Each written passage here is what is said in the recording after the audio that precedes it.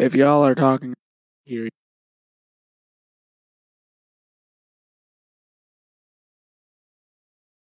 Yeah, just tell us when it's our turn. Hi, people. Welcome to the show. Say hi, everyone.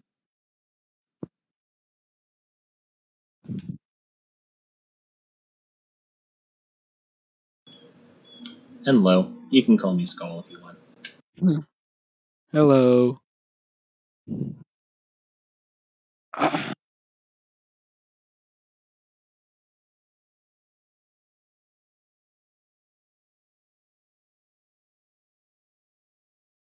So, everybody quiet today?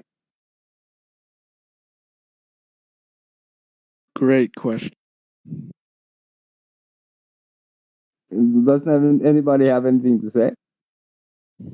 Other than welcome to the show where we public access anonymous. If you want to join the show, you can click the link in the description. I finally figured out how to stream this to Facebook. I was streaming it to Twitch before, which is why it wasn't really doing anything. Well, are you getting any hits on Facebook then? I haven't hit the stream button yet. I'm still trying to make sure everything is, correct. Because streaming on Facebook is different than streaming on Twitch. Yeah, exactly.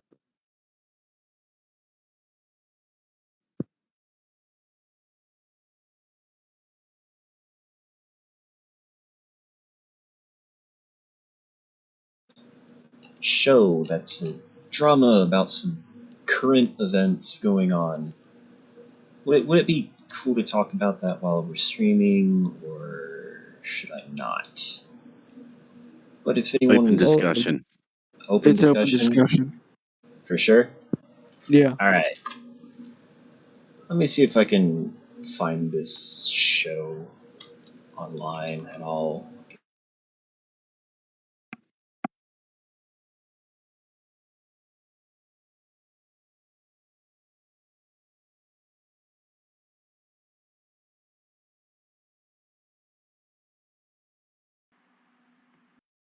Well, yeah, current events, anything relevant, or for that matter, whatever you want to say. If it's too boring, somebody will probably cut you off anyway. So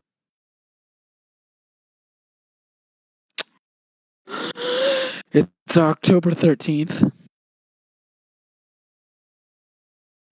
Almost November. That all depends on where you are on the planet. I mean, okay. yeah. Oh. So he's not quite there yet.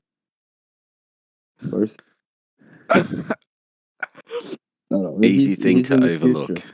Damn it. He's actually in the future.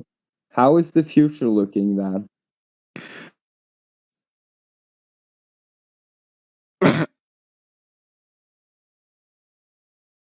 I think looking pretty much like the 13th, except with the 4.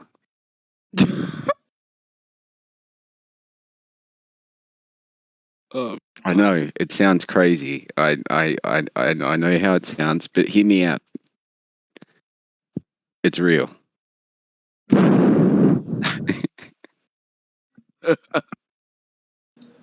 The upside down is real, bro.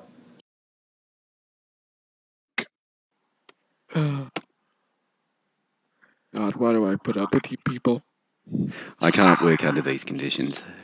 So does anybody know, since the global supply chain is disrupted and apparently there's a whole bunch of huge cargo ships in international waters, aren't those just basically up to grab at this point, being in international waters? That is correct. You can just take him as you want, but know that they're usually they're security equipped with some and usually have some big fucking gun somewhere on it to shoot out potential threats. You know. armed with 50 cal sniper rifles. So yeah, because what they have to deal with pirates, those pirates are sometimes armed with RPGs. So to be able to sort of take out the guy with the RPG before he ever gets near the boat is kind of important. Pretty much. So wait, every cargo ship on the planet has Not every like arms?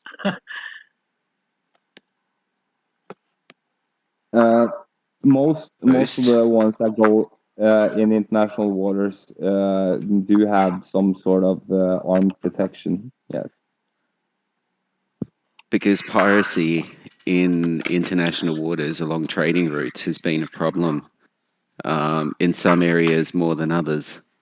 And yeah, they've resorted to hiring security companies to ride along these routes as protection.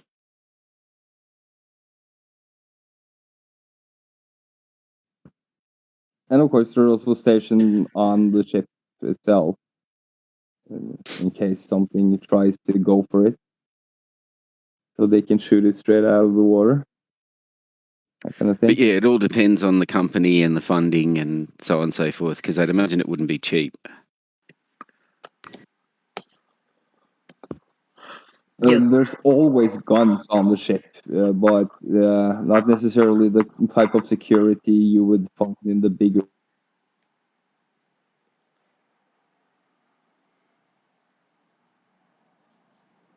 With the weapon comes on, you know, it's a big problem. But as you were saying with the scarcity, some things have become scarce. I'm definitely seeing a slowdown in goods.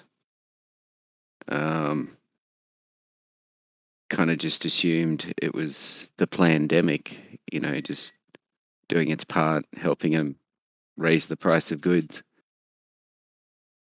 while keeping wages low at the same time, because that makes perfect sense.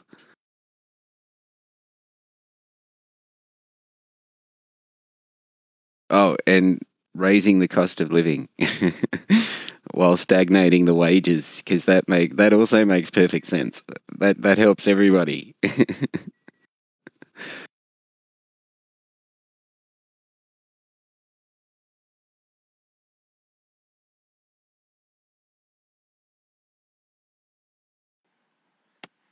Or you Anybody moved out have right after you started. Everybody's blaming the other guy.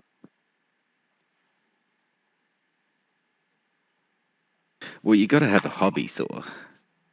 It's important to keep busy. And if you're blaming somebody, you're never actually looking at your own actions, you see? So that way you feel that you're doing something positive.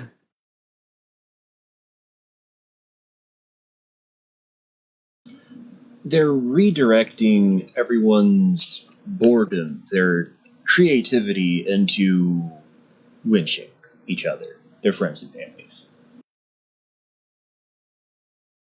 And in a communal species, this is extremely important. It really helps the dynamic of everybody sort of coming together.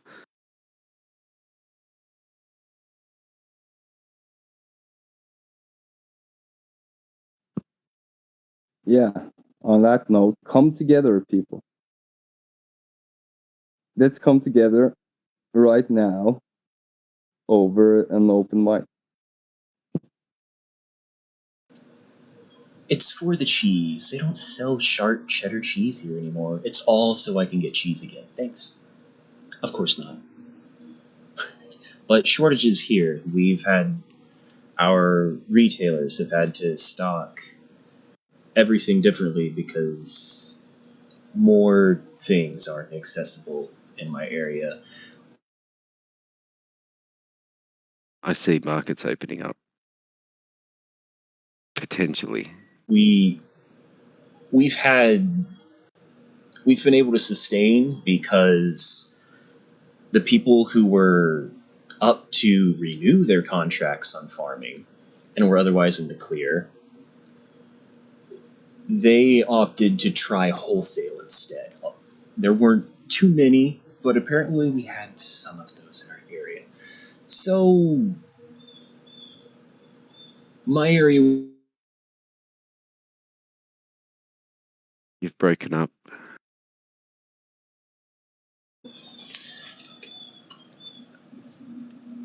They went wholesale and Yeah, changed the dynamic. Whenever our growers and livestock, various farmers, the few who didn't have to worry about their contracts, when all of the deliberately intended shortages, having farmers kill all their crop and everything,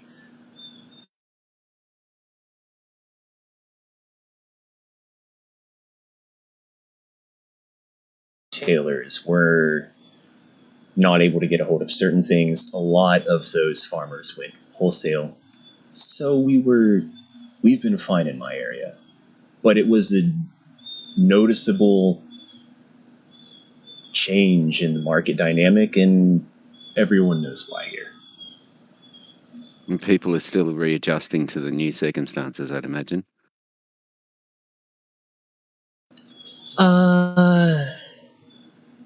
Yeah, but at the same time, we always wanted to just be a farming community again here, because we are farm country. So being able to return to that's been like, oh, you know what?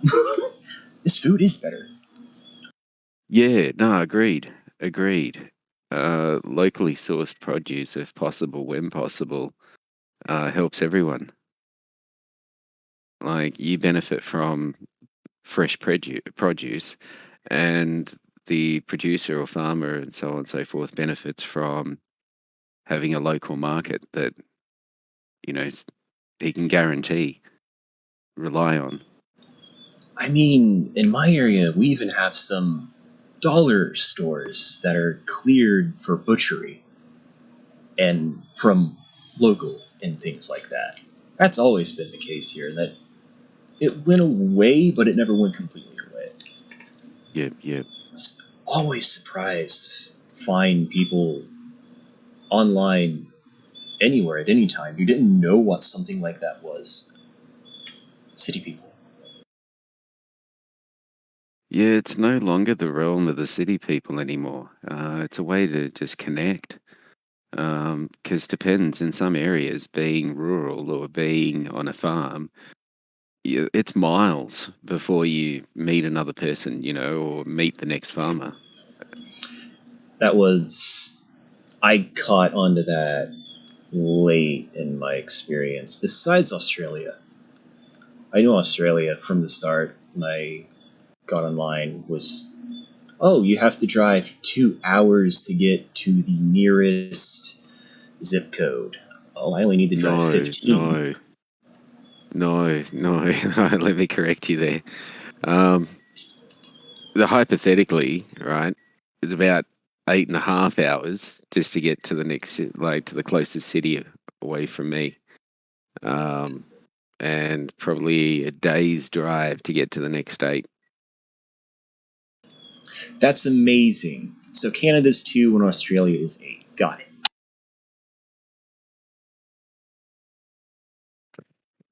Interesting note for you, if you get a chance, overlay. You can look at it up online, but overlay Australia over the US, and it'll give you an idea of the perspective.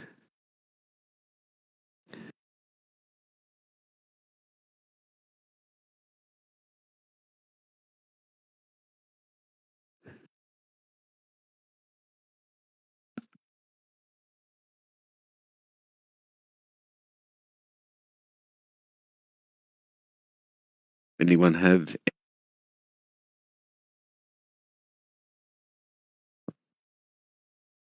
Yeah, anybody? Graphic size. I just fell out. My phone crashed, or my Discord crashed on my phone, I mean. But yeah, don't be shy, people. Speak up. Cypher, we're not hearing you, buddy. Yeah. No audio from you, Cypher. He's muted. Yeah, hello guys. How you guys doing? How's it going? Good. How Doing are all you? right.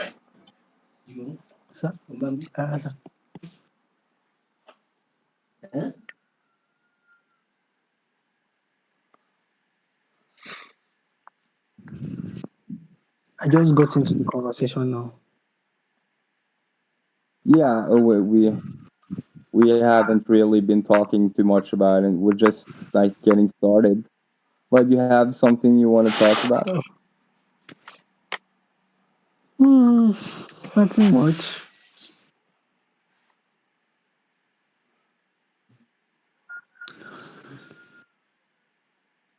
Do we have any updates about the donations yet? Well, we're working on it.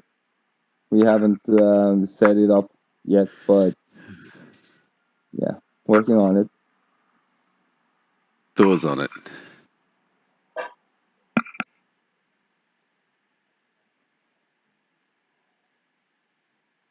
Okay. I see the overlay and I'm not surprised, but it's very helpful for understanding the layout, actually. I get it. Yeah, helps with a little overlay.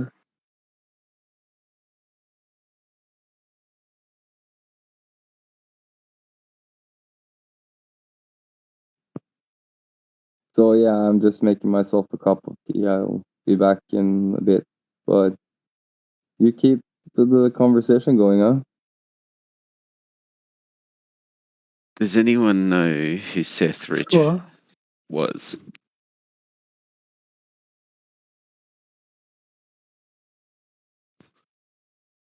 Come again. Seth Rich. Can you type it on the open mic chat? Oh, it's a name of a person. Never heard of him. Seth Rich. Interesting.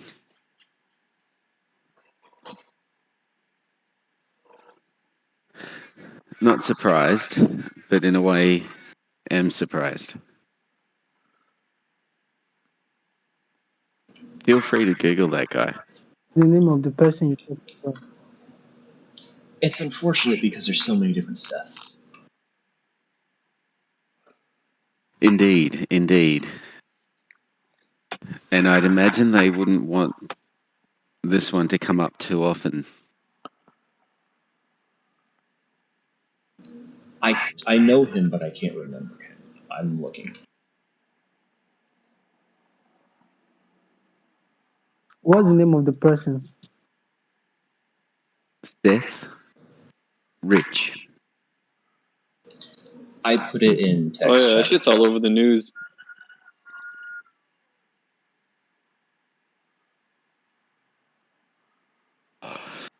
It was all over the news for a while. There's some recent stuff too. No one brought me in on it when it happened, but I'm remotely familiar with it.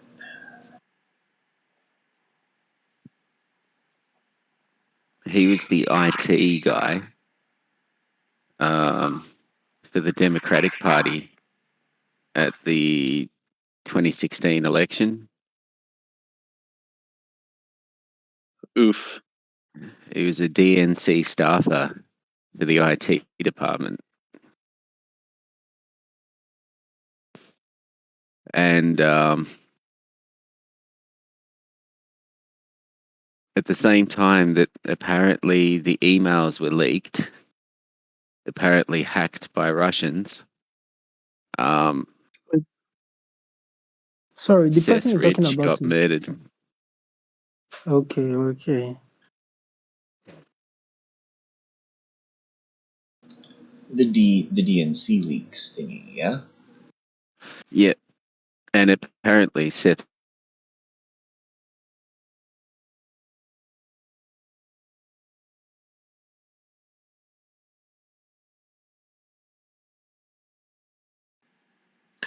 Then you cut out.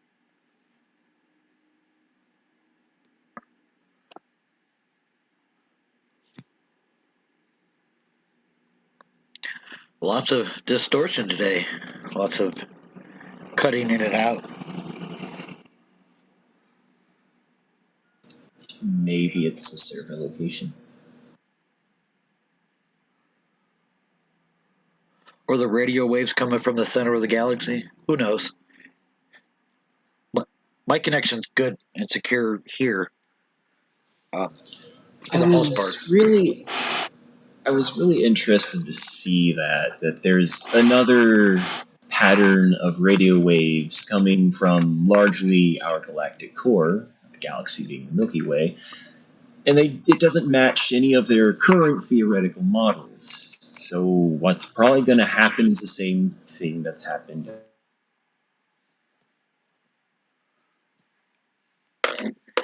Any information found will be hidden and suppressed from the general public?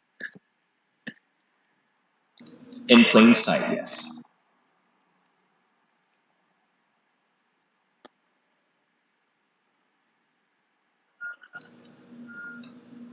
Living out here in the forest, besides being a lucky, unemployed little brat, 30-year-old, but I'm focused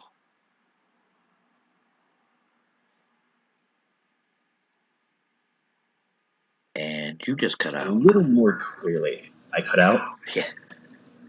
You're real bad. Really bad.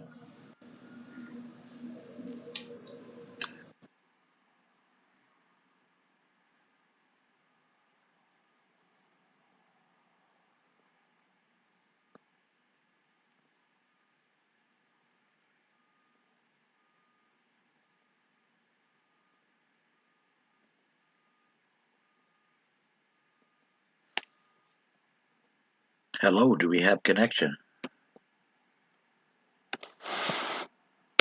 So yeah, lots of audio issues today, it seems. Yeah, just a little bit. I'm not finding too much I can change. I'll try a couple more things. Might make it worse, though. Speak up, people. There's an open mic in front of you.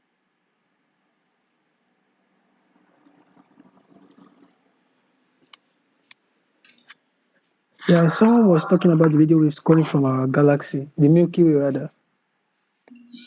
Right. While I was cutting out, I was talking about that. I think what's going to happen yet again, I saw the article for that. Here's another pattern of frequencies coming from the galactic core of our galaxy, the Milky Way, and it doesn't match any of the current theoretical models, so they'll make a new one that explains it, and boom, done, hiding in plain sight.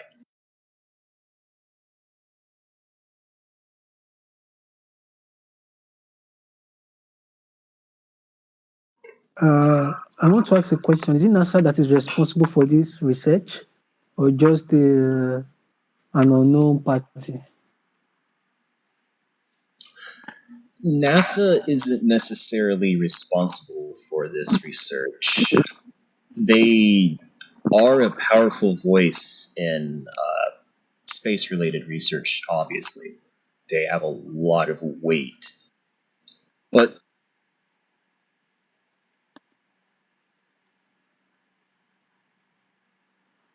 these things, usually.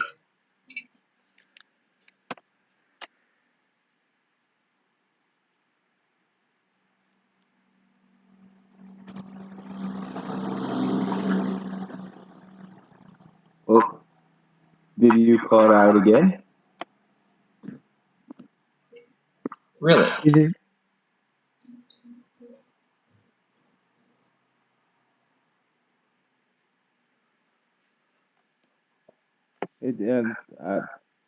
I don't know. some strange stuff going on Discord. But yeah,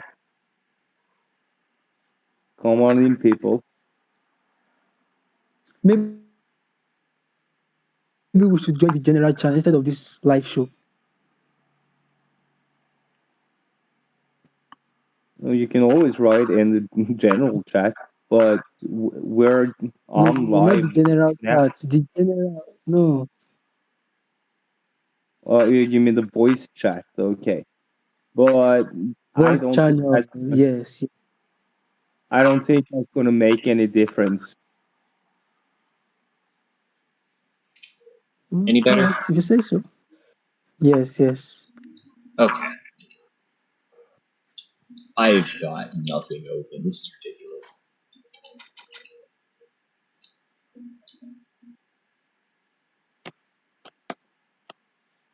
I guess my first question would be: is that enough weight to cause a pole shift? And do we even know what that would be, or how to measure it? Yes. The science connecting all of those different sciences that you're talking about, seismology, however it's pronounced, seems regional, electrodynamics, yeah, all that crap, largely brought together under plasmology. It's mostly independent, but it's gaining more and more and more traction in mainstream. And about the only holdouts at this point are the NASA stands, who don't realize what Operation Paperclip really means.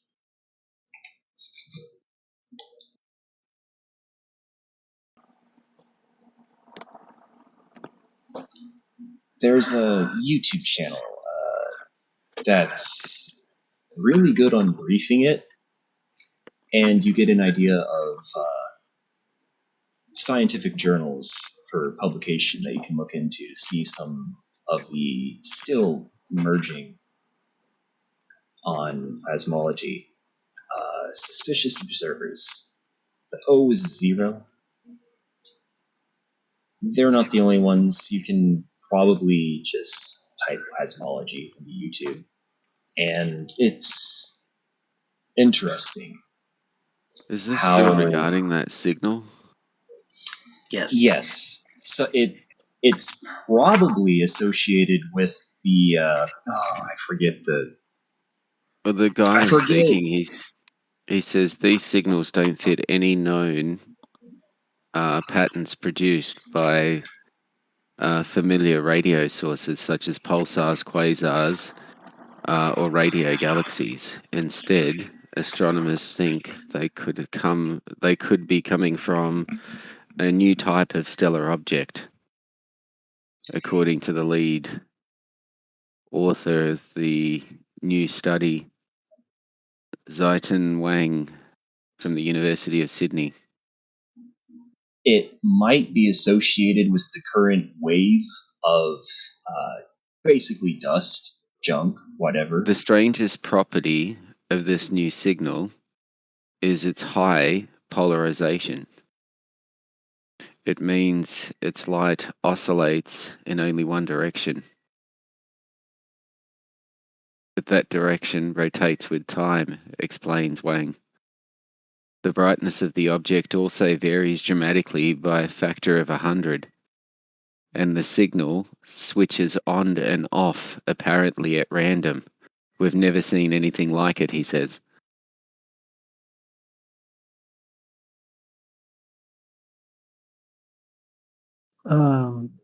When something like this happens, then we begin to ask questions about extraterrestrials, if they truly exist. Well, it depends what you class as extraterrestrial. I mean, if it's a plant or a fungus or a bacteria, right, that can survive in space on an asteroid or whatever, or can exist on another planet, even if it's just bacteria or goo or whatever, it's still considered as life if it is alive, you know what I mean? And it moves and functions. So when you think of extraterrestrial, it doesn't actually have to be a walking, talking person, you know what I mean? Like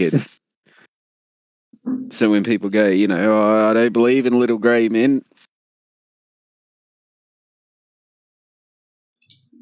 I'm remembering Well, some according to the studies. description of that wave. Okay. Go on, Alice, go on. I'm remembering some studies I read where they were playing with curving light.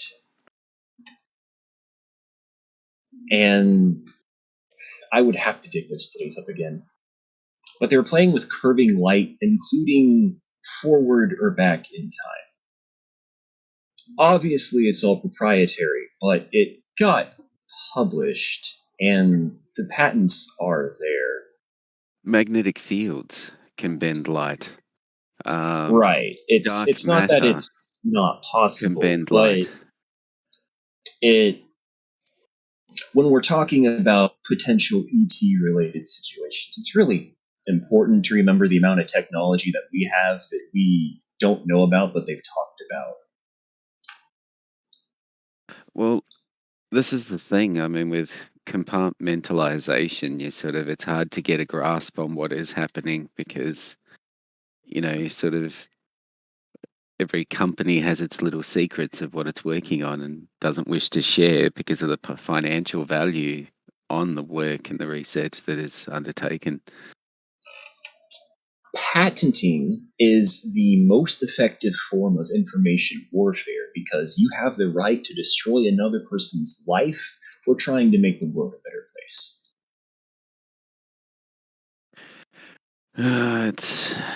It's definitely geared to those that have money.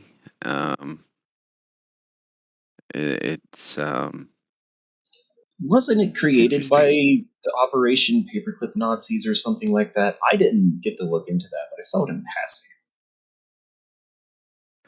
I'm not sure. There was some involvement with the Operation There Paperclip Nazis in the patent office. There was patenting being done in Europe, like for ages. I don't know when it was started in the US. Yeah, I'll have to look into that.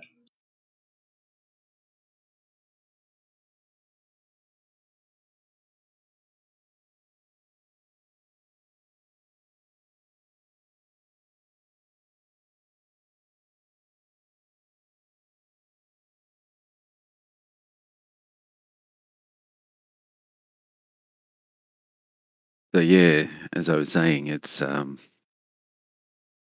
know Paperclip did take all of the Nazi scientists and their research, and it was used Not all of commercially. them, comrade. True. It was an interesting time, to say the least. I want this one. No, I want this one. Where there was people were basically saying during that time there was no white hats, there was no black hats. It was everybody was in on it for themselves, sort of thing. It was yeah.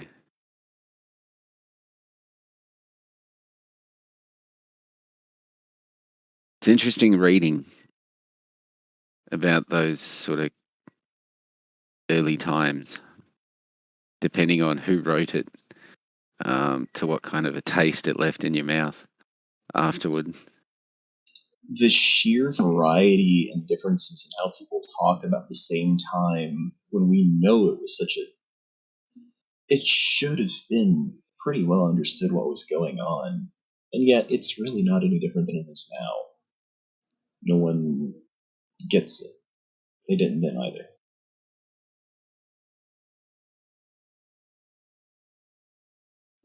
It's follow the money. Anyone that doesn't get it, all I can say is just follow the money. And it goes way back. Back in my day. It gets worse if you get from following the money to following the tech.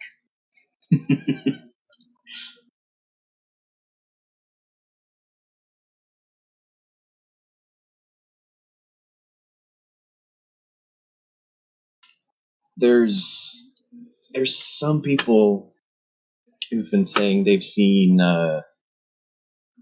GoPro videos and this and that kind of thing with some of the Chinese jets, and the default language is in English. And that reminded me of a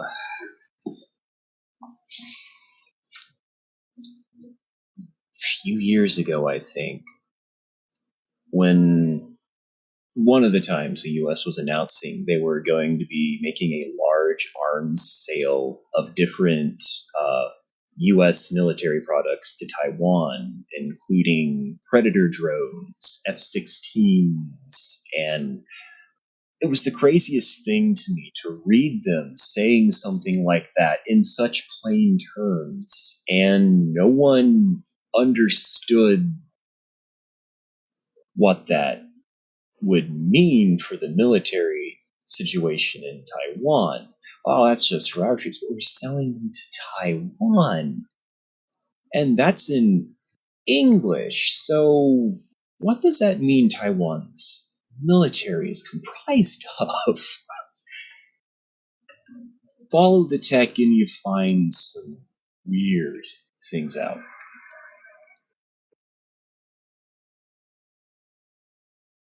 What's interesting to me is that I remember a time when Cuba and Russia were friends, and it was like almost started a war. You know what I mean? Like, My papa and was serving in the U.S. Air Force, and he was guard, and he had to know exactly what to do when, hey,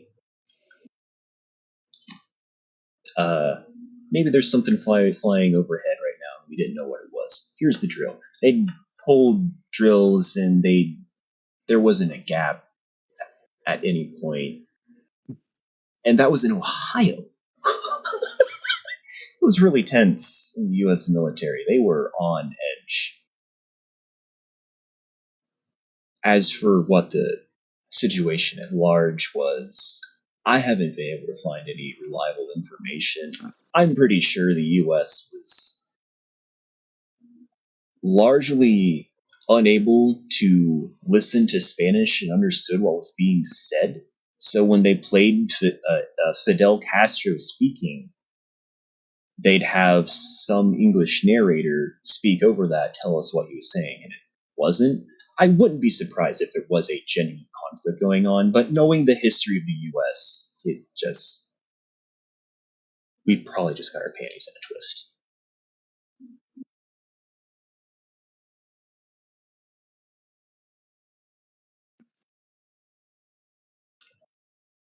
I mean, if for all the missiles that we had, even at the time, so close to Russia having one or two or three that close to us, yeah, sure, that would get to us quicker than whatever we had, but it's well, at still the moment, mad. It's still at, mad. That's all it was. at the moment, it's disturbing how, for lack of a better term, how surrounded China is by US bases. I mean, while at the same time yelling out, "Oi, I'm your ally. I'm just keeping you safe and It's effective." it's driving me mad seeing that there's a genuine threat from China. It isn't China though. It's specific key players in China, as it would be for any nation. I China's empire is collapsing again. It's not at the same time. They have strategic points they're going to hold. well, I look at the The amount of US time empire. we are too, of course. Yes, It's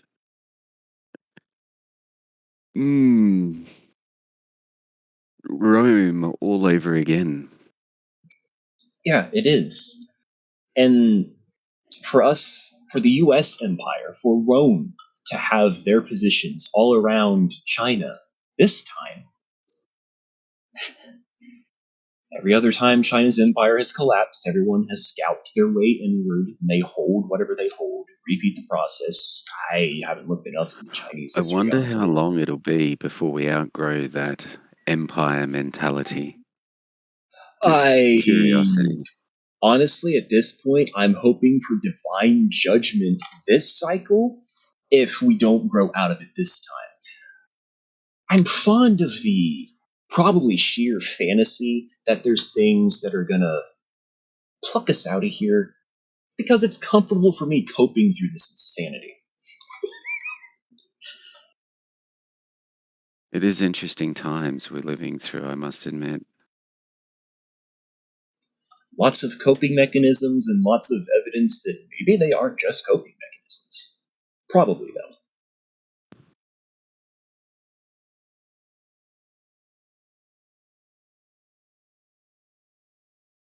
Many different coping mechanisms. It's interesting they legalized weed not too long ago in a lot of places. So much weed. That's the coping mechanism. It is, in fact, so much weed, bro. So little Oh, time. man. I can feel the colors. You can smell my weed from there? I wish. It's fallen off. But it's seriously though, it's like, sort of towards the end of Rome, it was a lot more gladiator games, a lot more shows, chariot races, Hey, games, we and the wine got new flowed gladiator freely. stuff. The new Colosseums is video games. Search your feelings, you know it to be true. Yeah, but they've also got the MMA for the hardcore blood sport enthusiasts That's true. that will never step into the ring themselves, but they'll gladly egg other guys on to beat the shit out of each other. Have you noticed how historic European martial arts is catching on more and more and getting a little more and more media attention? Coming soon!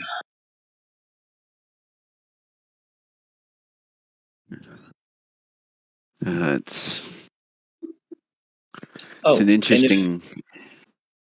If you don't know what HEMA is, HEMA, Historic European Martial Arts, they're basically just Rennies, except they're actually trying to recreate from existing manuals at the time different sorts of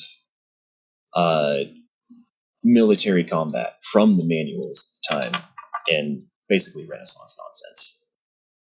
But I see it's picking up more media attention, and I wouldn't be surprised if it's going to be the next TV pseudo blood sport kind of thing.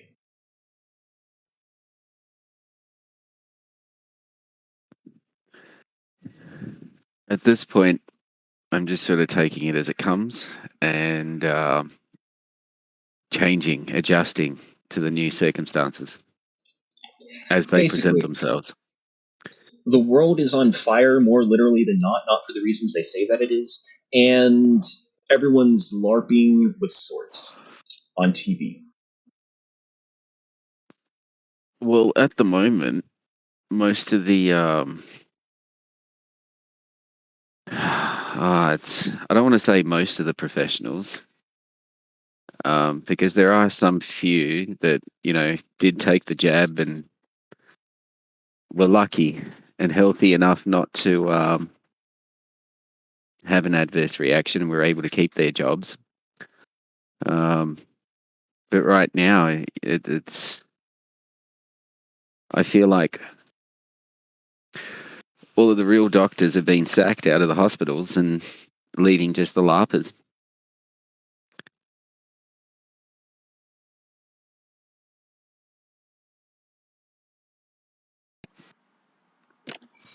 In the US, it seems to have gone better with dissent in the professional hoity-toity fields, including medical.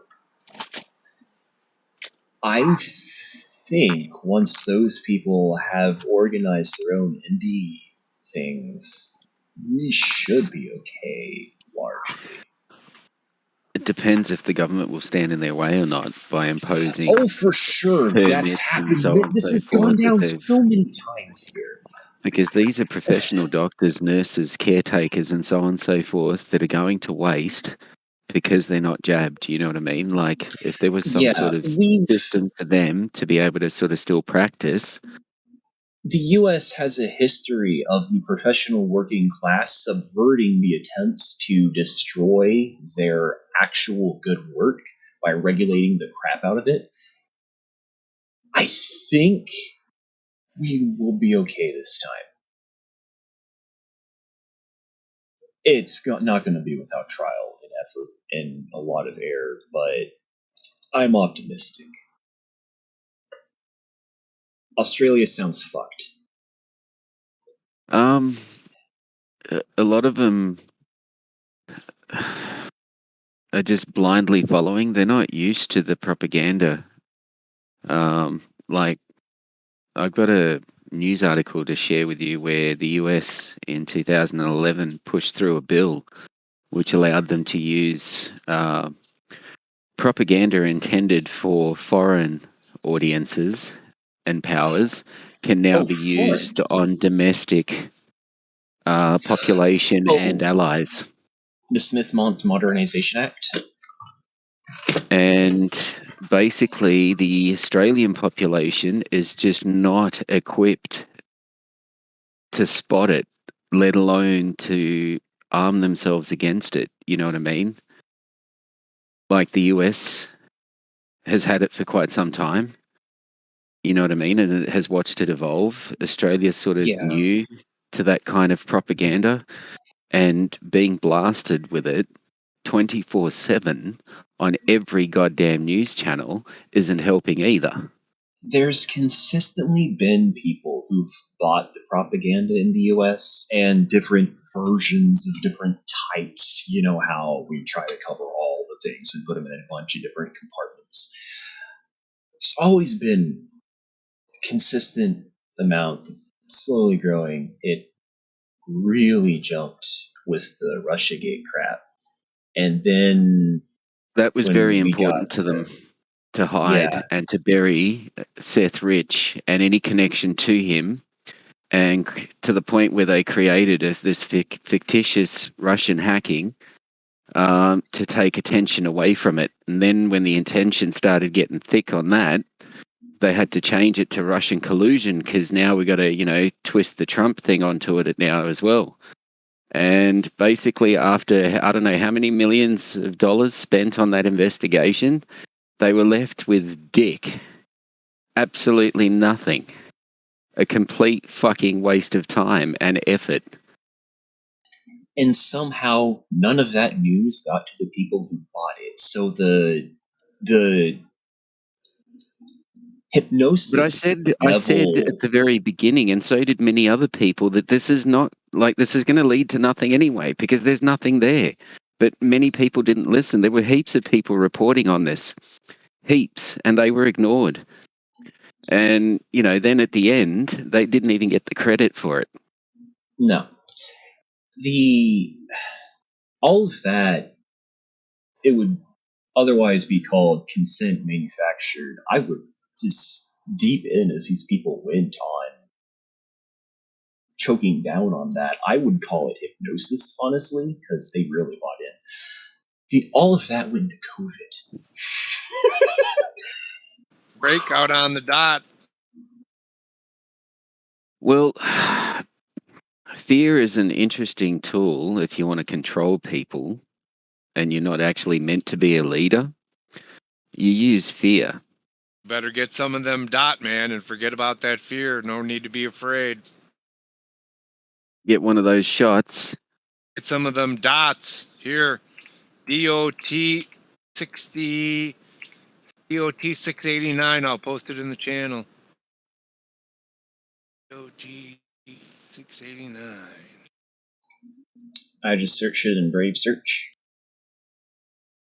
You won't search it. I mean, I just made it. There it is. It's a breakout. I'm telling you, I told you, get some of those dot. Look at that. I mean, it's up to already 42 in the last. Well, I mean, it's going up hard. Nice. I think we bought last at like 14 and 15. I mean, now I want to be able to, man, I wish I could buy a 20 or I wish I could buy a 25. Now it's at 42. Shit. Look at it and look at the red spot. Look at up the orders up to 60. Everybody wants to sell it. They're just going to get run over like a speed bump because it's paying 12% interest. Stake it and it's 12%, like, and it compounds like every 3 days.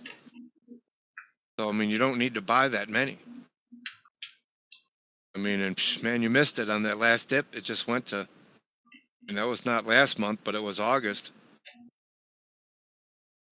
No, I always love honest economics. It's always fascinating to me.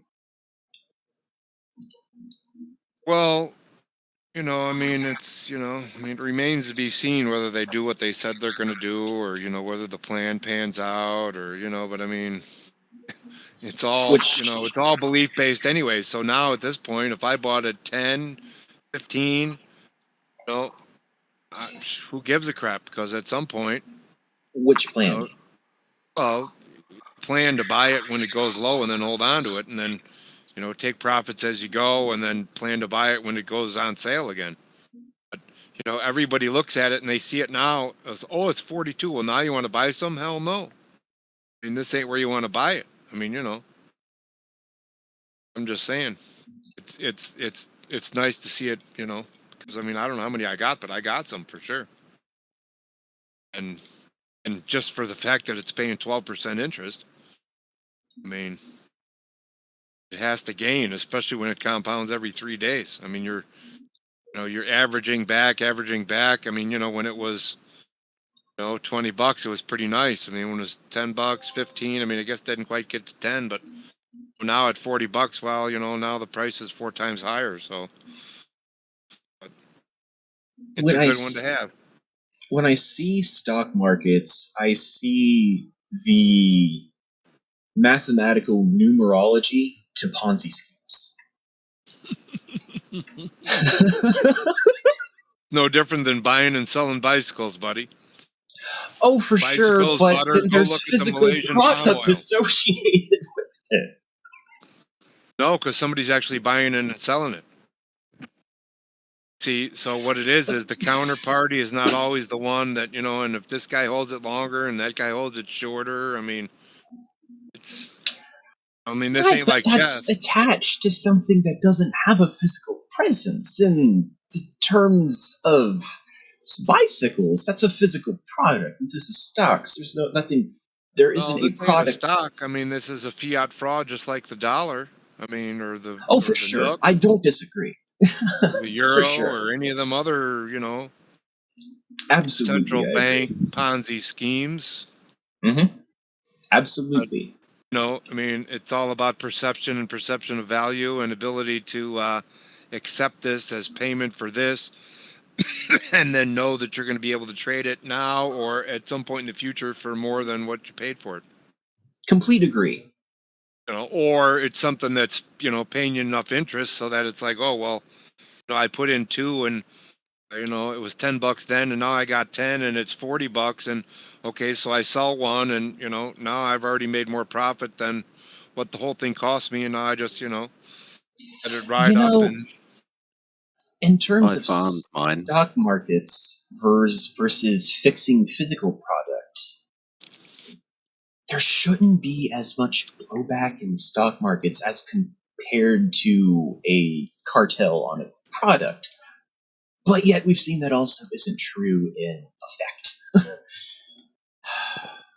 They took it too far. Because some things are real and some things are not. Go look at the Malaysian palm oil. I mean, that shit. I mean, who's even using that? Nobody I know. But apparently somebody's buying that shit because the price is at the damn moon. It's being mixed with other oils and then palmed off, if you pardon the pun. What they're doing in some places is they're mixing it with olive oil and then throwing in the palm oil, throwing in some coloring. I'm talking about the palm oil that they're selling on the market. Real palm oil, that's the prices. I mean, let me go look at the damn price. I saw the price. I was like, man, what the hell is going on in the world? Have a look at the price of olive oil.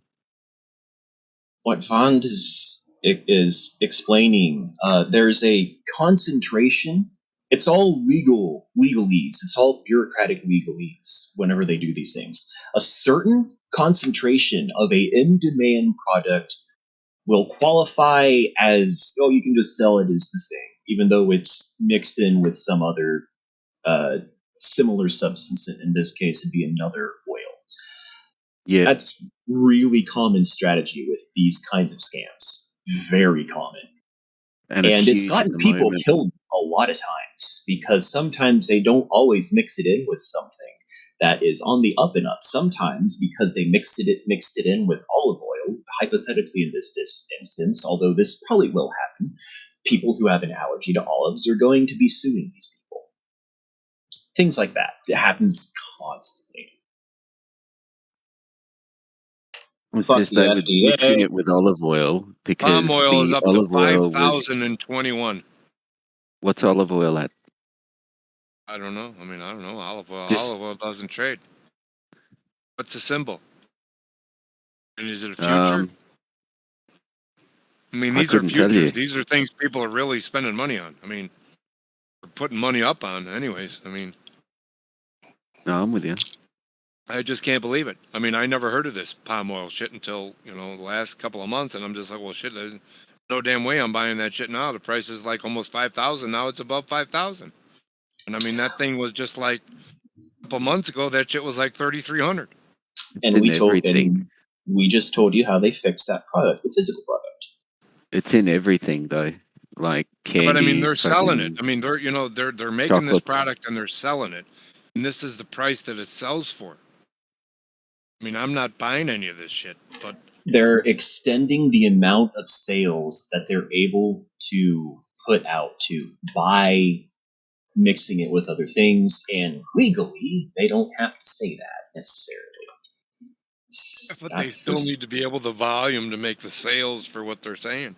Still got to fill the orders. But they're able to do that by reducing how concentrated it is in each sale.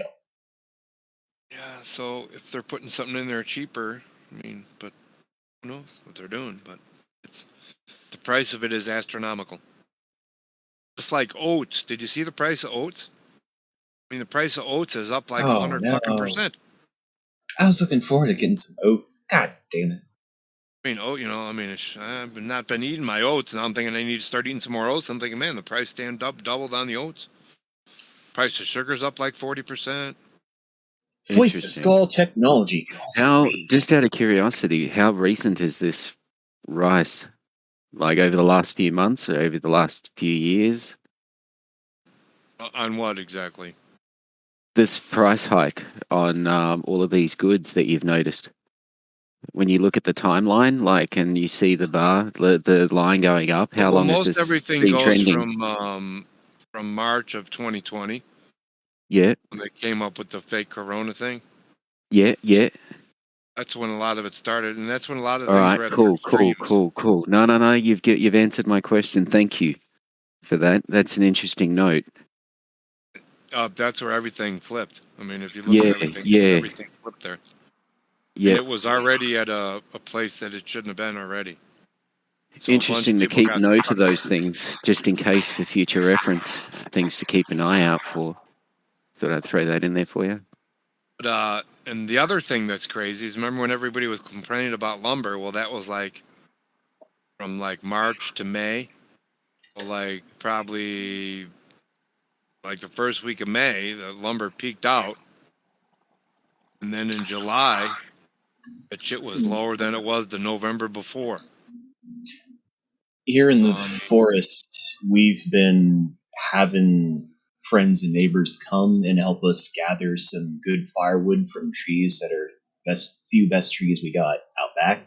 So we got heat for winter after we saw how lumber went. That's gonna bite lumber, a lot it's of people. If you're in the right place, it's endless lumber. Oh yeah, absolutely. It's still gonna bite some people this winter, though. Not everyone's exactly. The price of propane and natural gas will be up, but whatever. You need heat. Well, with the advent of the Fourth Industrial Reich, they seem to be wanting to focus on bringing back natural gas and such. Maybe that'll come back down at first.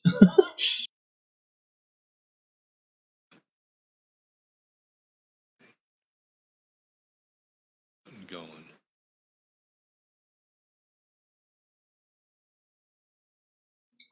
Winter is going to be hard to keep warm for a lot of people, though. What else is going on for winter prep for everybody?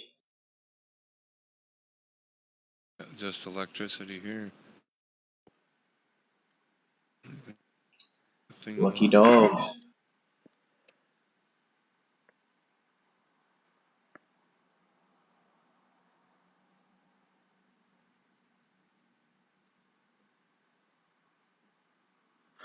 So, has anyone got anything else that they'd like to throw onto the table for a point of discussion or query or questions? Any questions at all? No one's really got anything Yeah. on. I have a question for you, Cypher. Shoot. Van Man. I have a question for you.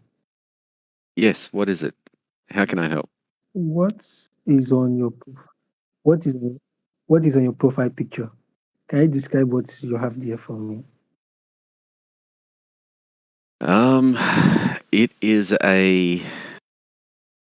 It's a grey. Okay. Isn't that from the Russian footage? No.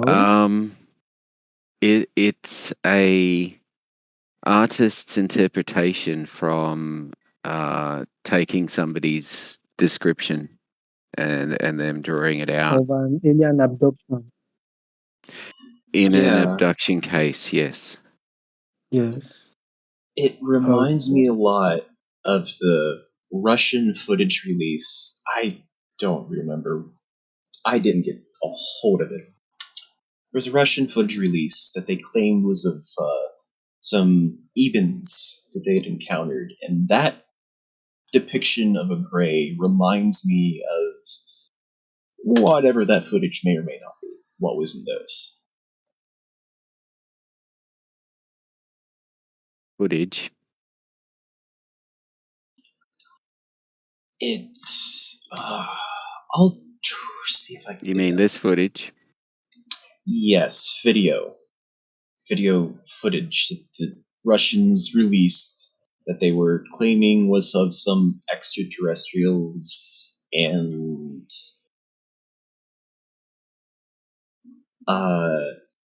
people in that area said they looked like the Ebens, if you know your alien zoology.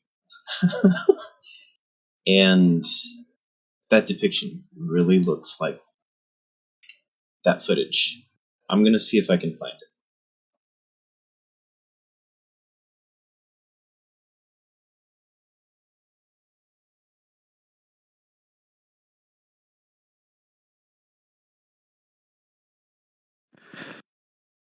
Did that answer your question, Cypher?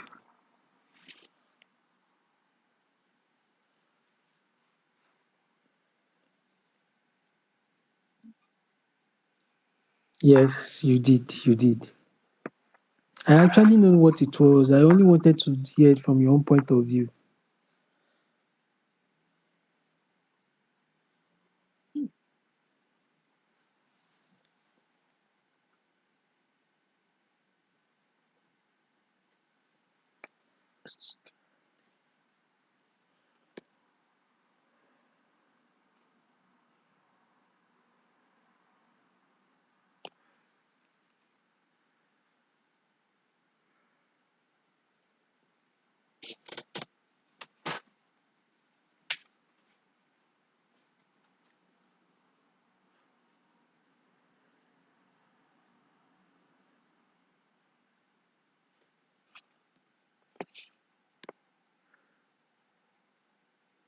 So on aliens and other information that's kept secret from the general public, supposedly we're coming up on huge strikes and a whole lot of supply chain issues worldwide. Basically, what they're saying is the lowered amount of work that occurred during the COVID months where everybody's been locked down or restricted, that there's this huge bottleneck of items just floating around the ocean waiting for a place to dock because they can't get anywhere near the ports. And we're not talking about just the trash. No. The food that we eat is currently stuck on the ocean. Food that normally rots within a few days. Not just food, there's other things on each of those ships. But that's been traveling for months across the world that we later eat. Things like that are stuck in the ocean. But our food is stuck. Yes, and that was part of my point as well. There are so many recalls now popping up. Who knows what is safe to eat? And if there's any time, if anybody hasn't done it, I would strongly suggest you start grabbing some dirt and growing some basic food supplies, whether it's just potatoes in a box or what have you. And support those that already are in your area. Work together with them.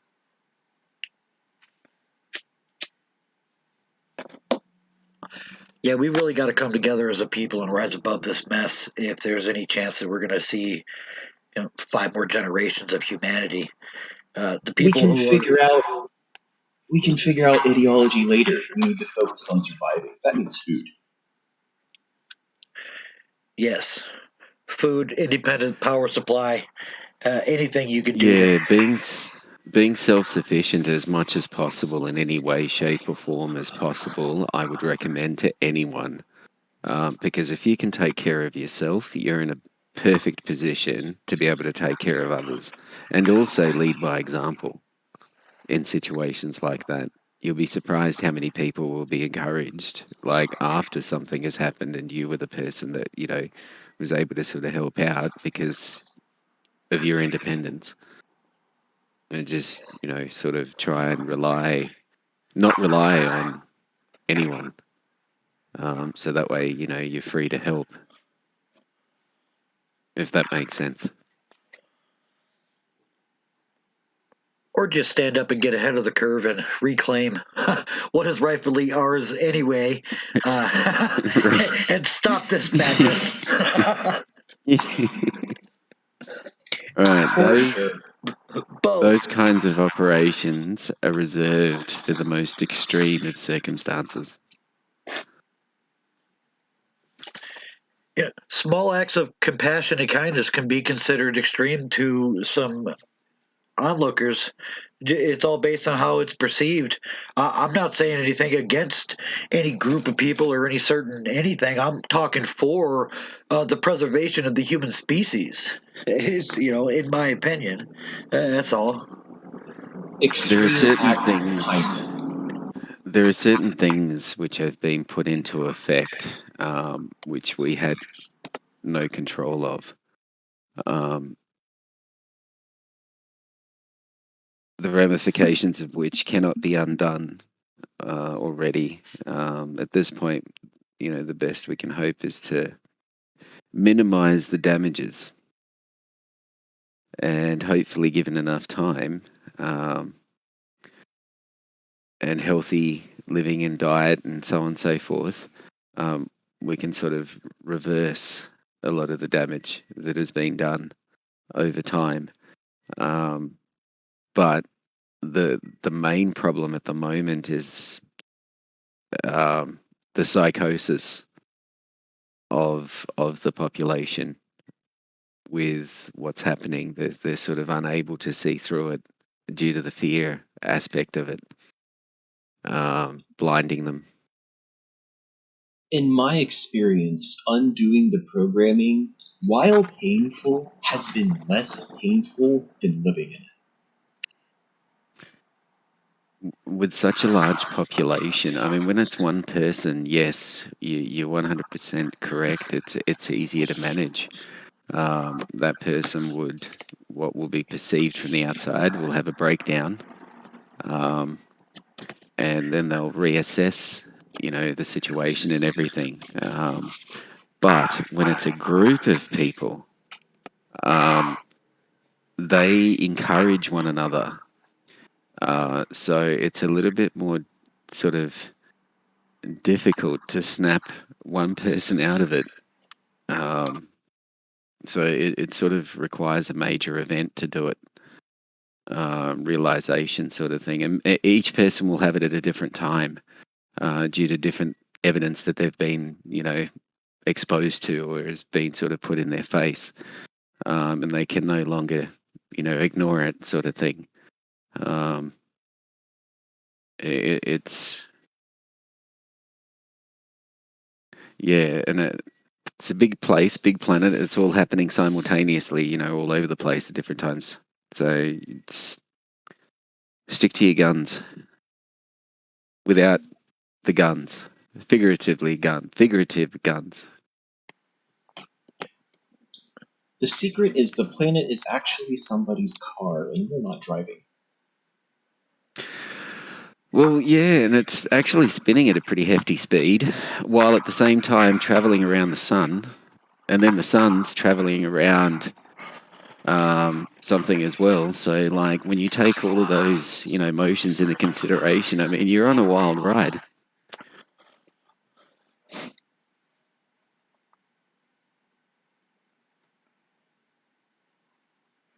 And everything you do, every step you take, every time you breathe, you alter something. You create some type of change, whether it's the dust beneath your foot or what have you, whatever it is.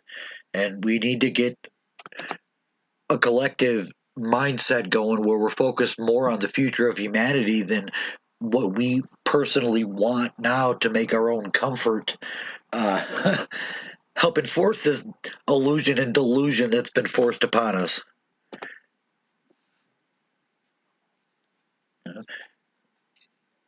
Are you saying I need to get higher because I could?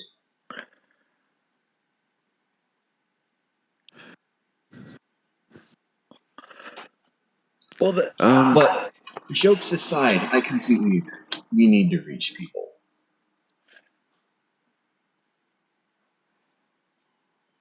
Simply by sharing information, talking with people, you reach people. You reach people without trying to reach people. I think part of that is why I get as much aggro in video games. I openly talk about this crap on the public channels. I get people that grill me for talking politics in game all the time. There's, why you mad, bro? My work sucked today. I just shit posted in game, and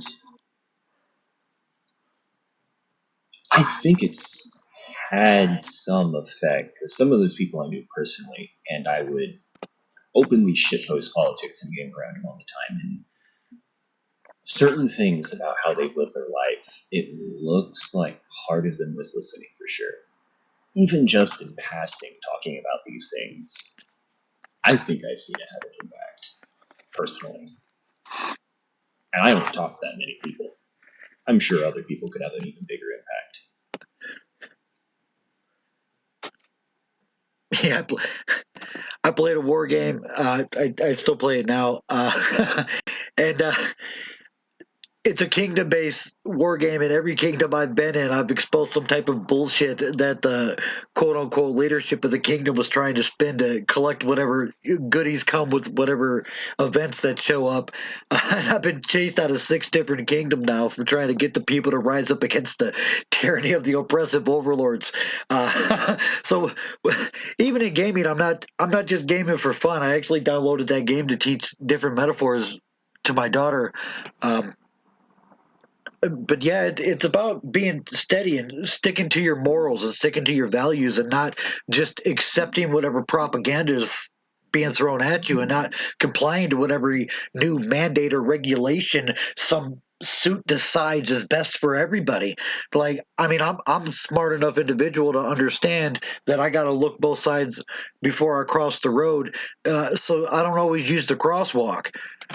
There's we need to bring back a concept of cognitive thought and actual sense of responsibility for our actions and not just a script we have to follow.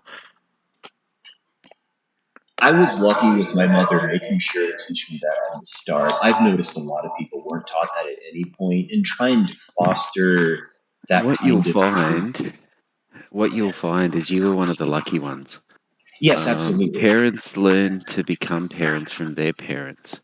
Yeah. Kids learn how to be in a relationship from their parents. So if the I noticed that when I was if the son or the daughter sees the father beat the mother, they generally, not always, but generally, tend to see that as normal behavior, and will put up with it more or less put up with it in their partners when they get into relationships.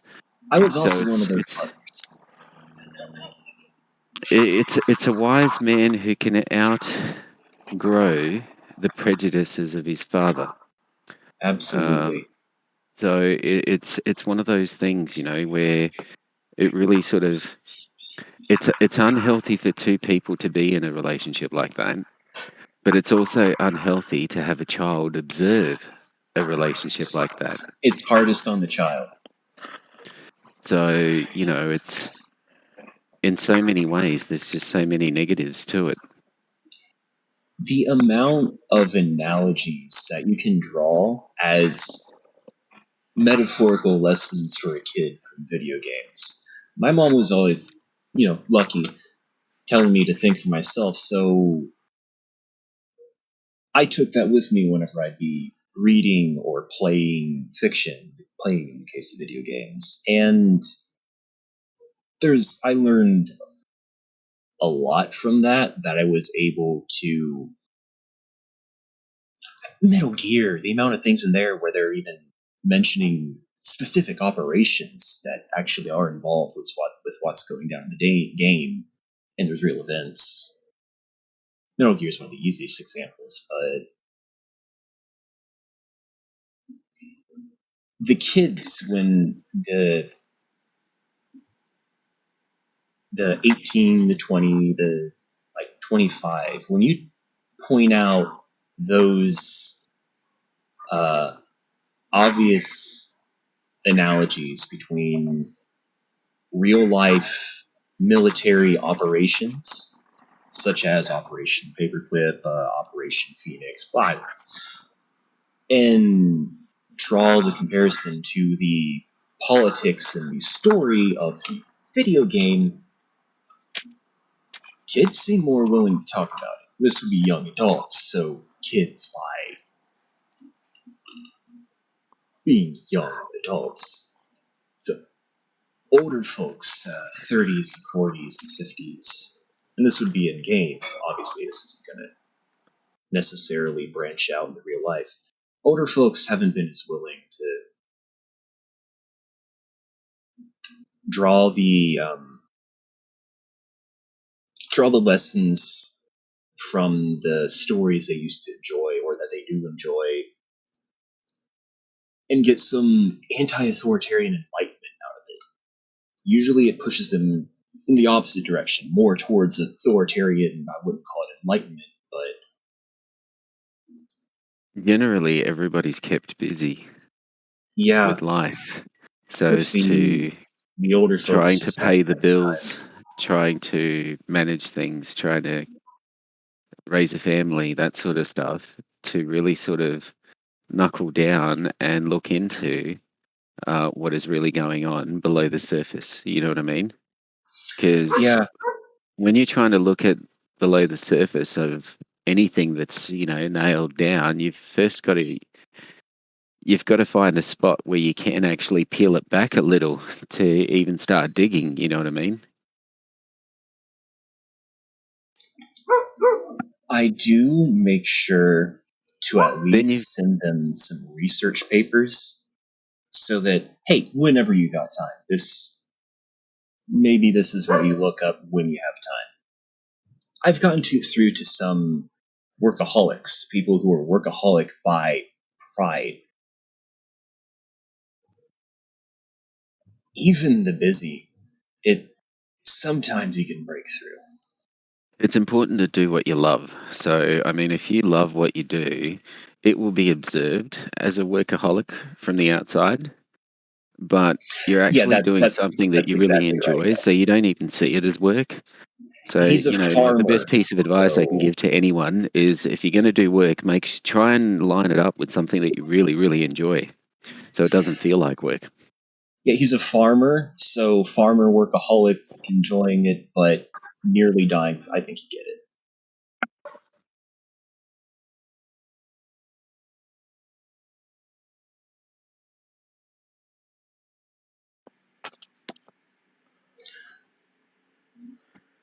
There's so many things going on associated, just secondary things to all the authoritarianism coming down now. There's a lot of things that correlate with what they love. I love how it's disguised as for your good. It's to take care of you. Mm-hmm. It's for your protection that we're beating you. I mean, I'm trans, obviously. I sound like this and I choose to call myself Alice Skull online. It doesn't matter. No one has to worry about it. Call me whatever. But from my experience with other trans people, hypnosis is really fucking big with us. How come? And that experience, not as a kink thing, by the way. No, I'm just curious as to why. Because why? I mean, I see it as a definite tool that of gets progression. into obvious fed. That gets into obvious fed.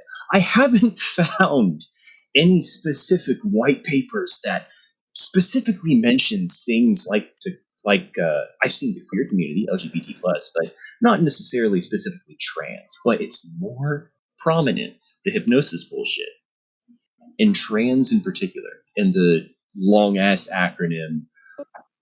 I just say queer. Fuck the acronym. We'd stop. But yeah, that because I've seen it experience used as a hypnotic regression tool. Yeah. To bring back memories that are suppressed. Yeah, there's a and lot of it's fucked up worked shit you can do with hypnosis. there's some amazing things you can do with it. I've seen it used in attempts to stop smoking. I've seen it used in many different sort of fashions to get to walk up walls sideways, to climb them like Spider-Man shit. Supposedly. I haven't. Yeah, supposedly. I mean, I wouldn't Would not be want to surprised. hypnotize somebody and then, getting them to attempt to do that purely for their own personal safety, you know what I mean? Like, that'd be somewhat reckless, to say the least.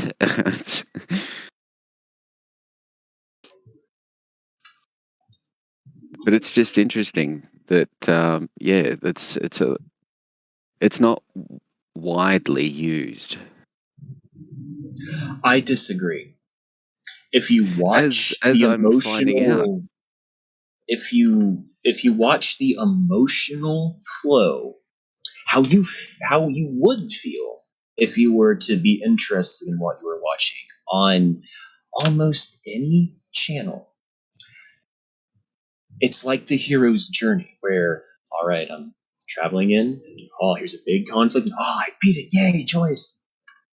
And that, interesting. And it's on a high frequency at this point. And it's in how it's looping. And it has worn people gone. People are gone mentally because they're being overstimulated on how quickly they're going through that cycle of different emotional frequencies. I can understand the overstimulation being overwhelming for some, most definitely. Yeah. Got to be careful with things like that.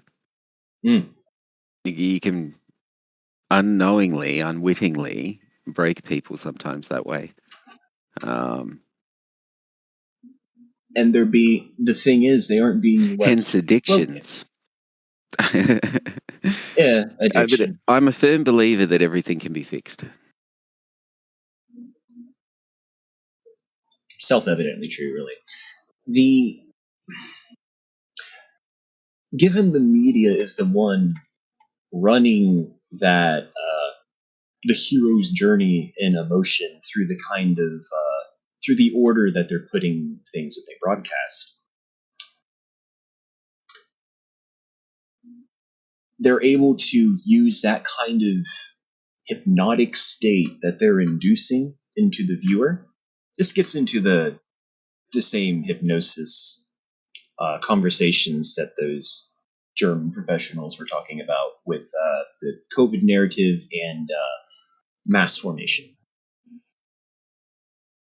Yep. When you watch that same kind of thing, that emotional cycle that they're talking about, you watch for it on the TV, any channel in the US, it's so fast. They go through it so fast. So all these people that do watch TV, or when you're just walking by that thing, you're going to the store to buy something, got the fucking thing playing. That's how most people get their TV. You're under some degree of a hypnotic suggestive state at that point, and then there's whatever they're saying on the TV. It's hard to contend with that kind of control on narrative, but it seems to be possible enough.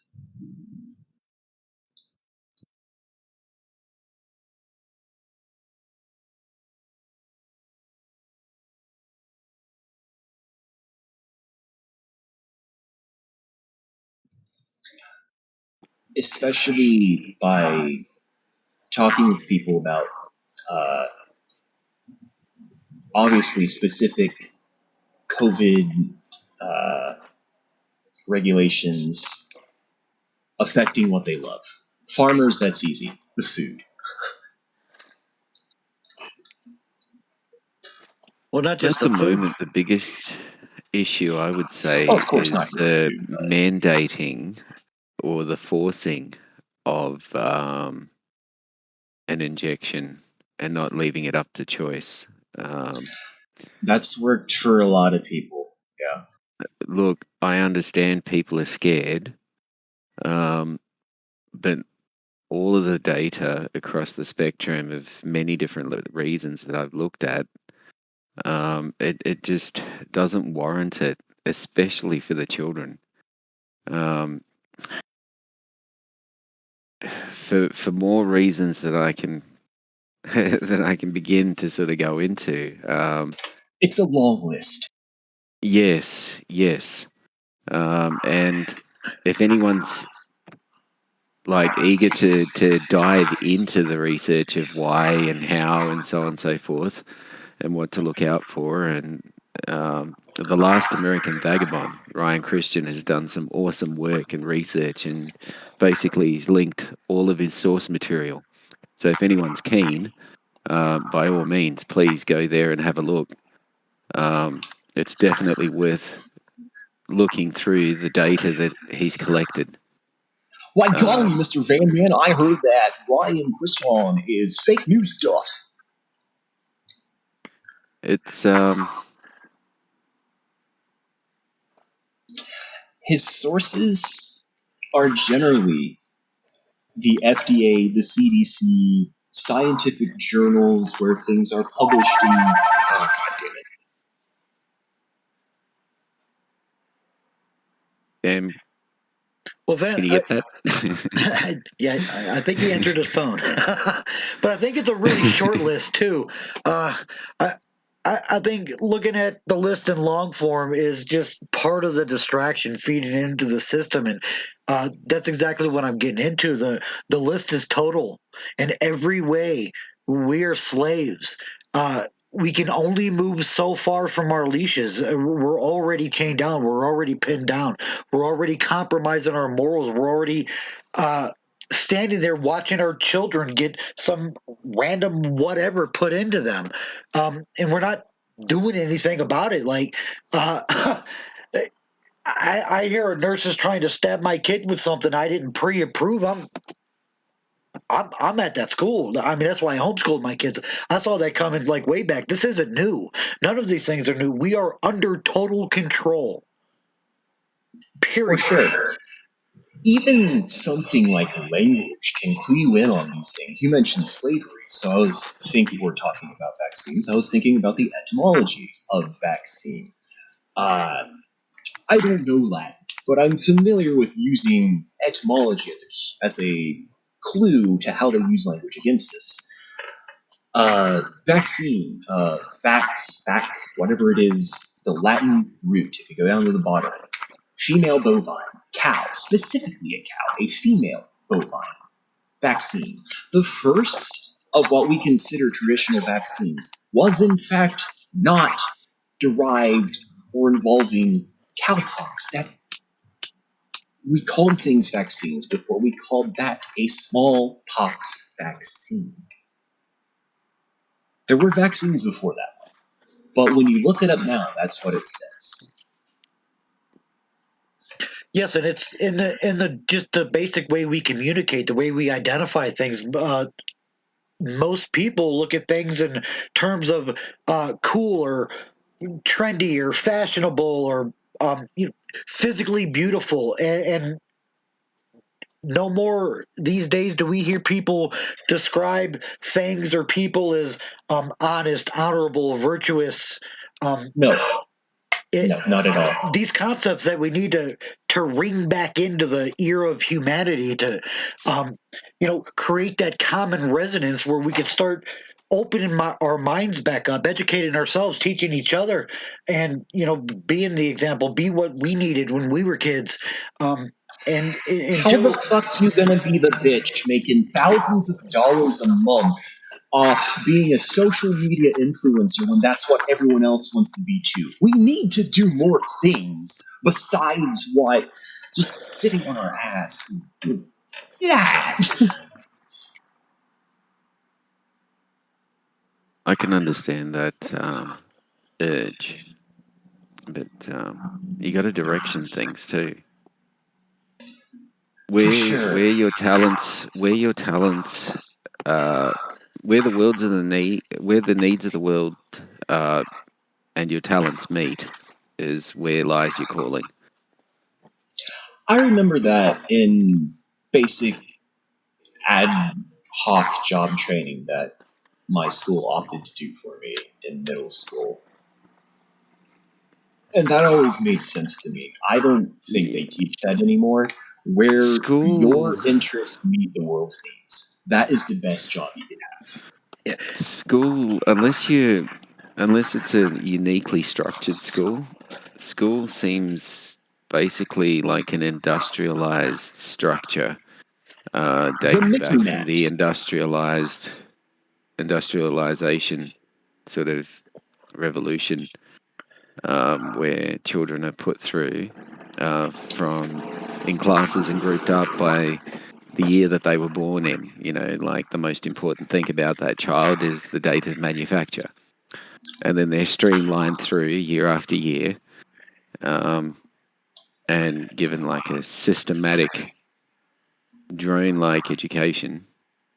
As with Ray McGovern's Mickey Mat. Yeah, so...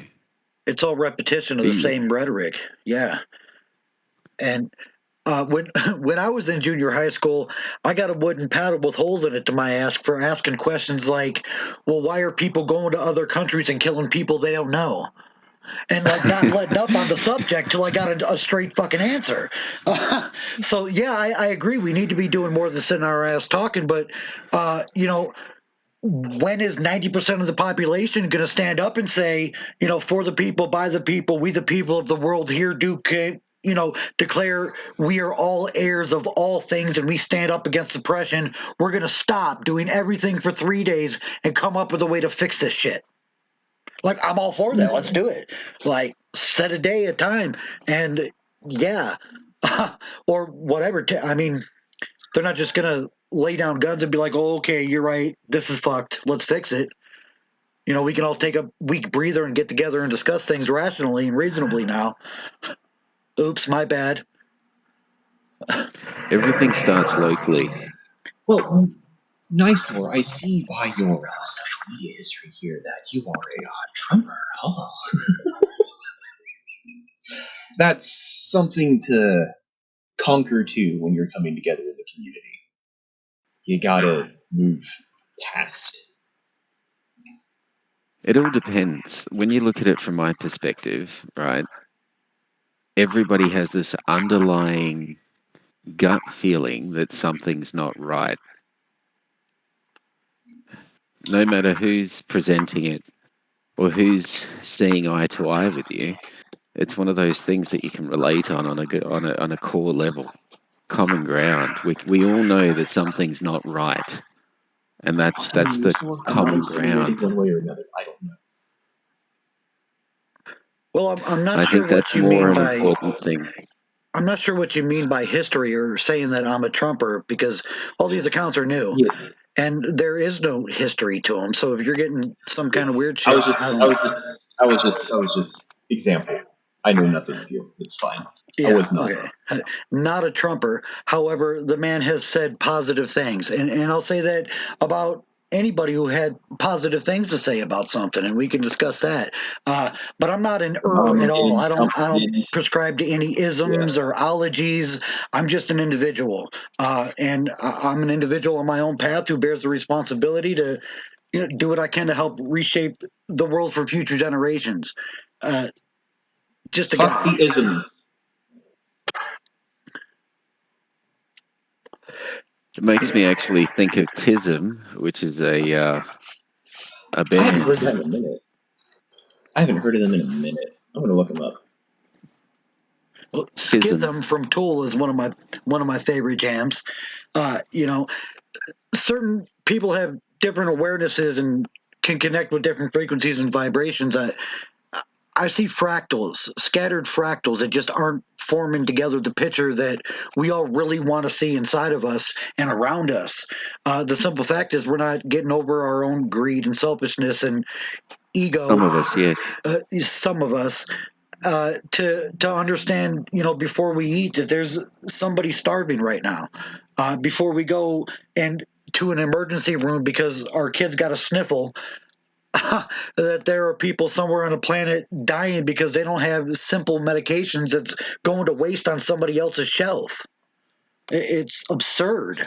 I'm disappointed in humanity for not stepping up and saying, hey, these resources could go to these things and we could do positive things. There's so much money in war budgets. How much money is there in future budgets? Like, how do we not realize we're just growing drones? A moderation or an administration level reform would solve all of this. Either one, really. Unfortunately, it's a little bit more complicated in the sense where there are a few people. It'll never happen. In Congress, who sit there and treat it as a career, as a job, that they're entitled to, without actually doing. I got some sweet snow for you. I have a 200-page chunk here for you. I need you to vote yes on this, and this snow is yours. We're not talking about real snow. It's it's. And that's Congress. It's corrupted from throughout all levels. I mean, there are some good people in there. Don't get me wrong.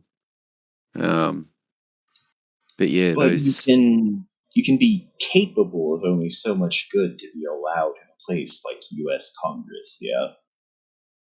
Well, they seem to have created this filter system to filter only a certain type of individual, which is sort of. Yo, did you take that personality quiz? I wonder how they're doing this. A lot of data there. Oh, yeah. It doesn't take much effort to figure out what kind of person you are, what you would do in certain... Yeah.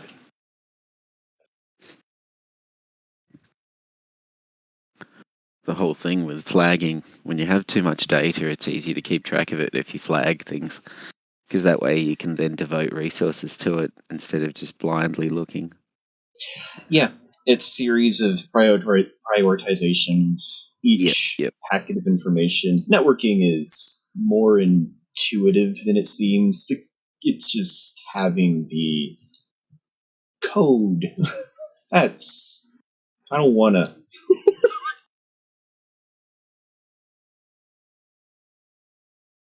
Indeed.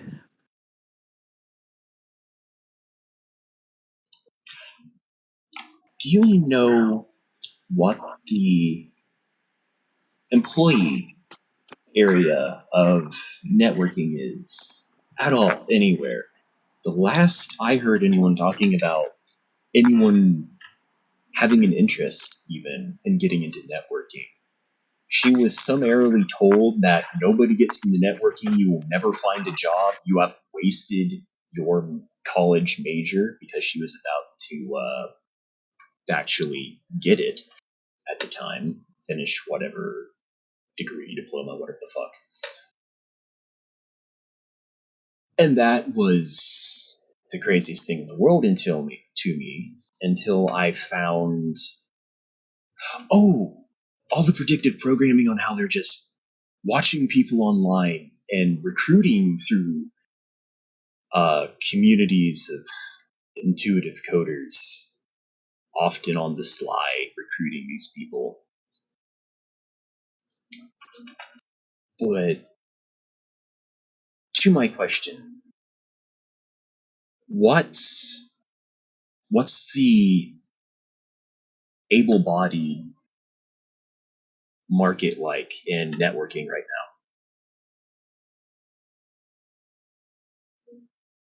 now? Hard to say.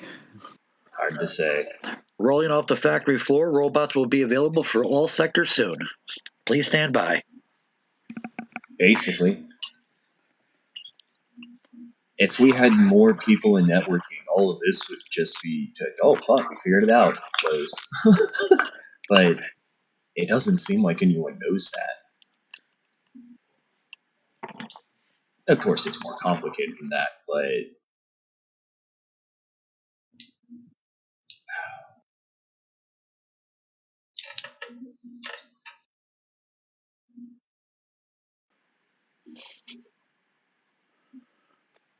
So yeah, what happens when these AI babies start stepping into quantum computing and just integrate whatever the hell they want in the system? I'm sure they already had tapped into that, and them mentioning quantum computing being a thing now is just as part of their, they gotta tell us ahead of time, come on, otherwise it's cheating. I'm pretty sure they've already done it, and mentioning quantum computing is just part of their stupid little ritual where they feel like they have to warn us ahead of time the kind of nature of the kind of fuckery that they're bringing to us. Well, like you had said before, with the right in front of your face, that's exactly what they've done. They took an AI and they gave it citizenship. They created a robot that now wants families. So yes, exactly.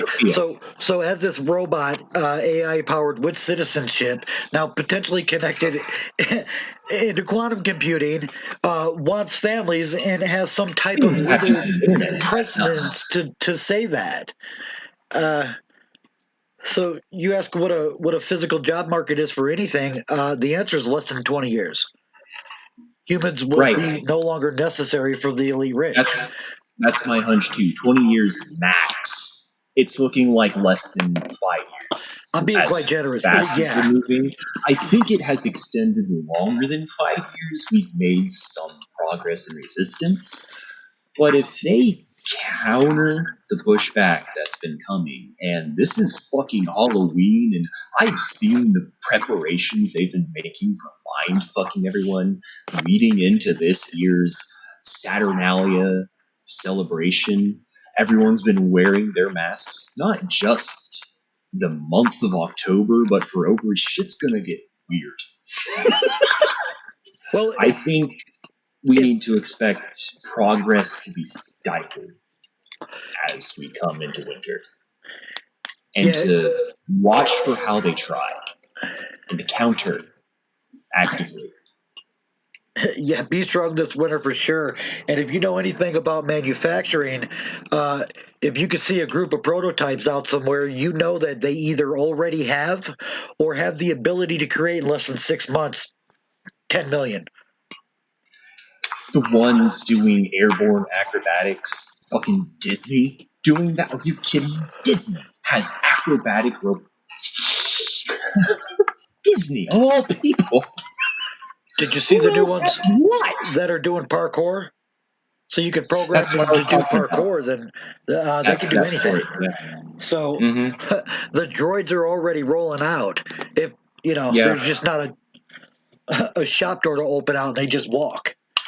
Yeah, I've been largely working on my coordination and everything because I feel like when shit comes to push, I'm gonna need to know how to run, how to.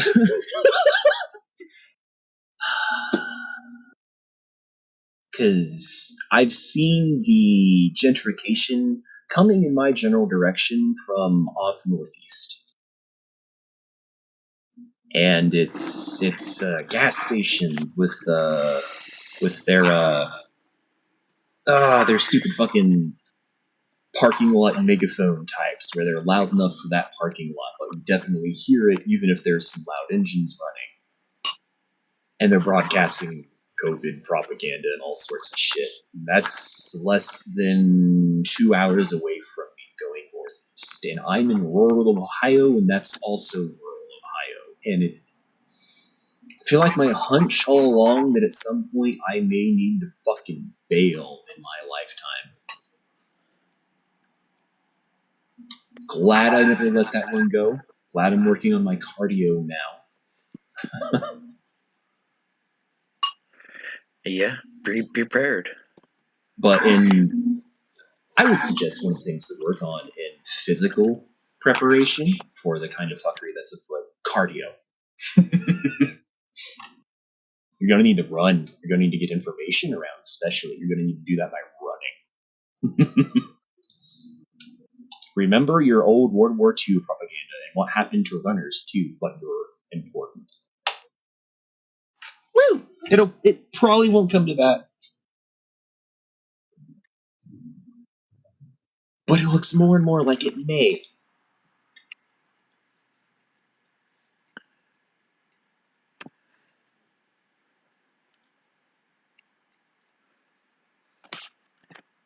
Yeah, it's like the Matrix got to a part of the program where it's end of the world scenario and it accidentally selected all.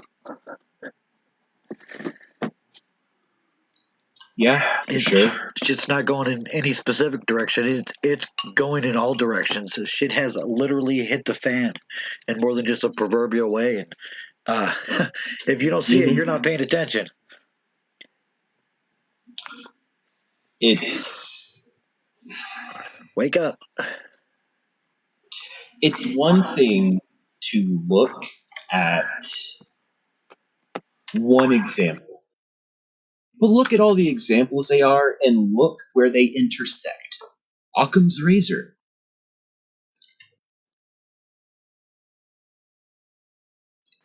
It's fucking AI.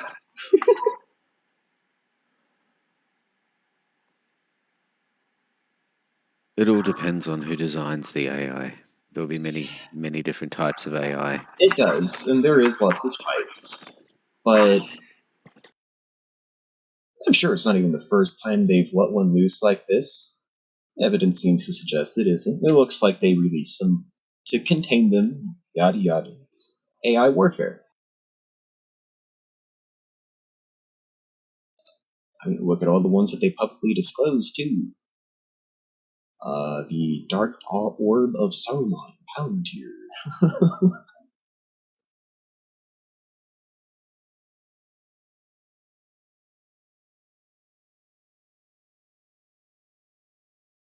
Yeah, no, the AI is definitely going to make things interesting. The droids, the robots, are going to make things interesting as well. I want to suplex one, not gonna fucking lie. I'm gonna die, but I want to try to die. Punching one to no effect and then suplexing it. I think I'll be able to. I've established that well enough with the AI. It's just like, okay, if it comes to a point you gotta kill me, I want that, and then I submit. You can kill me. Who With an knows what kind exoskeleton of on, or either an exoskeleton and then maybe the AI overrides the person in that exosuit so that I'm permitted that attempt. Who knows if this thing is establishing bucket lists with people?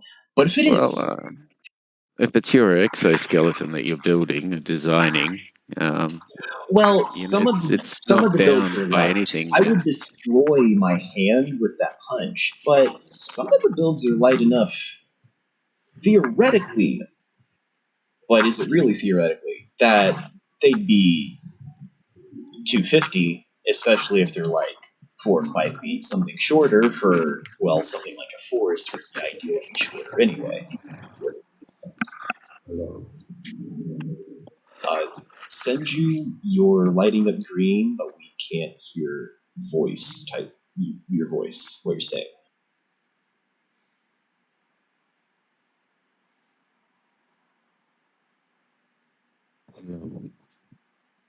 Can you hear me? Barely. Yes.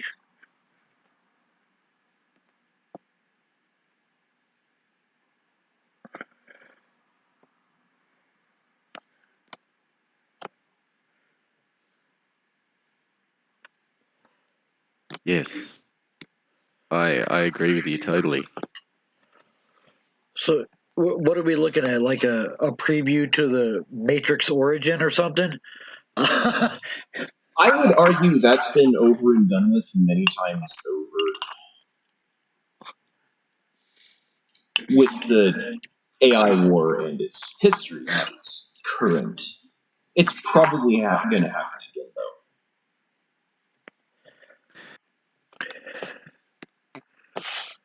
Is this whole thing just a Sims on some 12-year-old's computer?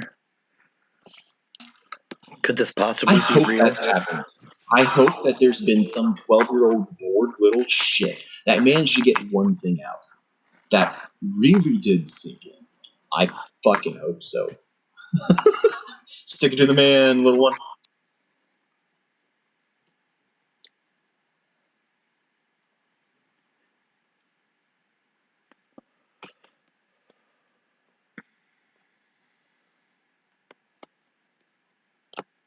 This not just in droids, but the automation industry altogether is exploding, to say the least.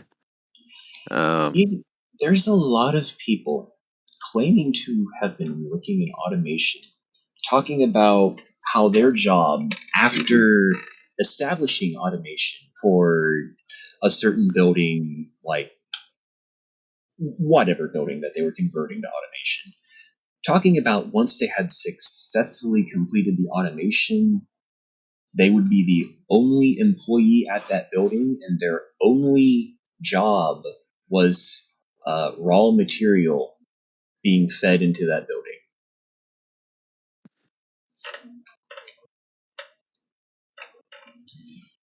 And to me, that sounds like some pretty intensive automation to be at that level. To be describing being the only employee there, and it's just raw materials that you put in. Have to take into consideration what's being produced as well. Oh, for sure, for sure. People aren't even really needed for that, just autonomous forklifts with inventory slots for everything before it comes in. Big companies do a lot of that anyway.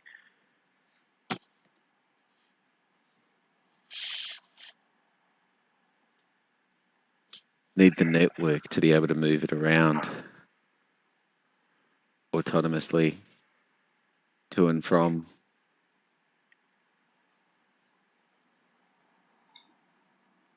If you find a site that does real-time views of air traffic in your area, and especially look at overnight hours, parameters. Maybe you need to be on overnight. Maybe you can set it to look at a certain time of a certain day in the past.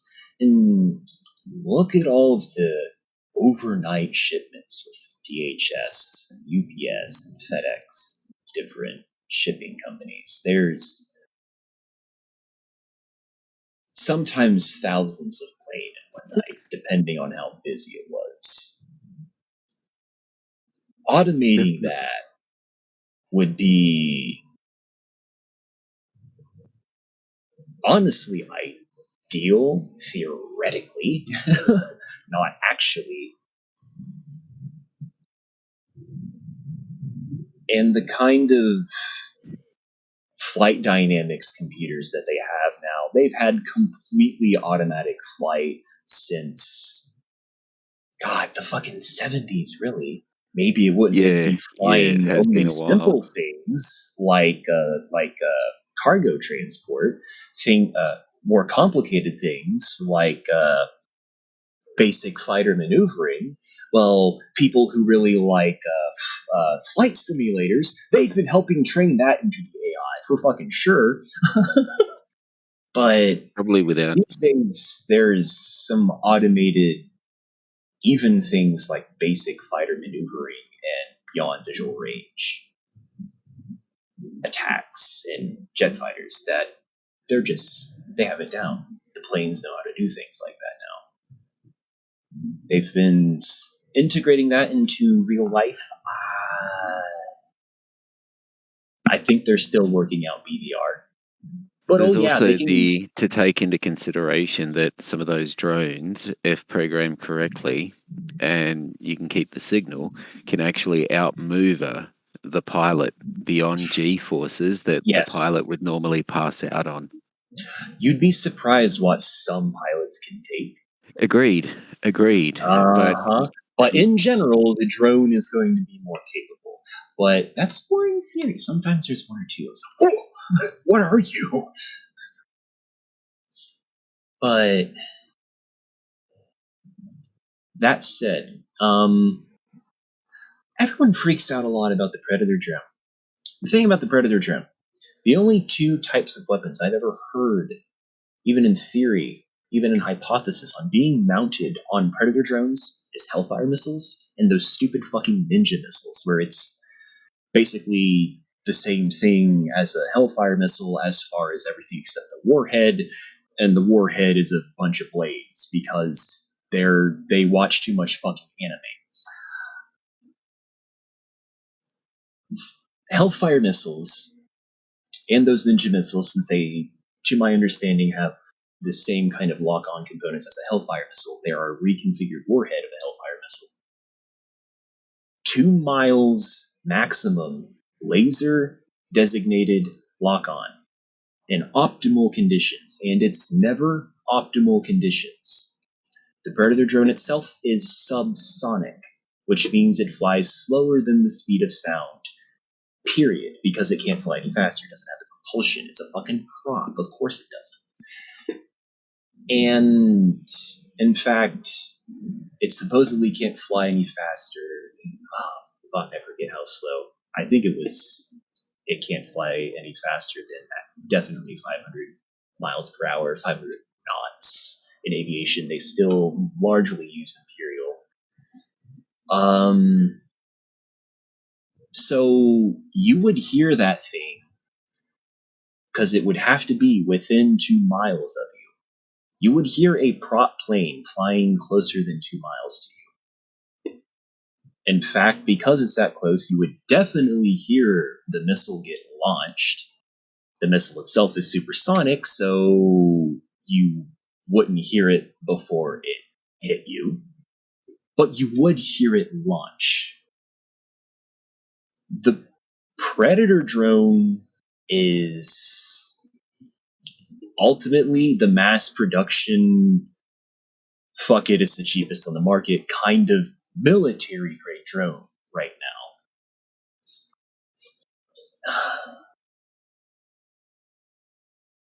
And the only talk I've heard of proper drones besides that history queen are the drone swarms, such as with Saudi Arabia's oil fields getting some retribution from loitering, reverse using engineered drone swarms.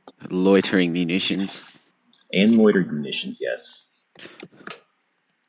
But drone swarms as well, apparently.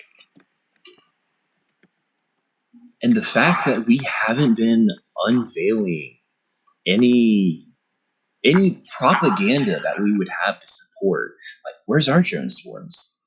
Where's our answer to these things? Where is that? We're still talking about fucking Predator drones. Only a few people even know that the Reaper drone exists. Where's our counter military advertisement answer? Where's our drone swarms? Maybe the part of the military that has that answer isn't on board with this. I don't know.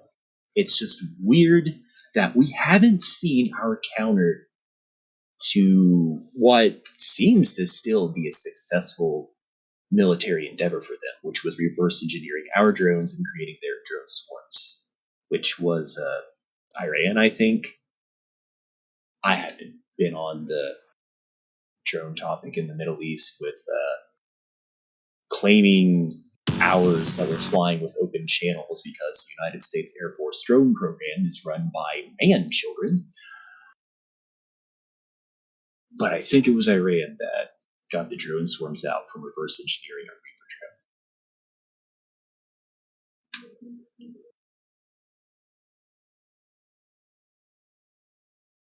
I wouldn't be surprised.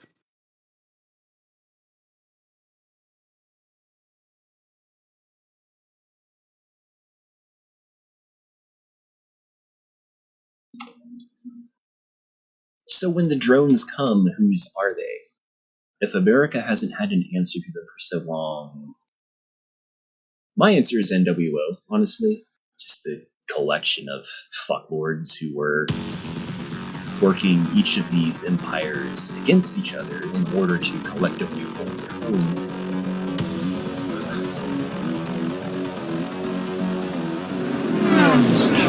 Get alongside that one!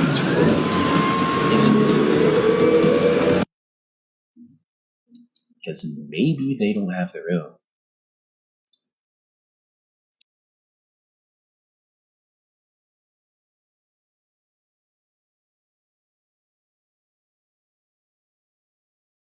Hard to say.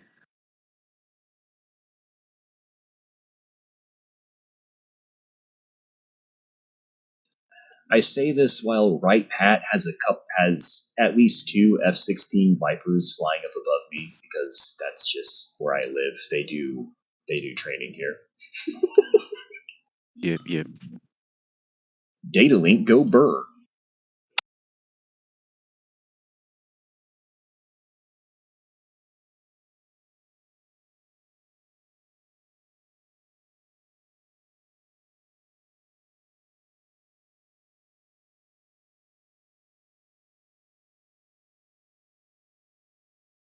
So,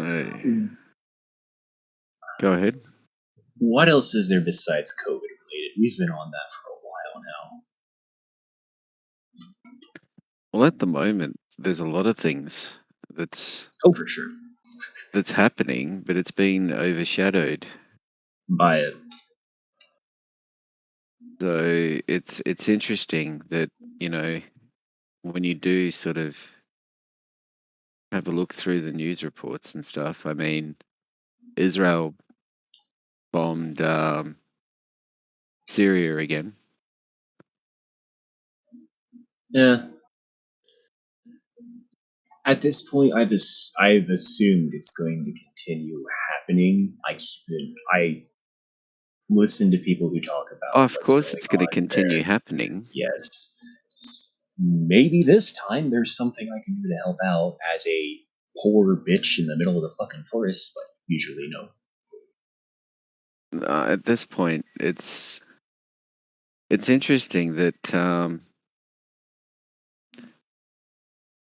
there's not much question as to why bomb Syria, and I pose that Who question exactly? every now and then. The last time I posed that question, their answer was, because Russia's trying to control the place. Because that would have been during Russiagate. I need to test the waters Yeah, to see where people's minds are on it. Are they still saying that we're in Syria and Libya and this and all the fucking sandbox? They just saying it's because of Russia still? it depends. It depends where they get their information from, and All right. that doesn't surprise me. It like, yeah, it's. If you want to know what's going on, you really have to do your own research. And it's interesting that you have, articles coming out and things like Forbes where the dangers of doing your own research. And it's that's been fun as fuck to show to anyone that I know. Their response is always and all the reasons of why you shouldn't do your own research. And they tie it back, of course, down the bottom of the article to COVID. And also calling you a retard, ultimately, is what they're doing. Well, in a nice way. In a very nice way. They're calling you a retard. They just don't use the word. and holding your hand gently and coercing you into... I really know that you have this urge to find information on your own and form your own opinions, but you just aren't smart enough, baby. That's basically so what I'll do is I'll show you at all the right places to go, all right? And I'll help you. It's for your own good I'm doing this. You're a naughty domestic terrorist. Here's your head pats. Here's your rations for the day, because it looks like you forgot to pick them up today. We'll see how it goes. But it's time always tells. From what I saw, people saw that and were awoken when they saw it. It's interesting to take into account that the cases of COVID started increasing in Australia at the same time as the vaccinations did. Mm-hmm. And that's consistent across the globe. Yeah. And people see that and they just, I don't understand what numbers are anymore. I can't even do arithmetic anymore. I assume that someone else who understands numbers must be trustworthy because I have become insane, unable to do basic arithmetic.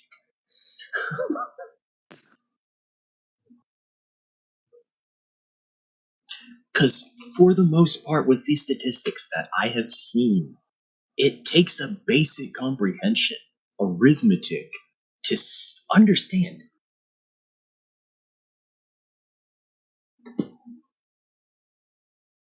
It just doesn't seem to be around anymore, though. Not completely, but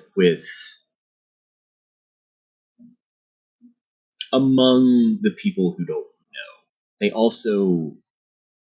Well, it's one of those things that you need to be aware of the manipulation before it loses its effect on you. You know what I mean? And if you're not aware that you're being targeted and manipulated, it's hard to arm yourself against it and disarm what is actually convincing taking place. Someone they've been lied to harder than lying to them. Whichever. Yeah. No. It is easier to fool the people than to convince them that they've been fooled. I knew exactly what you meant. I knew exactly what you were getting to. So yeah, I agree with you 100%. 100%. I don't remember Unfortunately, that people who've said things or remember things they've said. Yeah, no, it is a famous writer.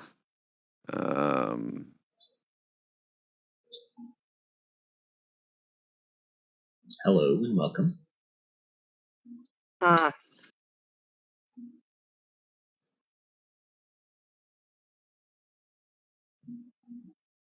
Welcome. What's going on? Not much. Just chilling, having a chat. Oh yeah.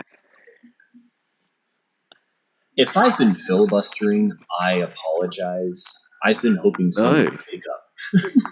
No, relax. It's all good. Nothing much. We're just oppressed by the tyranny of our overlords and maybe trying to figure a way out of this cage before it kills the vast majority of us, that's all. Anybody want to start listing off names of random AI they know the names of, just in no specific order? Just call them out by name. Summon the demons. Someone summon the demons, please. DeepMind. Stuxnet. I already said Palantir earlier. Beetlejuice. At some point, I'm going to feel left out, and I'm just going to sort of spit out a name. Do it. Do it, Van. No, because I'm just going to have to make something up. I know, right? Harold called it the machine. I need to rewatch that series. I can make that fucking note. I'm gonna remember. Thank you. I love you, man. Samaritan. Samaritan was a bad boy who just needed a spanking from someone who didn't even have their own voice because she's mute. She learned to speak, though. Fucking AI wars. That was a very interesting series for understanding the way that AI would be able to engage in warfare with one another, or on warfare on the public, or just so many different things. They showed there at that ferry. The action scene is goofy as fuck. Oh yeah, you got a rotary cannon coming out of that SUV, and you're shooting a normal fucking car with a rotary cannon out of the top of an SUV, and it isn't penetrating. But the rest of it was very nice in portraying how AI warfare may go down. And a lot of the examples are helpful in understanding some of the things that have been going down, potentially associated with such things. Yeah, but if it wasn't flashy enough or unrealistic enough, then sheeple wouldn't watch it and have some of these things grow in their subconscious mind. The way battle would go down with AI, though, actual hot warfare, is just... There's video games for examples of that kind of thing, honestly. So where person of interest loses on portraying how hot warfare would be engaged by AI, video games, certain scenes, certain types of it.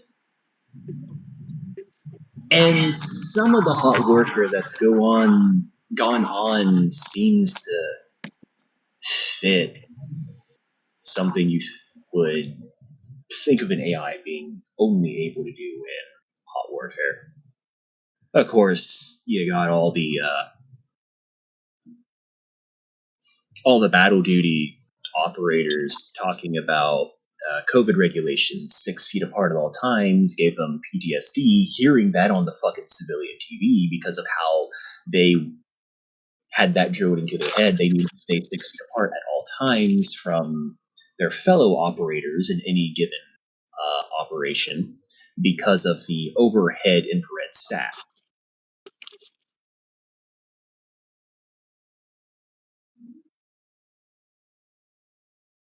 And anytime they'd come within 6 feet of each other during operations, the infrared overhead situational awareness sat would confuse them for one another. And that was fuckers in the 90s OOs who were saying they were having specific PTSD in that way with code regs. So that could give you an idea of the kind of work in hot warfare that an AI could do.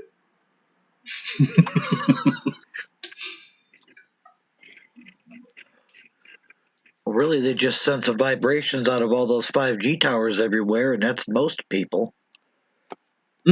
That takes about 3 seconds. They got more than a few ways that they track people now.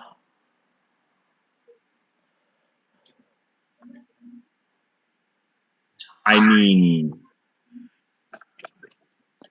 I'm waiting for whenever they step up tracking things by sound. That's going to get terrifying. I'm mute for reasons like that. Clinically, I've worked on getting out of it. I'm probably going to have to return to it in my lifetime as surveillance increases. Did you see the surveillance drones the size of a grain of sand? Not seen, but I'm familiar with the tech sector's development over time. I would expect we've had those from the fucking from the line of microtech that went into nanotech with that fucking Google presentation where a guy was showing off those computers with read and transmit built in as well, fully functional computers that were the size of a grain of salt back in the fucking. Oh shit! They got things they won't even tell you about that's hidden away. Exactly. All the technology that's readily available right now, we've had since the 1950s. It's been hidden away in a fucking government base. Even the shit from the 90s would be at a point now that it's at the same level that shit in the 50s was, right? There's so many different generations of each one reinventing itself at this point. The tech sector is fucking crazy. And the fact that more people don't know that, and especially that they think you're crazy when they talk about it and that it isn't actionable in our lives in any way and how we understand the world, blows my fucking mind. Oh, yeah. Well, this is the thing. Have you ever heard of Hangar 18? Yes, but I don't remember what it is at all. It's been a while since I've heard of it. You just dropped, I think. That's the thing. They got the fucking ship from that time and all this technology we have now. See, what happened is the fucking government, they reverse engineered the fucking alien craft. And that's where all this technology and bullshit's coming from. Right after that shit, all of a sudden we have the automobile and things like that. Shit rapidly changed in an unnatural way after that. That's why it seems like each decade we're that much further to the fucking obscure-ass, weird fucking Jetsons future. Each fucking decade. For and fucking like sure. big fucking steps. The amount of different little technologies that have spun off from, if electrogravitics were to have actually invented back in the day that they were talking about how we were going to have it, car manufacturers and everything, they had designs they're showing us. It's going to be ready, everyone. Electrogravitics, it's all going to be fine. So the idea is they didn't meet their deadline to make it a functional concept at all. It remained purely theory, which is absurd, frankly. Or that they weren't able to make it something they could mass produce. So what did they produce privately with electrogravitics? Or that they had their own little black market for this shit, and they were not mass producing it, but producing it in enough of an extent that they could have what would constitute as a breakaway civilization that's still living amongst us. Because that's the kind of shit electrogravitics would bring. And the kind of little technologies that we've had just trickle down to us fit the kind of... Hey, baby. They would fit if we had succeeded in electrogravitics, something that they'd be able to trickle down to the peasants. Got to trickle down at least enough to keep the peasants wanting and sort of dragging them along like the carrot on the stick. And the fact that that's only a few people really pieced together the different technology that's being introduced to us. If there was a master technology that was coming from, what kind of tech it would be? Scalar, electrographite, yada yada. And here we are limited to, in fact, a selection of the entire electromagnetic spectrum. Not even the full one. And that's just one field, and it isn't even... Yeah, it's interesting. Is it the spectrum that latitudinal or the longitudinal? we've only got a small visual part of. The rest of it is completely invisible to us. Yeah. And then the idea kind of reminds you that- how little of the big picture we really do see, you know what I mean? Then the idea that we're just completely unaffected by every other spectrum of the electromagnetic spectrum except the one that we can see. Uh-huh. There aren't other organs in the body for senses besides the eyes, the eardrums, and the skin. Indeed. Even though they're forgetting openly talking about new sensory organs they're finding every few years and have been for decades. You're forgetting your third eye. The pineal gland. Oh, yeah. I'm familiar. That's why they put fluoride in everything, is to keep your fucking third eye closed. Calcify the pineal gland. And figuratively speaking, it's the mind, the entire brain, not just that gland. It's just that when you take a side slice of it, it does appear to. It does resemble an eye.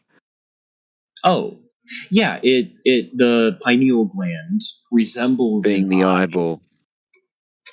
It even has its own lens, and if you think about how... If you think like the ancients were sharing their knowledge through pictographic images to sort of talk about the whole thing, the entire brain, not just the pineal gland, you know. But to keep it on biology real quick, if you think about how an eye develops, the pineal gland looks like a slightly developed eye. Yeah, that's true. I mean, it's all pretty basic stuff. Yeah.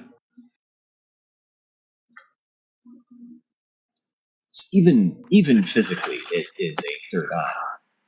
But in the end, it's your brain's ability to visualize and visualize abstract concepts, see through things, think back in time, think forward. A good without many limitations, not as many limitations as your eyes, if you get what I mean.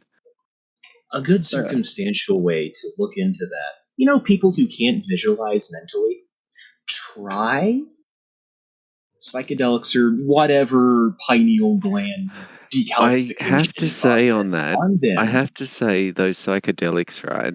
Because it's one of those things where everybody has a gift and not everybody's unwrapped their gift. I'm a firm believer on that, and everybody has multiple gifts. Don't get me wrong. But it's one of those things where if you're not that way inclined, like any kind of substance is not going to unlock something that's not already there to begin with, if you know what I mean. Agree. But also, how pervasive has this poisoning been? How many of these people would have the potential if they simply had a little bit cleaned out, got time to learn? That's the kind of process I've been going on with. I take breaks from getting stoned out of my mind. And you have to, and you enjoy it more. It's the moderation and thing. It's the moderation. You enjoy it more. It's all of these things. You know, there are many benefits to it. Detoxifying. It took a long time for my third eye to recover from psychotropic use. Forced upon me, but like they use a lot of psychotropics to keep your third eye closed. That's true. Yeah. It also depends on who you're around as well, because people have a way of helping out on these journeys. Suffocate. There's a lot of, you gotta be around positive people. Yes. Very Bro, much so. why the fuck do you look like me, though? Do I You do. now? You look like me. I doubt it. I don't know what you look like. FaceTime. I don't. Everybody I don't should have a webcam. It's fine. That is on my No, list to lies. get though. I gotta Proof get or it lies, next. bro. Proof or lies. Yeah, I'll hold get up. there. You got a month, bro. calm your tits. You get to see this action in a month. Hey, Fox. What's up? I'm just getting straight. Babe. What's going on? Fucking smoking weed, bro. Listening to. What fucking time in the morning is it there, bro? It is 2000 hours. It's 8 p.m. All right. What about you? 4. The Fringe. What's your hour? Anonymous Radio. What's your hour? Oh yeah, it's same. I'm in the same He's state. here with me. Well, he's at the house. I'm at work. Gotcha. Yeah. I'm doing this Jimmy, shit. how did you get the server? 8. Do what now? Jimmy, how did you get in this server? Click the link in your server, and it took me here. Oh, rock on. I was just curious. I was like, oh, that's an interesting segue. Yep. Yeah. Which I'm bad Everyone's about. welcome. I'll click links, and I'm curious. I like to explore shit. Welcome to Hell Anonymous, yeah. I guess. Kinda, sorta. Hell yeah. Welcome to Everyone's mostly welcome. retired anons and spectators, and we don't talk about the active ones. But it's an open discussion. Anything you want to discuss, anything you want to throw on the table, anything on your mind, any questions you have about anything that philosophical, political, religious, nothing's banned from the table, you know what I mean? All those things they told you you're not allowed to talk about, you can talk about. I mean, if I had a better camera, I would show you the night sky up here, and I'd tell you a lot about astrology and Greek mythology. But you'll get into that. Unfortunately, my now, camera here is shit. I personally like Greek ancient philosophy.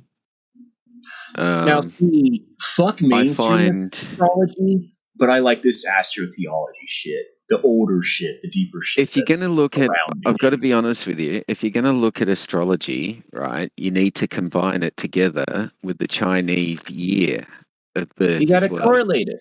You can't have one source of information. You can't have just one side of the yin. You need the yin and yang. You need both sides. Oh, really? It all needs to be studied, and it needs to be observed how it all interconnects. Because when you're It's the born in fucking God the year of machine. the snake, when you're born in the year of the snake, for instance, then it matters what month of that year. But what species of snake you are. I wouldn't be surprised if I was a Draco bitch in the end. Well, it's easy to look up, you know what I mean? And then there are actual personality reports based on those. And I wouldn't just go that route. First year and month of the snake, right? I would also I'd also say, as opposed to Western astrology, you want to look into Vedic astrology. That's at VEDIC. Yep. And it tells you your ascendant sign, your sun sign, which is what everybody knows. It's what's on the surface. I know that's in the day you were born. Not the traditional spelling of it. It's fine. All right, and then there's your moon sign, and that's who you are emotionally. I gotta dig up my fucking moon sign thingy again. I don't remember. I was getting into this shit a while back, but I didn't have anyone who knew enough about how to correlate the information, not just with different aspects within astrology, but literal events at the time and events since, how it actually applying it to your life. Anything. Most of them just read the fucking horoscope in the newspaper, and oh yeah, there we go. Wow. How hard could it be every day in the newspaper? I wish it were that simple. To nail one of 12 personality types, and all 12 of those personalities are pervasive. Of course, you're going to nail those people each day. Oh yeah. It depends how you word it. You can pretty much make it so this guy, thanks. That's I'll be back in a Western minute. astrology. There's a 26% inaccuracy curve. There's a what percent? 26% inaccuracy curve. Yeah. And depending on how you word it, you can make it so generalized that people can just relate to it just via their own instrumentality. In the newspaper nonsense, where it's just some local newspaper, it's a horoscope. Yes. That's usually because of how broad they apply each one that day. But that's just low-end shit. I've seen some interesting correlation. Again, when you take it more seriously, get more data. Gets more accurate, less vague too, and still more accurate. It's very interesting. You're making me miss my long hair. Oh no, you got hit. Oh no. How old are you?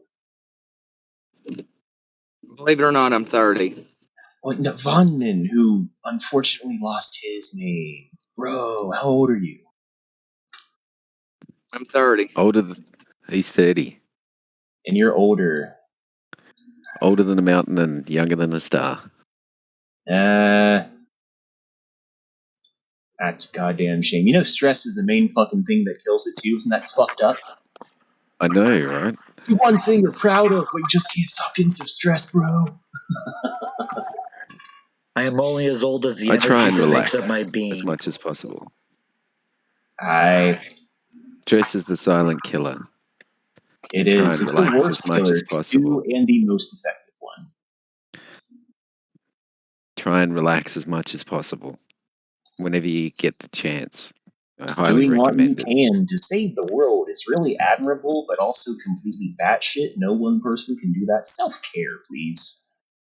It's one of those things where a lot of people doing the right thing can make a huge difference. If one person, right, on the planet did one good thing every day, you'd be surprised at the ripple effect. Yeah. There's been a few different propositions and projects on that one besides pay it forward. I'm just just a hypothetical there.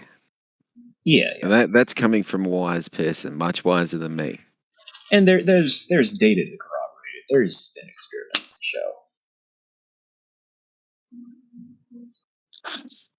A lot of the stuff that I preach or like to repeat, a lot of the sayings, the little poetic figures and so on and so forth, I'm merely just regurgitating things that I found useful and just want to share, you know what I mean? Like they're not True story. mine. I don't know Jimmy's that heard they me belong say to some all crazy of us. shit.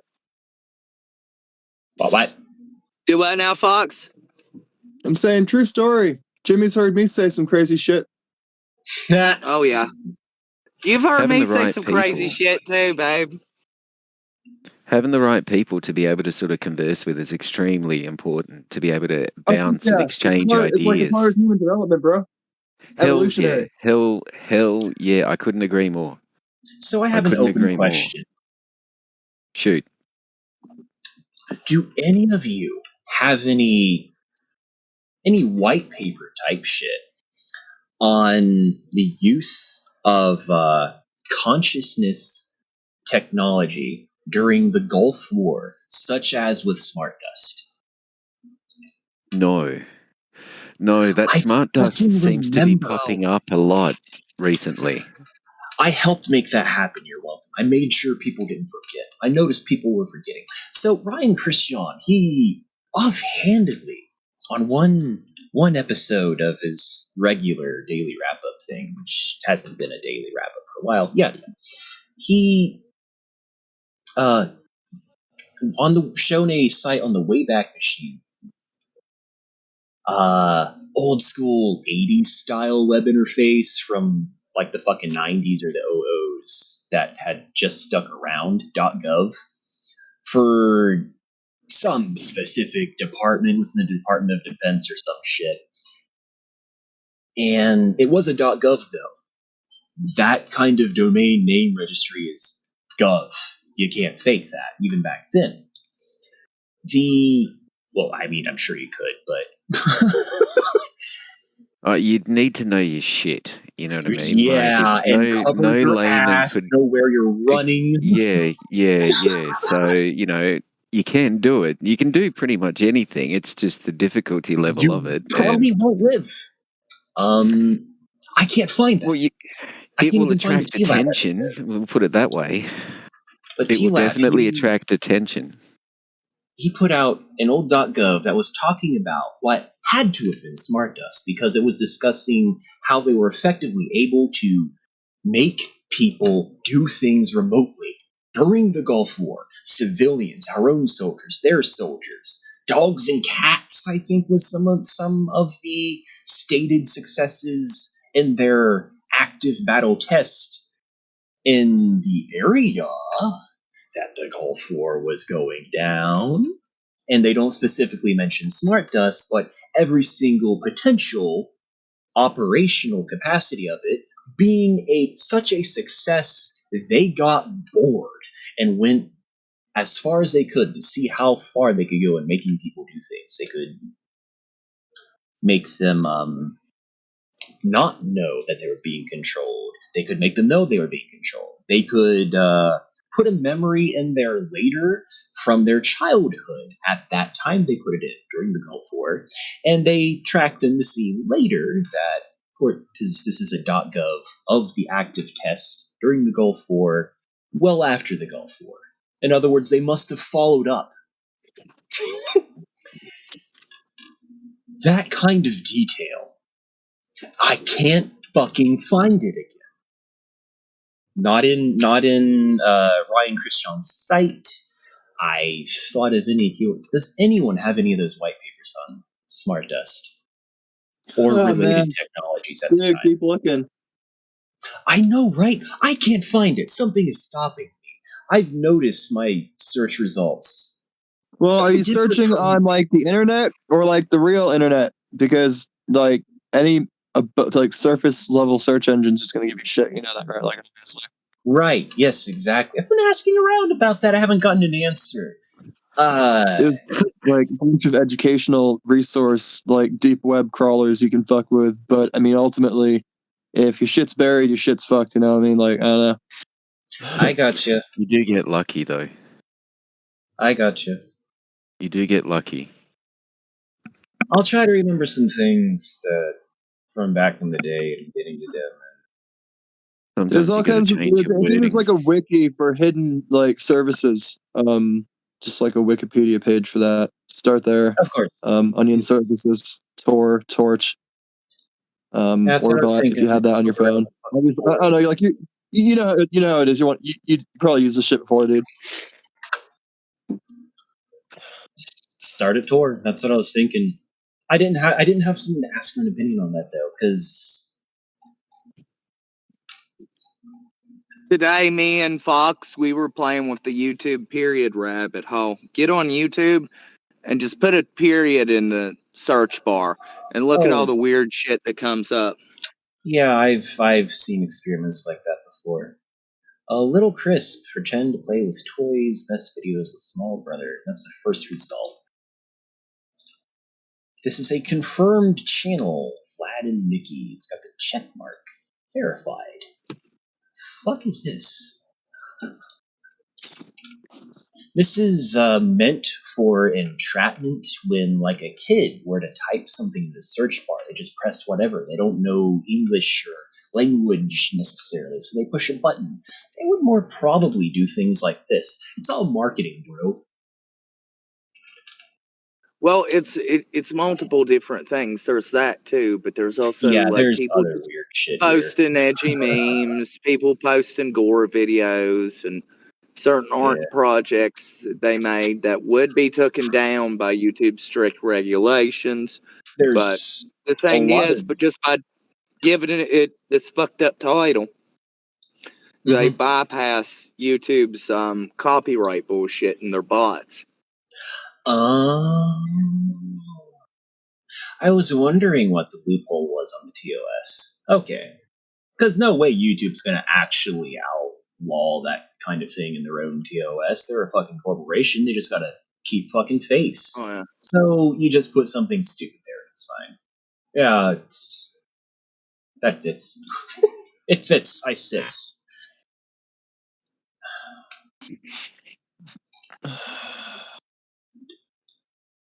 YouTube is to say one thing and do another corporation. I mean, if you make shit real obvious to the bots, yeah, it's going to take it down. Yeah. But of course, that's also crucial to their market to have those around. Oh, yeah. So there's got to be the loopholes.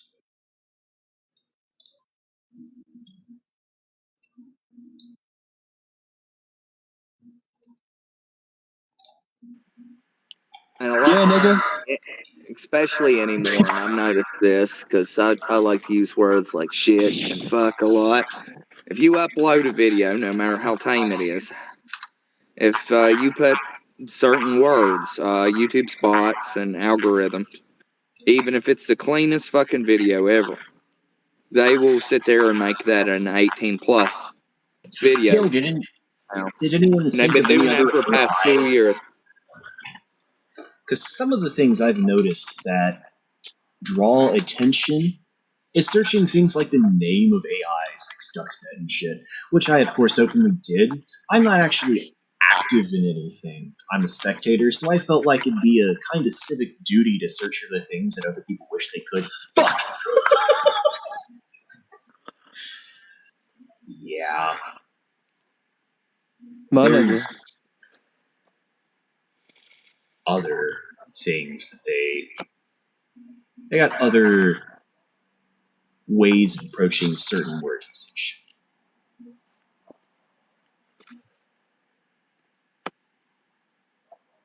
I'm personally against the creation of AI. I don't think it's a good thing.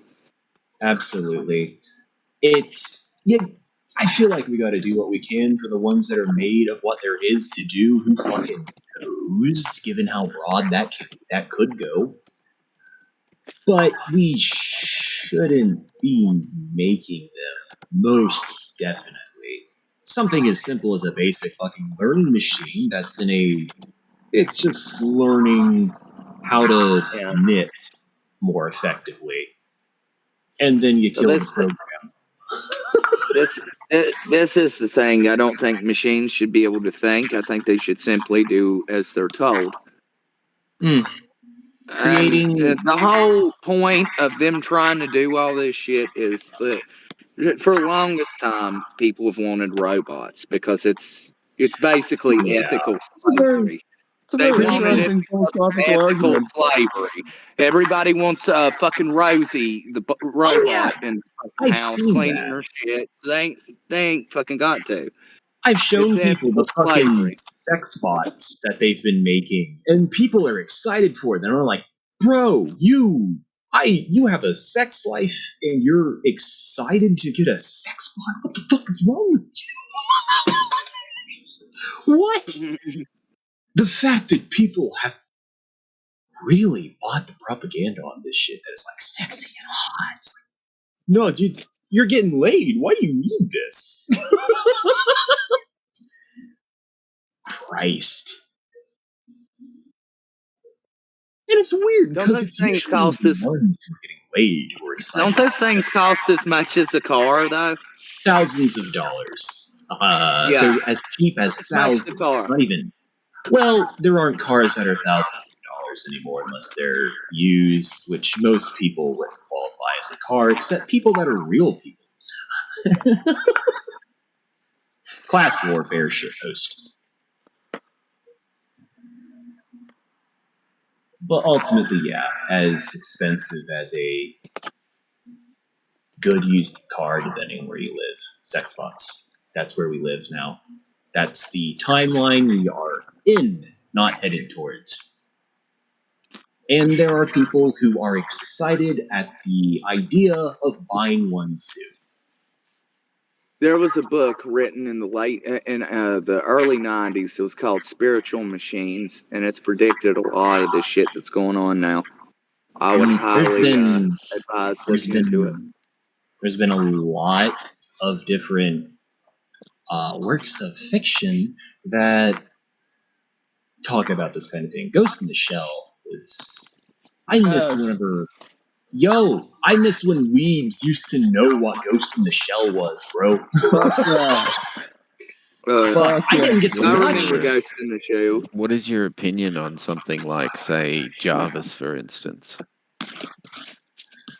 When it comes to a machine that could, hypothetical here, thought experiment, but a machine like Jarvis. Jarvis is from Ghost in the Shell, right? Because I don't know if No. It's from Iron Man's robot that looks after the house and operates his building and machining and all of that.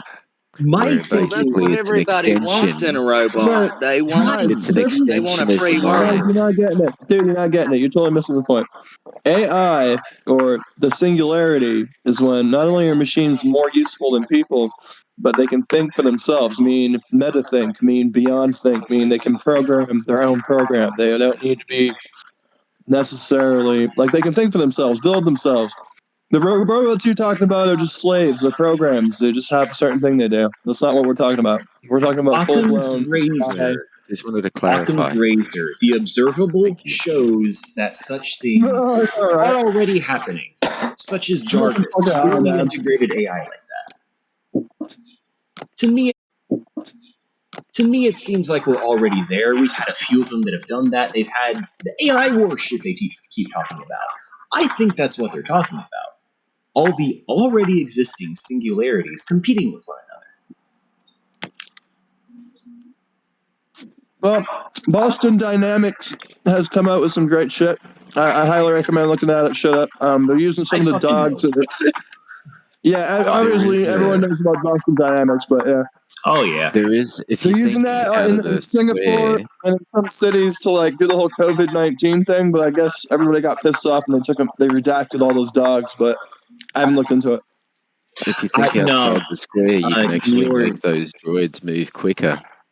Yeah, NYPD has combining the dog ones.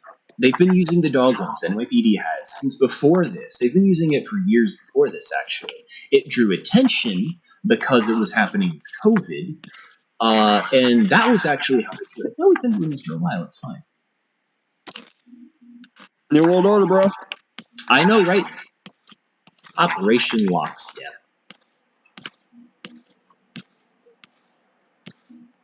Yeah, Nostradamus outlined all of this in 1555, I think it was, when he wrote his first book, The Prophecies of Nostradamus, where he pretty much outlined basically what's happening now. I didn't get to read any of the philosophy. Plato's depiction of Atlantis, are we following their downfall?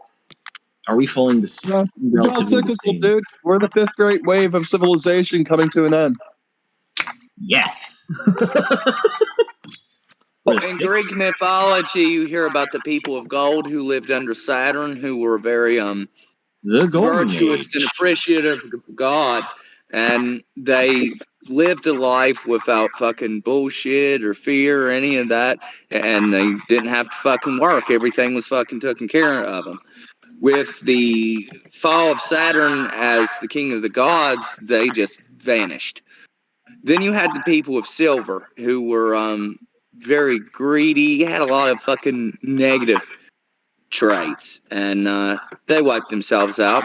Then you have the people of bronze, who warred themselves to death, and then you have us, we're the people of iron. And if you look into if you want to get scientific about it, we have iron in our blood, and we are the people of iron. And we'll probably see our downfall. And it kind of follows with the Bronze Age and the Iron Age and whatnot. Oh yeah.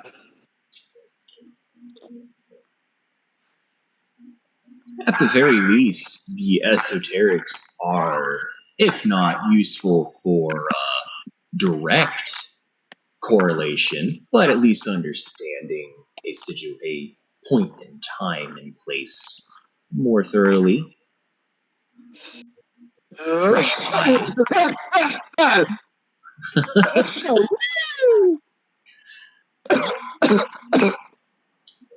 I hear you. Yeah, I know you guys smoke Delta 8. I hear you ascending the greater heights, bro. Oh, I know you faggots smoked like Delta 8, Delta 10. It's the legal version of weed, basically, here in the States. I have not heard of such a thing, and probably not going to. It's basically the same thing. They just slightly altered the THC chemical. And it's called so they got it back to THC9. normal levels, basically, before THC 8, THC 10. THC 9 is what you get in the plant. Yeah, THC9. That's what the shit's called that's in it, the chemical. THC 9 is what's in the plant. THC 8 is a molecular variant. THC 10 is a molecular variant. That's what makes it legal. It's a little different, but if you're going to do some of it on top of psychedelics, it still gets the job done there. And I've always said if you're doing psychedelics shit, right? and you're not smoking weed on top of it, you're fucking wasting the trip. You know that shit's Fed shit, right? That the Fed's making all this new weed and shit. Yeah, all right, just making sure you know. Not some people don't know. It's interesting. Oh, dude, I've put worse shit in my body. I used to do meth. Oh, for back fucking when I sure. worked at I Bob haven't, Evans. but I get the sentiment. Yeah. Well, I mean, like chemically speaking, it's pretty fucking harmless. But I mean, like, it's a different high, definitely. You can ask Fox. When he first moved in with me, I gave him a bottle of Crown Royal as soon as he walked through the door. I live a very hedonistic lifestyle. Booze, I can't do. I have a drink that day, mostly. I've been a drunk since I was 13. It's in my I'm a family. functional alcoholic. It didn't always used to be, but I'm functional. Yeah. You notice how many more and more and more families have addiction that run in them more and more over the generations. It's fucking ridiculous. That ain't As it says in the Bible, the sins of the parents fall upon the child. Yes. And in so many My other mother things. smoked. I smoke now. Yeah. It's called both of them genetic. drank.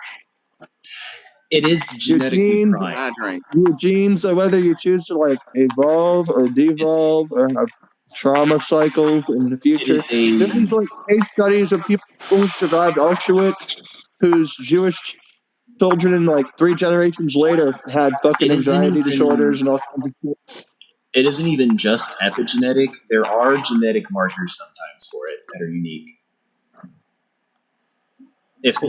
You'd have to correlate that with previous genetic data, of course, so they can't always confirm it, but in some cases they have, that the epigenetic does become a genetic marker.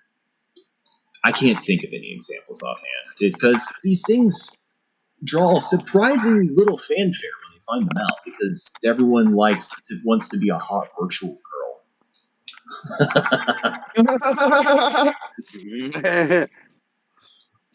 Well, as we discussed AI before, the AIs are in fact training themselves and writing new AIs. And here's a short video to show some of the things that are. You ever wondered what actors and actresses do when they have to get in shape really fast for a movie? Because I can promise you, it's not the same diet that you're following and the same training plan that you try. The truth is that Hollywood's elite actors can get ripped while adding 12, 15, even 20 pounds of muscle in just a few weeks because they follow a long-forgotten and suppressed... Oh yeah, Star Wars, bro. Yeah, sorry, this video wanted to play 5 minutes of ads after I queued it up before we could see the video. Screw that shit. That's part of the fucking problem. I mean, we have so much difficulty getting information out nowadays, and when we go to plug in and share something, we have 5 minutes of advertising to sit through. Learn how to use Bluetooth mesh networking systems. Eventually, the internet's going to go down, and it's going to be our only internet. That's a really great idea, actually. If we were able to back into 5G while, I don't know anything more going from there. Yeah, I mean, like, mesh networking systems are just when you use your Bluetooth system to communicate with other phones. It's how in Miramar, when the shit hit the fan, people were still able to get information out. You know, maybe with you could do some kind of progressive naughty hacking with not really. You just go to Google Play Store and download Bluetooth chat, and there's a bunch of different variants of that called a bunch of edgy names. It's all the same shit. Yep. It used to hack shit, but most of the hacky hack stuff from the old days that used to take days takes about like 2 minutes on like a repository these days. Like, it's really fucking easy, dude. I think smartphones are becoming gaming computers. I think it could constitute as white hat, but to Bluejack clone access someone else's and leave a little app on there that lets them know such a thing exists that you don't yourself use, but you put it on their phone and made sure they saw the notification that it was on there. Would it only do if the power was about to go out? Does it only do text chat, or does it do other stuff? It's basically a user interface for like anything you can do with a phone, but over Bluetooth, and you have to be within like 200 meters range. It's a node, basically. 200 meters for Bluetooth. Huh. Depending on weather conditions. You can also use your phone as a GMRS transmitter, shortwave, FM. I mean, there's a lot of shit you'd have to connect, but I mean, like, we gotta learn to do off the grid shit, bro. Because I think the internet something I could do is get fucking hard files for that shit. Go to Blackview and go to fucking Doji and look at the phones they got for real. They're fucking cool. I leave at libraries and shit like that. Just a bunch of resources for backup services, databanks in case of an emergency, with tutorials on them. I didn't know that there were straight up just fucking apps. Also, you need a really big stockpile of drugs. It's fine. Most people have that already covered. God, I know y'all are excited, but we got it out here in the forest. Calm the fuck down. Work on something else, please. We got the drugs out in the forest. We can sort it out. Au naturel style. Yeah. No, seriously, the drugs are mostly covered. Y'all should do something else. We need more variety. But there's a lot of, what you're forgetting is that there's a lot of money in it, right? So yeah, it's different when you're using it as a means to ends. Yeah, they're not using it. They're just using it as a means to an end. Yeah. Their job. their bundle of pride and joy. No, I'm familiar. Well, it's not all fear and pandemics, you know. I know. I nurtured this baby. They're branching out. They're branching out and franchising. Yeah.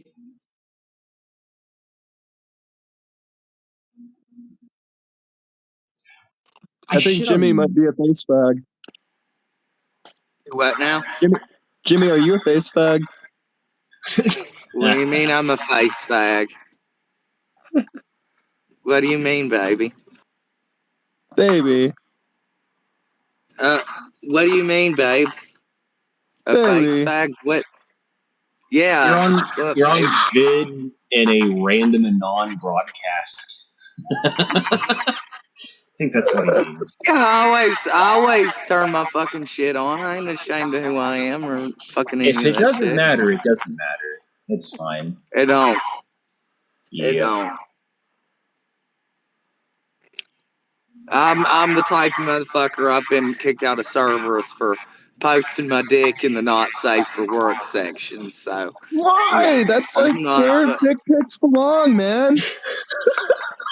Baby, you know me. As long as it's in the appropriate channel. You're supposed to put them there, dude. Yeah. I mean, I got into an argument with this dude, and everybody calls me Angel, and he Angel, said, yeah, and the he best said, of my intentions daughter, only. yeah, and he this guy Ainso, he said to me, he said, dude, my daughter turns 18 in November, to which she will be able to see the not safe for work section. I don't want her to, when she comes into the not safe for work section, the first picture she see to be of a well-hung angel. Get my drift? That's what he fucking wrote me. I have a copy of this. Like, I fucking mean the dog shit out of it. No, I Oh, believe fuck. you. I believe you. That's so fucking hilarious. He said, the last thing I need is them to come in and see a picture of a well-hung angel. Open-minded. Apparently I'm one of the angels from the Book of Enoch. Come down to fuck the humans. So I saw your favorite angel. You misspelled it for the server or your name, or you deliberately. Oh, I did that for the meme. I did that for the meme. All for right. the lulz, for the lulz. And I was thinking aviation with that because I play a lot of Ace Combat 7. So I was thinking, bro, were you fighting me in Ace Combat 7? Am I being called out right now? Fucking with my angel from combat calling me out. I play old shit. You play old shit. Pops about my video game collection. If it's after the PS3, I don't have it. So, PlayStation 2, PlayStation 1, or before even Sony? How old are we? Nintendo 64, Sega Genesis. See, I was a Nintendo kid. He was a Sega kid. I was a Genesis kid too. Yep. And I was also a Sega Saturn kid too. That obscure I didn't get to motherfucker. have the Saturn or the Dreamcast. I had to live with Genesis as my Sega up until PlayStation 2. I didn't get access. I was cheated as a Sega fan, bitch. But did you get to play? You're breaking up. I was pointed by Sega. And might be coming back. During Saturn. I love the Saturn thing. They released the fucking Sonic game for it that they were going to. And one day was awesome, dude. Yeah.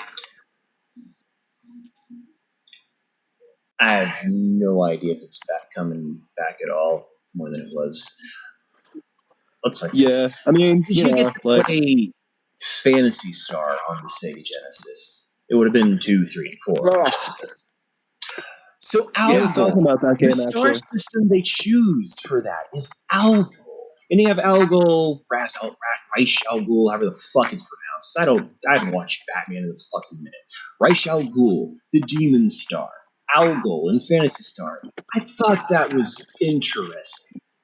Oh yes, very interesting. Just the name. I couldn't find the only real sports are auto racing, bullfighting, and mountain climbing. The rest are just games. Not through. Never heard that one. You never heard anything that? Classic Hemingway. You gotta use that. Necessarily get access to something more real. Couldn't find anything on stories told about the Demon Star album. Very weird, because I wanted to compare it with the old Phantasy Star games and see what kind of correlation there was between the old word-of-mouth stories and random fucking Japanese dudes making random fucking RPGs. Of course, most of them did take studies in culture whenever they were in school, which is where they get a lot of that kind of information from to integrate it into their entertainment culture when they go through their entire life and get into the video game industry. Pissed me off I couldn't fucking find anything for the old word-of-mouth stories. And here we are, a generation raised up on playing video games, and now the only jobs are going to be are controlling these robots and trying to keep rein on the AI that's slowly imprisoning us. We've got the U.S. We've got the U.S. ready to open the Mexico and Canada border, but only for the fully vaccinated travelers. So pretty much anybody who isn't with and they're talking their agenda to stab and pollute every body on the planet with an unknown substance that's been untested adequately. Unknown in theory. And they're talking about like making sure that you can't even get on a plane to leave the U.S. unless you're vaccinated. I got the screenshot. I'll put that in general if I can find it on my big ass phone. Sorry to cut you off. It's just you were so fucking right, dude. Yeah, no, absolutely. And now they're looking at physically opening up the land borders, north and south, but only if you got your papers right. And from my memory and history, the last time that happened was Nazi Germany. So where are we really living right now? I don't know how to fucking pronounce it. Papier-Bitte?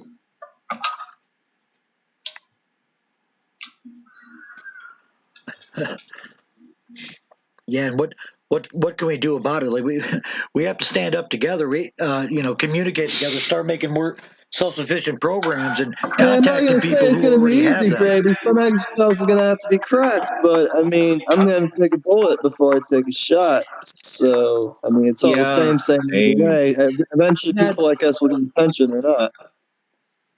That's why I mentioned things like I can touch base with people who've just been shitting around playing video games most of their life. There's ways you can reach out to these people. You may not succeed, but maybe you do. You'd be surprised the amount of random fucking bullshit, stupid things people have been doing with their life, where there's something from that stupid little subculture that you can convince them on COVID, how it correlates with COVID, especially in the entertainment industry and art. Well, yeah, and you said it right. The COVID industry, and that's exactly what it's come out to be. I mean, if you go ahead and start a problem and then have a solution where everybody in the world has to pay you for it, where are we at now? I mean, Operation Lockstep, they had this plan ready and how the manufacturing advanced for it in the fucking 80s or whatever, wasn't it? That dumbass book was released.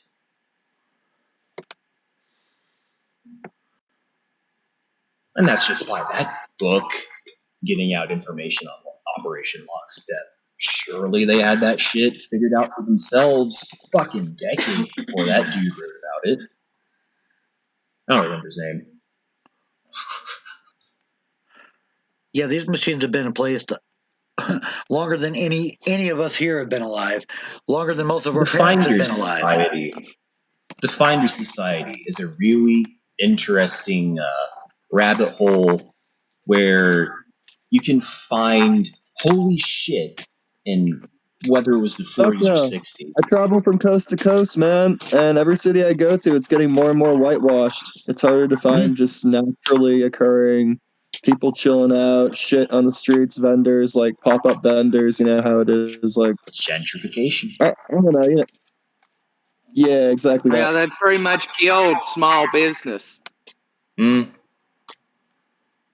COVID for sure helping on that. I did an interview with a homeless woman in Oregon. It gets better. It gets better. Not only did it kill small business, but then allowed big business that's well financed and well stocked with cash to spend to then pick over the bones for next to nothing on all the stuff being repossessed. Still winning at Monopoly, bitch. Yeah, pretty much. It's all the game to them.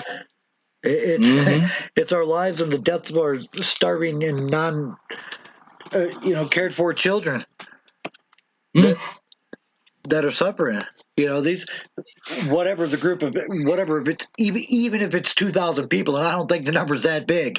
I mean, Jeff Bezos himself openly admits he's working on immortality only for the, elite rich. Very specifically, only for the elite rich. I mean, I would say that all that technology exists within certain break, not fully away societies. And those societies control technology innovation and disclosure for the fucking plex. Which is how the public tech sector works to begin with. I would argue there's another layer underneath that. for the real good shit, like good electrolytics, etc.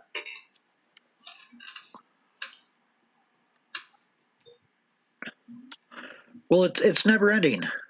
Basically, when they don't need people, we just won't be around. It's a fucking onion. And that's that. There we go. So, yeah. Prepare yourselves. Help prepare other people. You know, just plant small gardens. Plant it forward. Everywhere you go, spread the word. Speak up. That's mainly what I do. I highly recommend runner beans. They're easy to grow, and the more you pick, the more will grow. They're the ultimate famine crop. What I've been telling people, and what does seem to be resonating with them, whether or not they believe that, COVID's obviously real and millions of people are, even when they're in that, telling them that they know that they can't really trust the food they've been eating. So they should work on that over time and work on growing their own shit. See how things are kind of moving, even if you don't believe me, right? And the kind of shit I've been finding, where you kind of believe what I'm telling you, I want you to know that I personally am not going to be surprised when we find out that they have had their own corporate secret where one of the ingredients, and legally, was ultimately Soylent Green, some kind of human body product that they've been feeding us this entire time in at least certain Corpo foods. I think something's in the meat supply. Oh, for fucking sure. But the amount of huge different recalls things, of meats too. All kinds of huge recalls across different big and small corporations. Basically, the only kind of real food we're getting now is fresh and from a local farm. Personally, I'm staying away from anything prepackaged that could have been sitting on a boat for a month waiting to get here. That kind of reaction gives me hope. Where you've got a lot of rural areas, especially, not just rural areas, some of them fucking suburban. It's just, but hey, fuck, they're making it work. That they're able to sustain their own food and everything, and it's real food. I've seen that being pulled off a lot. I'm impressed. I'm hopeful.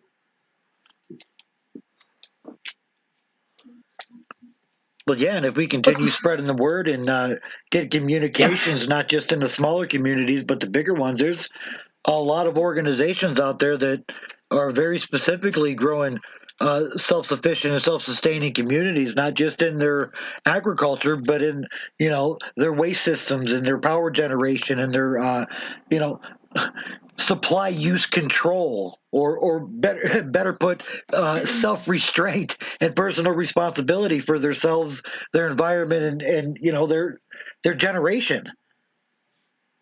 Pretty fucking much. I'm glad getting certain people out of my life keeps me out of going in the red multiple times every fucking month because they can't sustain their fucking addictions. But yeah, a lot of people need to work on the kind of shit they're fucking buying to get through, all shortages really. Yeah, shortages and everything. An easier word to get around is definitely that we gotta keep talking about growing our own food and shit like that. People respond to that well. Like I said, invest in runner beans. They are the perfect famine crop. Well, if you already got people doing that in your area, though, you gotta fill your area. Fill the need in your area. I'm the biggest supplier of runner beans. They're actually a species of green bean. They grow up to like 1.5 feet long, and yeah. Jesus. The more of them you pick, the more will grow. Yeah, Three Sisters Growing, corn, squash, and beans. Basically, what that does is it enriches the soil and gives the elements each of the three plants need to grow. And definitely, get involved in your community and find out what other people growing and see if you can set up a greenhouse to help supplement. I mean, we're talking like a 10-block radius, man. Those might be our little cages. So let's get ahead of the curve in every little way we can. Yo, and at the very least, maybe you find out they're growing something that you were going to grow, and now you can grow something you really wanted to grow. Right. Definitely. And the three sister crops are a very common system to use so you can continue growing the same types of things in the same soil. And you'll find them, just do your own research. You find out one crop takes a certain element out of the soil and another crop puts them in there, put them together, and they'll feed each other. We got to think outside of these boxes and educate ourselves. Oh, and by the way, you want to grow marigolds within your corn and stuff. They're natural insect repellent. Oh, yeah. So repel all the shit you don't want there. Look into natural mutual growths like that for natural.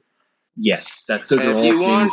And if you want to get rid of snails the all-natural way, use diatomaculous earth. It's ground seashells. Yo, another thing you can do to keep things like snails and slugs off your shit.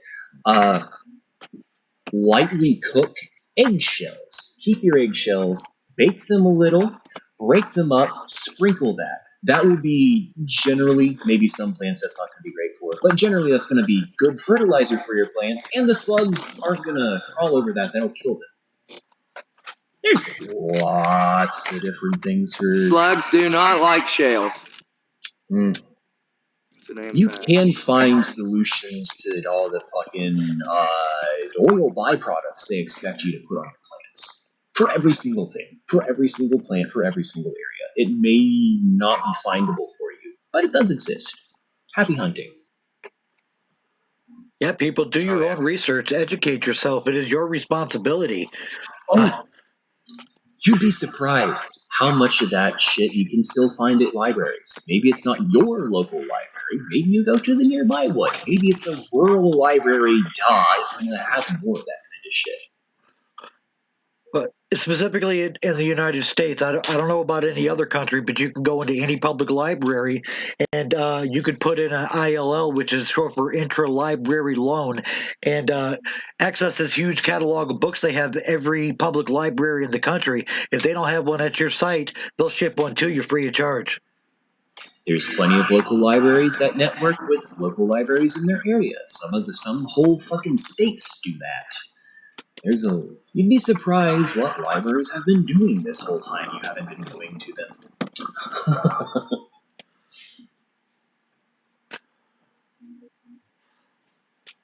I'm kicked out of the Narrows Library in Virginia. For a pretty funny goddamn reason. What you got? Well, when I was 16, I was fooling around with this girl named Susan.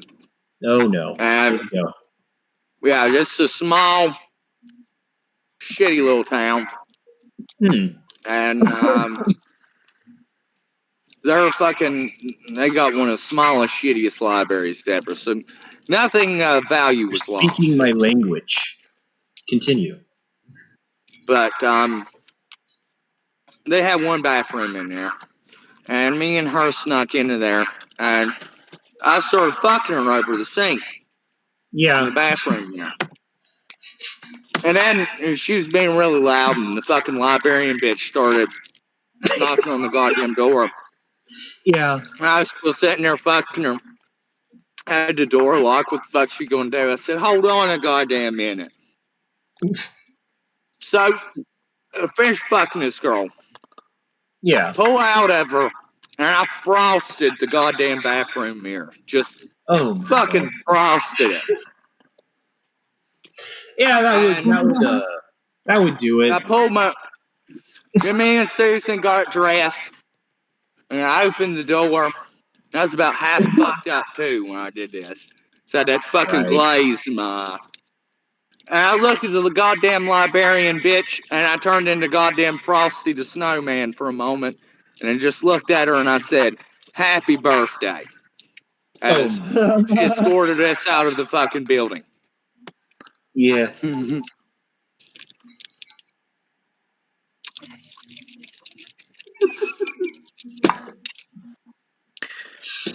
Yeah, and some of these behaviors are potentially effects from the strange radio waves that's been coming from the center of the galaxy that we're just now hearing about.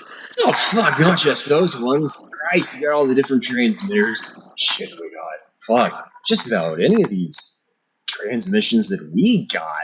Any all the transmissions that are coming from our whole fucking neighborhood. Why do the moons of Saturn have coherent transmissions coming from them in radio? Why does Saturn itself have such a strong fucking transmission in Delta especially? Forget about vapor transmission. They're putting all kinds of shit in these vapes. Oh yeah, They're talking about putting fucking graphite in human beings. Have you seen what that shit does when you make a phone call around it or anything? Like, no, I haven't. Dealing with the cellular device, this 5G and shit.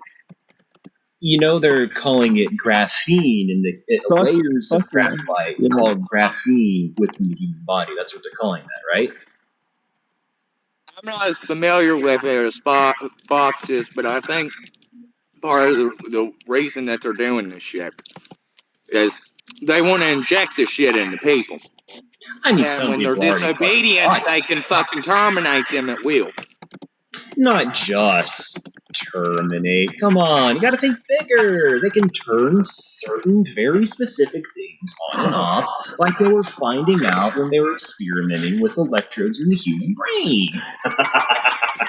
Now they have graphene in the human body, in some human bodies. Hopefully not more than this group, even though there has been other people talking about encountering this stuff, including in human bodies, in the past before this particular iteration of it.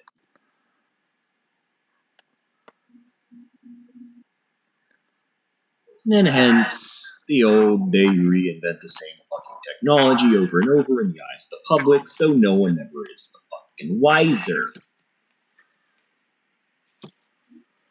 Well, when the except me score. When the wool is pulled over the eyes, and no one can see, and there are none the wiser, I am neither the wiser. we need to stop this madness, stop feeding this system, and stand up and really do something. Not just for ourselves, not just for our communities. I mean, definitely start there, square one. But we're really looking on, the future of humanity. We are slowly becoming not needed for the rich and the governments and these banking systems that were created far back in the Roman Empire. This machine that we've been forced or coerced or threatened into keep moving. Now it's become perpetual motion by our own desire. We've totally stopped researching for the most part. Like the vast majority of people, they don't research. They don't look at, what could possibly improve. They look at what's cool, what's trendy, what sounds whatever certain ways, and all of that has been curbed by the systems of, beauty magazines and certain pop culture and repeated sounds and sense subliminal engines in our minds for hundreds of years now. Wake up, people. It's almost like we have been singularly rooted into the same general direction over the entire. People are becoming caricatures of themselves, bro. Yeah. Yeah, and soon there's not going to be anything left of us but a graphic image in some website, and that's that. I mean, how much time does the average person actually spend with their child in a day? And to note, this is the human being that we know of now that we're going to be losing. They're gonna have more lab rats. They're gonna make new things out of us. It's gonna be fun. Don't you want to be a virtual girl? Personally, I have no desire to see things like The Matrix actually take fruition. But I think before we get to that step, we're going to see something closer to the Hunger Games. And that might just start this winter. I mean, you could argue we've already had plenty of... I think we're going to be looking at a shittier version of the Terminator. So I can tell, That's where I'm at. It's going to be like Discount Terminator. It's not going to be like the T-100s or whatever the fuck. It's going to be like the T-90s. A shitty version of the Terminator with 1984 overtones. You'll be able to spoof it with classical infrared spoofing because they were cutting corners. You can like walk at a certain speed based on the distance directly right of its two infrared cameras, and shit like that is gonna be in the first gen for fucking sure. If they win and if they get around to those fucking things. First gen's already rolling out. There are places that already have RoboCops, and we're all conditioned socially to just accept whatever figure presents itself as authority and blindly follow whatever rules it tells us to do. Bro. They're not weaponized. They're just a little R2D2 that's running through town saying, "Hey, citizen, be nice, please." Ah, it's fine. What you freaking out about? Well, it doesn't even need to be weaponized. The media is the weapon against us. The illusion of control is the weapon against us. The concept of trust your authority figures, regardless of what they say or what you think, is the problem. I mean, our freedom of thought, our freedom of religion, it's gone. If they could say, I can't leave the country because I refuse to take your medicine, what's really going on? With every fucking one of those drones, the manufacturer is talking about how it has the potential for adapters that they've already fucking produced for it. Come on! Yeah, I think all I gotta do is add one of the add-ons that they already made for it, and maybe it's a weapon. I think the drones that are the biggest problems are the ones that are just passively accepting whatever rules are being told that they have to follow without questioning them. The clone army failed us in their promised descent.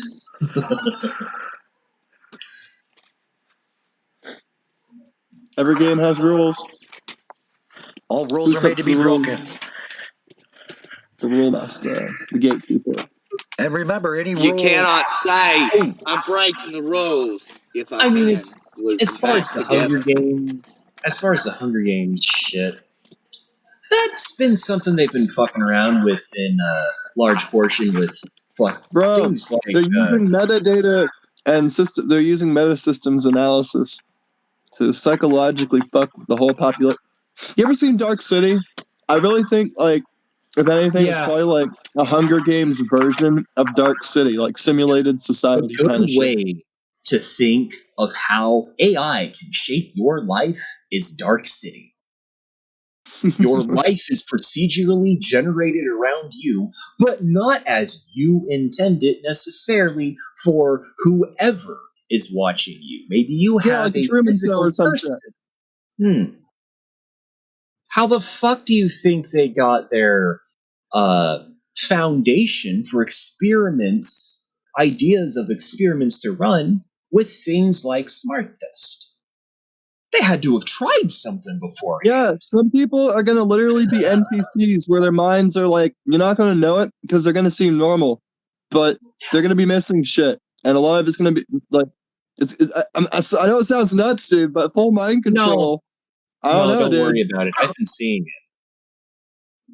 We could argue that I'm just going crazy. It might be a troll, man, but if you really are for real about Smart Dust, like that's theoretically what you're talking about, but I don't know, dude. Not theoretically, I'm talking about what it was during the Gulf War, and Smart Dust wasn't even the top of its game when it was tested. Fuck no, I'm talking about there's no fucking way that they don't have a total wireless network that is its own consciousness watching us, that they have technically brain-jacked the planet's ionosphere itself to some extent, because, again, Smart Dust itself wasn't the top of its game at the time. But the idea with Smart Dust was to get it to spread and become, from where it was spread, a worldwide contagion, and function as the backbone for a real-time global wireless network. And that was in the 90s.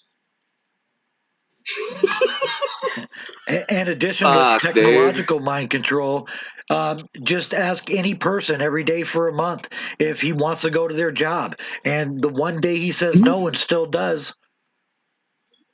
What's It's he so doing? fucking easy to just do it by repeating the same fucking question to someone. They'll eventually give up. You think it'd be hard to brain jack someone? Fuck no. No, we don't even control our minds on most of the basic functions anymore. I mean, do you ever just take a good close look at the crap you're watching and wonder, do I even like this show or whatever it is, or the video game, or am I just doing this to numb my mind for a moment? I got some fucked up shit. Okay. It used to be relatively okay to be that one person who's like, I don't have a TV. I don't want one. It's not my thing. I know, right? Yeah. Now everybody, you're like bullied into it practically. Yeah.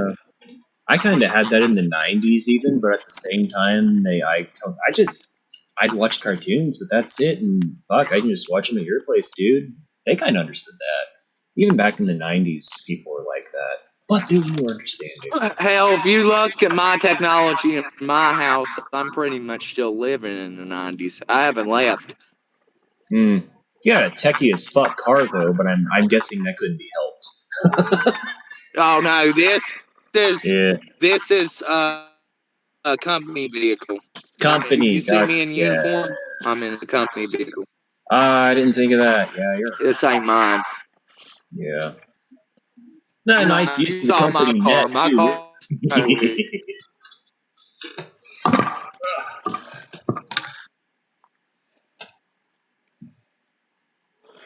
Yeah, why is such a low population of India taking the COVID vaccine? Huh? Why is it the vast majority of Americans, but a very small portion of India? If it was safe and supposed to be so socially accepted, why aren't they taking it? I mean, the vaccines are probably going to make people aggressive, and after the vaccines make people aggressive, you get a bunch of lunatics walking around with masks on and shit. Post-vaccine psychosis. A lot of. I don't know, dude. I'm just saying, dude. A bunch of weird nightmare scenarios. I gotta say, the Port Authority in New York was a fucking nightmare every time I went this year. There was like people starting fights with me and shit. There was a phrase going around with emergency work in hospitals in the medical sector where they were calling it post-vaccine psychosis, where straight up some spouses and families that have never had any issues, none of them have any medical history. There's some fuckers who are lucky as fuck like that, right? Okay, and those fuckers would out of nowhere black out and wake up wondering whose blood they were covered in. And you know the rest of the story. Right, it's called post-vaccine psychosis, and it picked up a lot around this. You can look it up. Damn. I think Ryan Christian has mentioned it. If he hasn't, he would. If you asked him to, and maybe he'd have it handy. He does that sometimes. Wait, did you say Christian? Christian. Yeah, Ryan Christian. The Last American Vagabond. Oh, dude, yeah. I've seen that website. I forget who I heard about the post-vaccine psychosis from. I think it was on his show. I think it was him.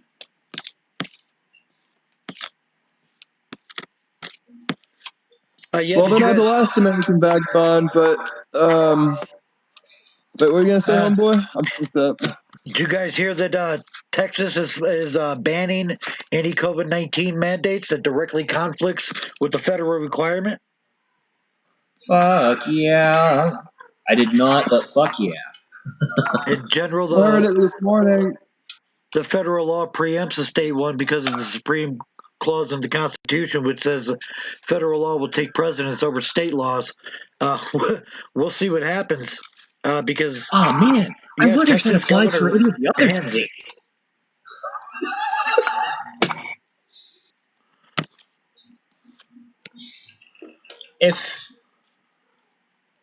maybe some of the other states need. Hey, yo, you can do the same thing Texas is doing right now, right? Because that's throughout the union that applies. If you want to call it a union, if it ever was one. As if there was only ever one, two. Yeah, so what are they going to say? Nobody in Texas can go over the border now?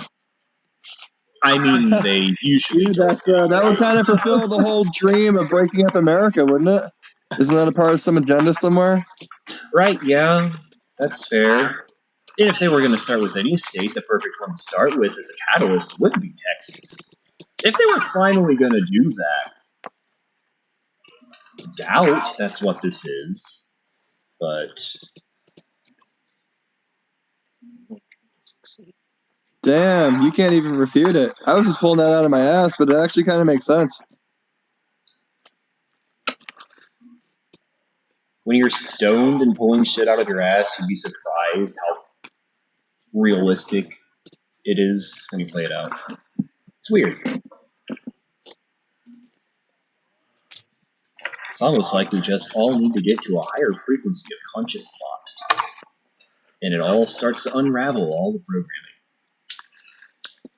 Well, it is unraveling slowly, but the race is on. How many of them are they? How many of us are they going to kill along the way as we're slowly waking up? And like Van was saying on a previous show, not all of us are morning people.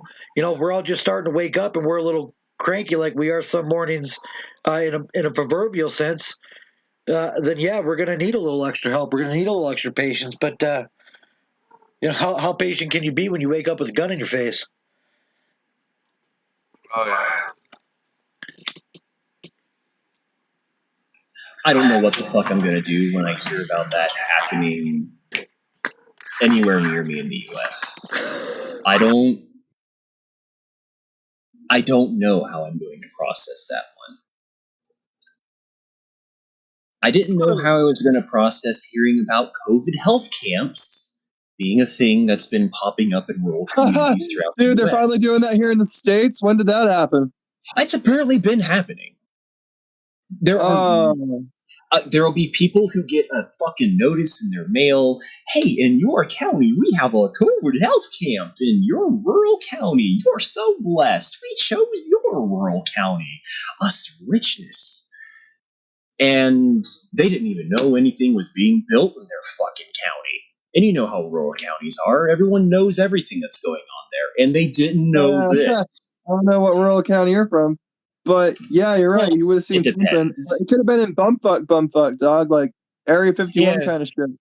Yeah, that's fair. It would work in there, yeah. But no, when I heard about that, I broke.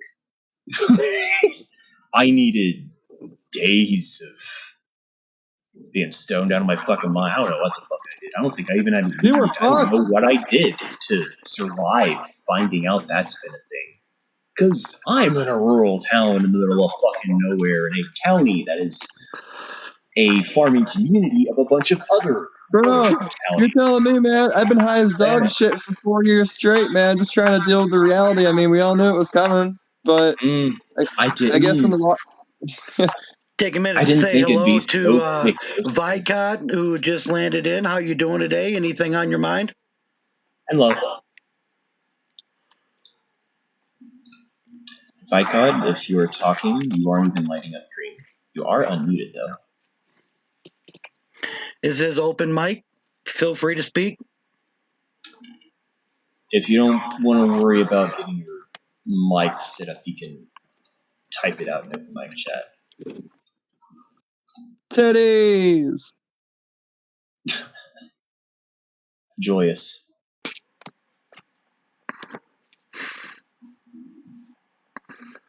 We are trying to resurrect the communication schisms that we have. We're trying to bring back organic communication in a way that, anybody can come on and reach out to anybody and say whatever. Something I've been trying to bring in to help heal the schisms between people is the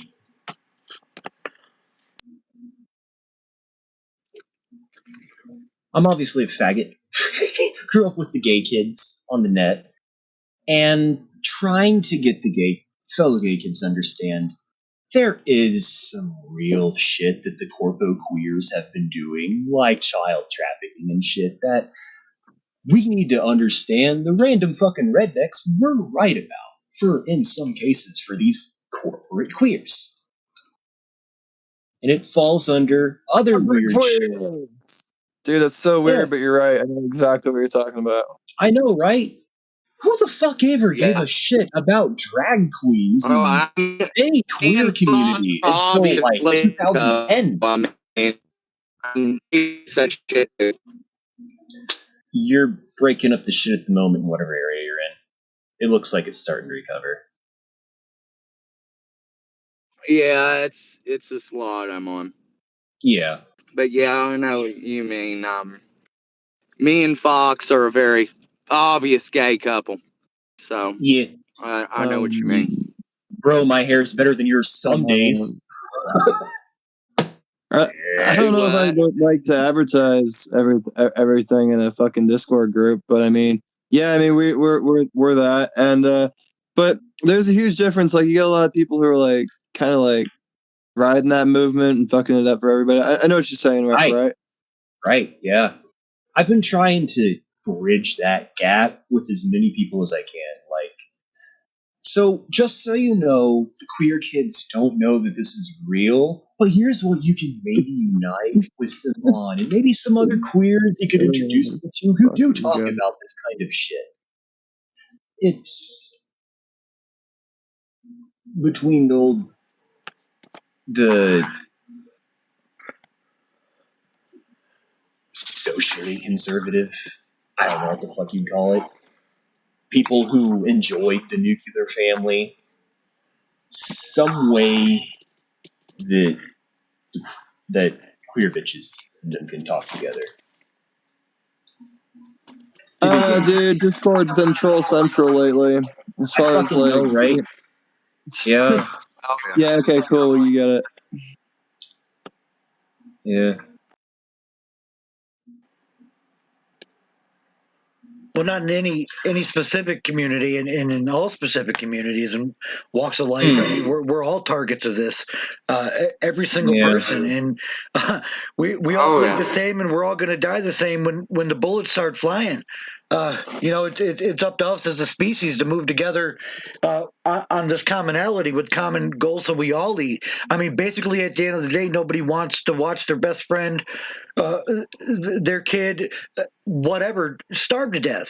And there are things like that happening all over the world. I mean, people are starving in major cities, and that's a damn shame. You know, I mean, fuck's sake. In Alabama, you got poor people who don't have septic of any kind, and they live out in the middle of fucking nowhere, and none of them have any hands-on skills, so their yards are their own shit and piss. They don't have any sewage. Because that'll happen to a, as they call them in Japan, a marginal village. That kind of shit will happen.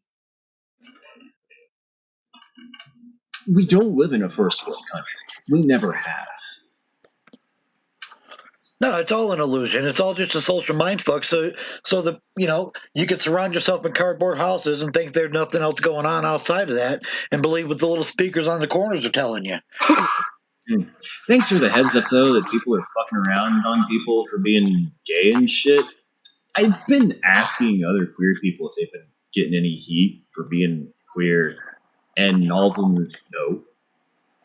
Glad to know it's still on. I'll avoid outing other people. Well, what it is, and it goes back to, I believe very strongly in a lot of the works of Plato. And when you have something like democracy, it creates this us versus them mentality. The uneducated and the stupid, they believe that democracy equals liberty. No, not at all. It's half the population fucking over the other half. It always has been.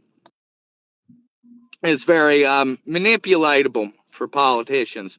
And in the last few years, we've seen racism, sexism, various other isms and bullshit and hatred fucking come to a goddamn boiling point. And one of the things that these political parties like to do is they like to put the loudest, stupidest fucking people up front. Well, they got to find a way to not pit too us against long each ago. other. Yeah, they got to have Sort of some like kind not too long ago. The fucking left-wing party put a bunch of fucking pedophiles singing a song about fucking coming for children. And they use this to represent people like me. Yeah, that pisses me the fuck off. Which time? Because they've done it more than once. Yeah. Yeah. And it's sort of like this thing with trans people saying this thing, well, don't misgender Christian. No, this is fucking important. People need to have fucking elitism. You do not let just anyone into your little fucking group. It destroys the whole fucking purpose of it. You want equality, you want these things, well then don't let this fucked up motherfucker in the group. You know what I'm saying? Okay. Well, I have something to say about that. If I didn't let hey, what's up, Thor? Yeah, if I didn't let this quote unquote fucked up motherfucker in this group, none of you people would be here. Mic drop. No, I wasn't saying that as an attack. I was saying that about like because they're like, oh yeah, let's bring in the pedophiles and shit. Oh, I got you now. Yeah, but like, of course, you need certain structure and order and stuff for them to function. But at the end of the day, you don't want to be censoring anybody. Of course, you want to stop, like you say, pedophiles from being pedophiles, like in active mode. The point isn't censorship; it's elitism. It's important to pick and choose. Like on a personal basis. Okay. Yeah. But let's say you have some sort of group, right? And they are for the equality of a certain sort of people. These people aren't inherently bad or anything. They're just different. They're a little bit strange compared to the fucking norm. And then they're just like, oh, let's accept fucking everybody. This is where it gets fucked up. Because then you have fucking pedophiles and fucking animal abusers and every fucking horrible other fucking thing coming in and infiltrating your fucking group and fucking it up. And people are looking at you with more hatred than ever because you let these fucked up motherfuckers into your group. You know what I'm saying? You're talking about basic policy in groups on things like pedophilia and bestiality. Yeah, there's a difference between letting people talk and letting people, practice some illegal activity. Right. You can. It's actionable to pursue the activity. It isn't actionable to pursue the speech. By pursuing the speech, you enable the action. Without the education on the action through speech, you're enabling the action. It's basic free speech philosophy. Well, yeah. At the end of the day, would you say we're enabling THC abuse? Yes. We are pro free speech. Oh, we definitely are, love. Just listen to me. To the degree that it actually involves everything. Everything. Actions do have to be for sure. Especially if you have government secrets, just talk about it. You know what I'm saying? And we'll find some place to hide you if the bad guys come after you. But I'm just kidding. But yeah, at the end of the day, you don't want to be censoring people. I mean, you'd be surprised who knew a hiding hole for you. Maybe you do ask. Yeah, what was that, Jimmy? I wanted to show you something. You know that gas station I told you about next to my work, where I find all the weird shit like that Chuck Norris water? Oh, Look God. what I found today. What? You're gonna trip out when you see this. Give it a sec to render. Oh, nice. Haribo. What? Oh, what the fuck? Smurfs. They're fucking Smurf gummies. They're Smurf gummy bears. Oh, dude, that's stony as hell. Haribo is always really nice. Oh, yeah. We're going to get high and eat them in the morning. Oh, I can't wait. It's going to be fucking great. That's about awesome. 8:45, about 7:45, we'll be sitting there smoking a bowl, eating these motherfuckers.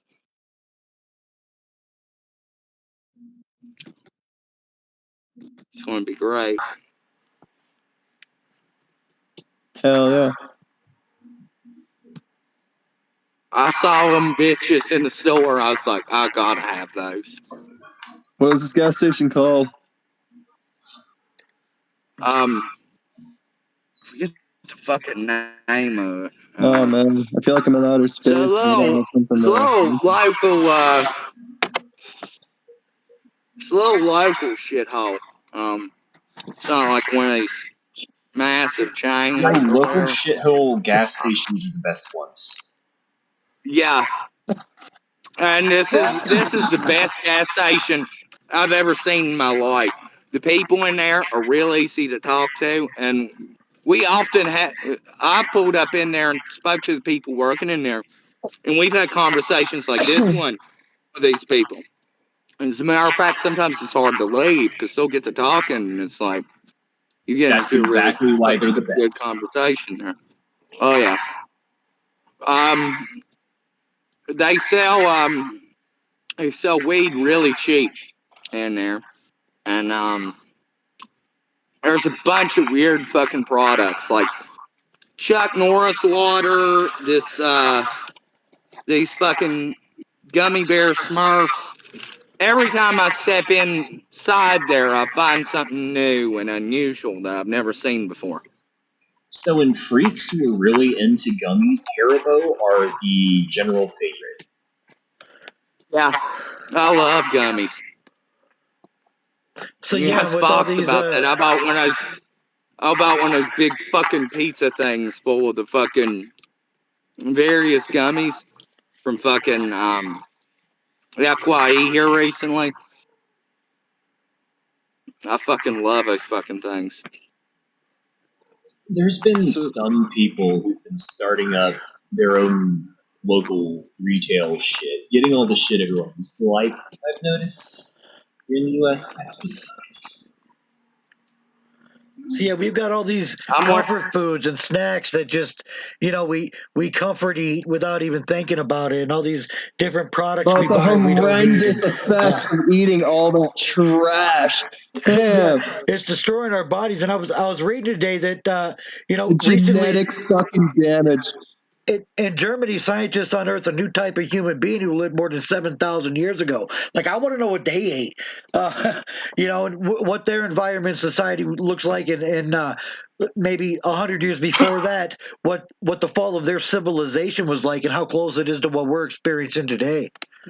I mean, fuck, I'm looking for the rise of Tartaria, not Atlantis at this fucking point. We've been Atlantis. Look at the descriptions of the technology. What I would argue about is what I would argue about is building up the human immune system. You want some poison in your body because you want your body to be resistant to it. We but swam you don't want to live purely off of it. I use that you want to exact have argument some myself. fucking Yeah. garden fresh fruit and all that fucking bullshit. Fucking kill you a deer. Have some shit that's all natural. Well, that once in a while, it's not bad to take in garbage because it's also helps build up your immune system. If you avoid germs and shit all your fucking life, then eventually something that would be small to the average person will come around and it'll fucking get to you. Or it may fucking kill you because you haven't built up an immunity.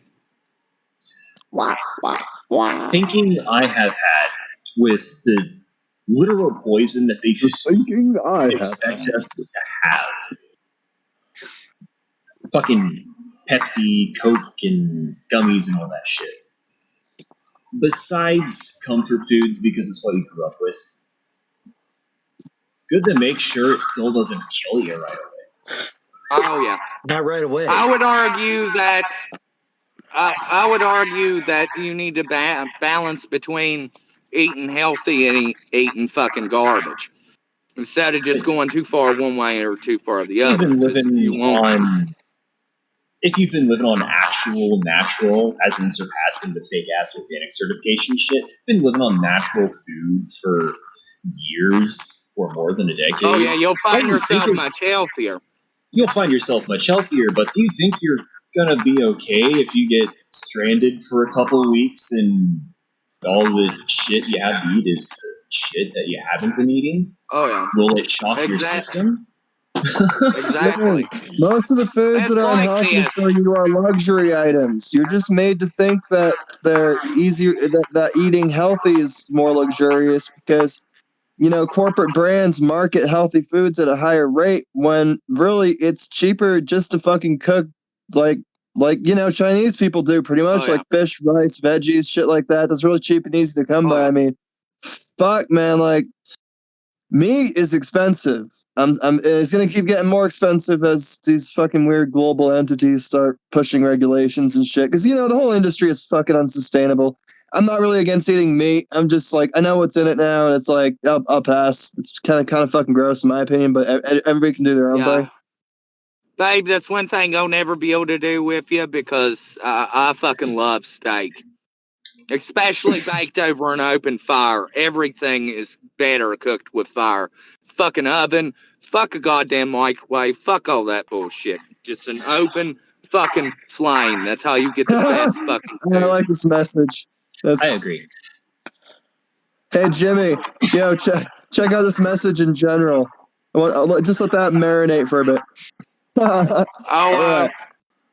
Just read it to me because I'm driving. Oh, yeah, no. Vicod, yes, this is being broadcasted in a few places. I'm looking in general. It's being broadcast on my TV. Oh, yeah, you sent me that about the fucking... to direct the Homeland Security to ensure any individual traveling on a flight that departs or arrives from an airport inside the United States or territory. No, dude, that's not it, bro. What are you talking about? I'm gonna take a step back, man.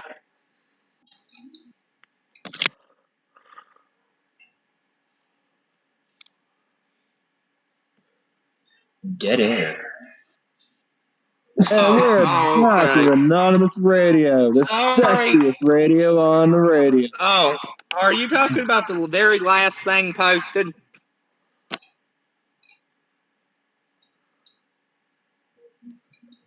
And you're listening to Anonymous Radio. Fox, are you talking about the very last thing posted in here? Very well, maybe.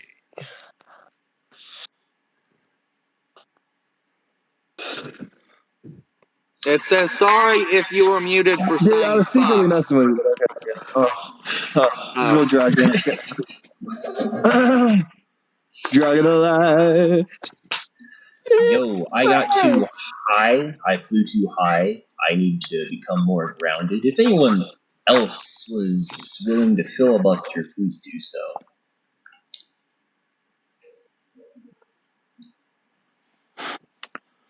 And I just sent you a DM. I am a large African-American cactus. Today. Tomorrow, I will be a white suburban with a solar panel. I'm a Disney princess with a big fucking dick. Oh, baby. Okay. What's your draw from that solar panel? Not enough to get my power pack on the road, that's for sure. It took 11 hours to get my solar charger rocking. You ever get one of those from Amazon where it's just like a pain in the ass to get it going? And I think you have to plug it in the wall. No, I was thinking about it, and a lot of people talk big shit about it, but I hadn't heard from anyone who actually did it. And I'm glad to hear that they are, in fact, ding-dong bullshit. Well, they're not really bullshit. I mean, they do work. It's just the deal is you got to be in a really bright area, and you have to have at least plugged it into a wall for 6 hours once. Much akin to like getting a free app on your phone. You just got to sign in once for configuration purposes, data mining sake. So if you live where it gets cloudy frequently, that will get you back.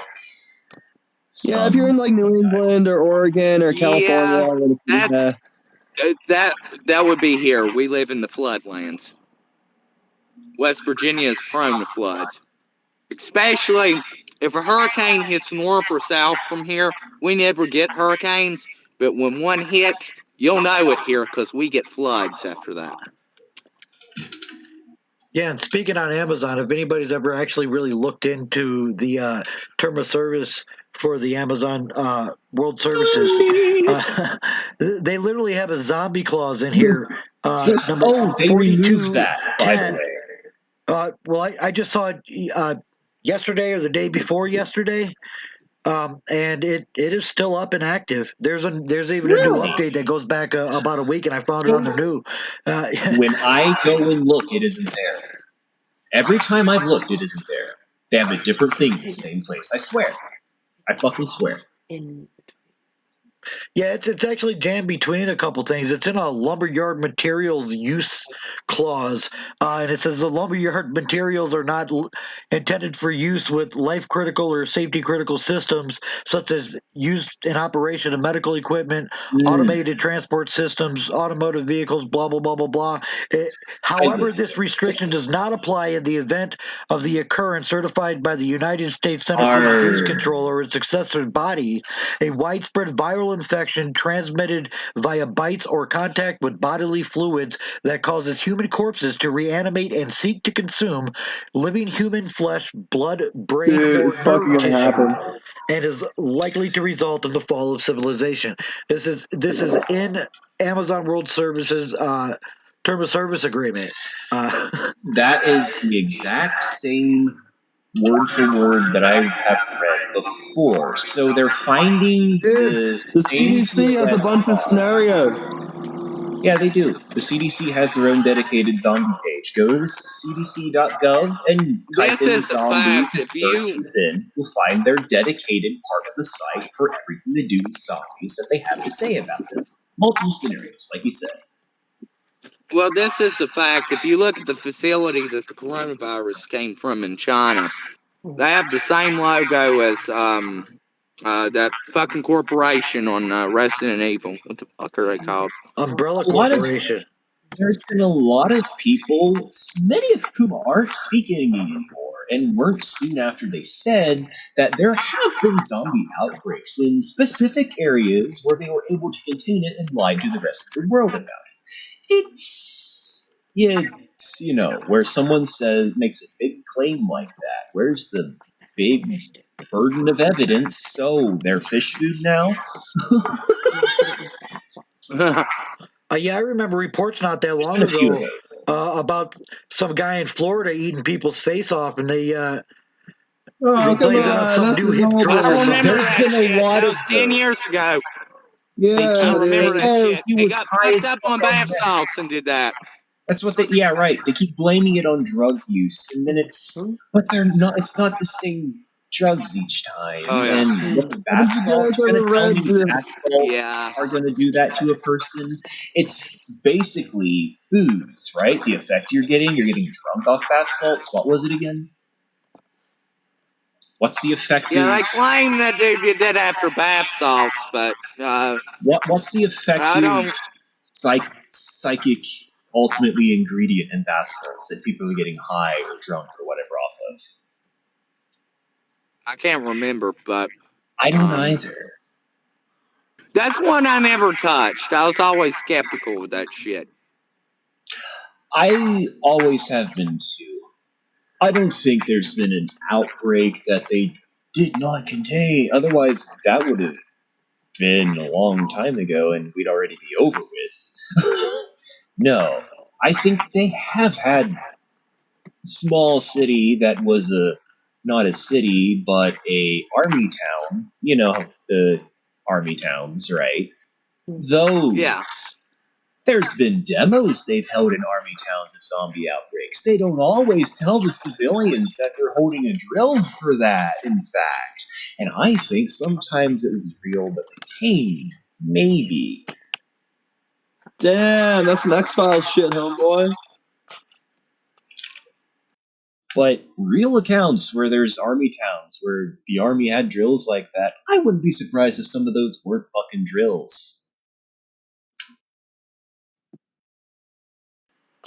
We have the technology. I mean, it's all been drills, and we've seen it over and over. We just turn a blind eye to it or act like, the pieces don't go together because that doesn't conform with our day-to-day life. It doesn't fit what we want to wake up to in the morning, so we just ignore it for the most part. And, talk about it on the slide, but then just continue life like this shit isn't happening. And we don't have very many more days where we can keep doing that. Earlier in the show, and it might have been before we were actually live, I was talking about the differences between the differences between observable science in more civilized, whatever the fuck you call it, more urban areas, and out in the bumfuck forest. The differences in observable science are completely profound. Just why is there wind in that one tree? I can see that side of the valley. Only that tree has wind. That one tree. That's weird. Shit like that happens all the fucking time out in the forest. And oh yeah, the fucking elves and the fairies, dude. It doesn't fit with observable science. It could be anything. One science I've found that's really useful on that is plasmology.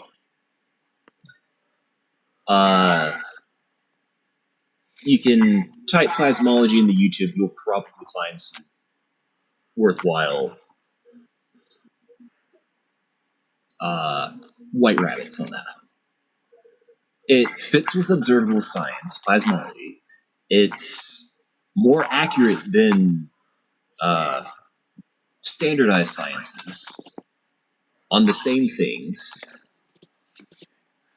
It covers things that the standardized sciences do not cover with a great degree of accuracy. And it is increasingly becoming mainstream. Basically, the only holdouts are NASA at this point. A lot of scientific journals for publication are all kind of going the way of plasmology, increasingly, especially this last year.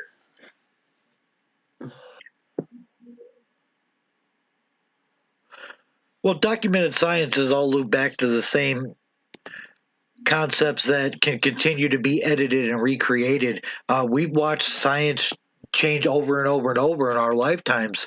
If we shift the focus to something like unobservable quantum physics and interconnectedness, we get a whole different mindset growing. And once we start getting on those frequencies and the wavelengths of where we're understanding how we are connected to not just all things on this planet, but all things in the universe. I mean, we're all the same elements of energy that's floating around everywhere all the time. And then, when you look for that knowledge, that wisdom that you gain from that, you look for it physically, you'll be surprised how easy it is to find as a physical basis for how things work. And at the same time, you'll also see the effects of where it's not working, which is the vast majority of the world. We're mind fucked. all of our lives, everybody here, all of our lives, we've been mind fucked in some way, shape, or form. And our parents were, and our parents were, and our parents were. We've been down the slippery slope a long time. And, the more we can communicate, the more ability we have to transfer information and education, the more it's being restricted, the more we're being separated, the more we're being told we have to distance ourselves socially from each other. To sit down, shut up, do what you're told, and raise your hand before you got to pee. Ask for permission to see if you're allowed to do that. Not, be a free individual, express yourself, and do what you feel is right. It's not harming anybody else. No habla imperioso. I have no idea if that was coherent.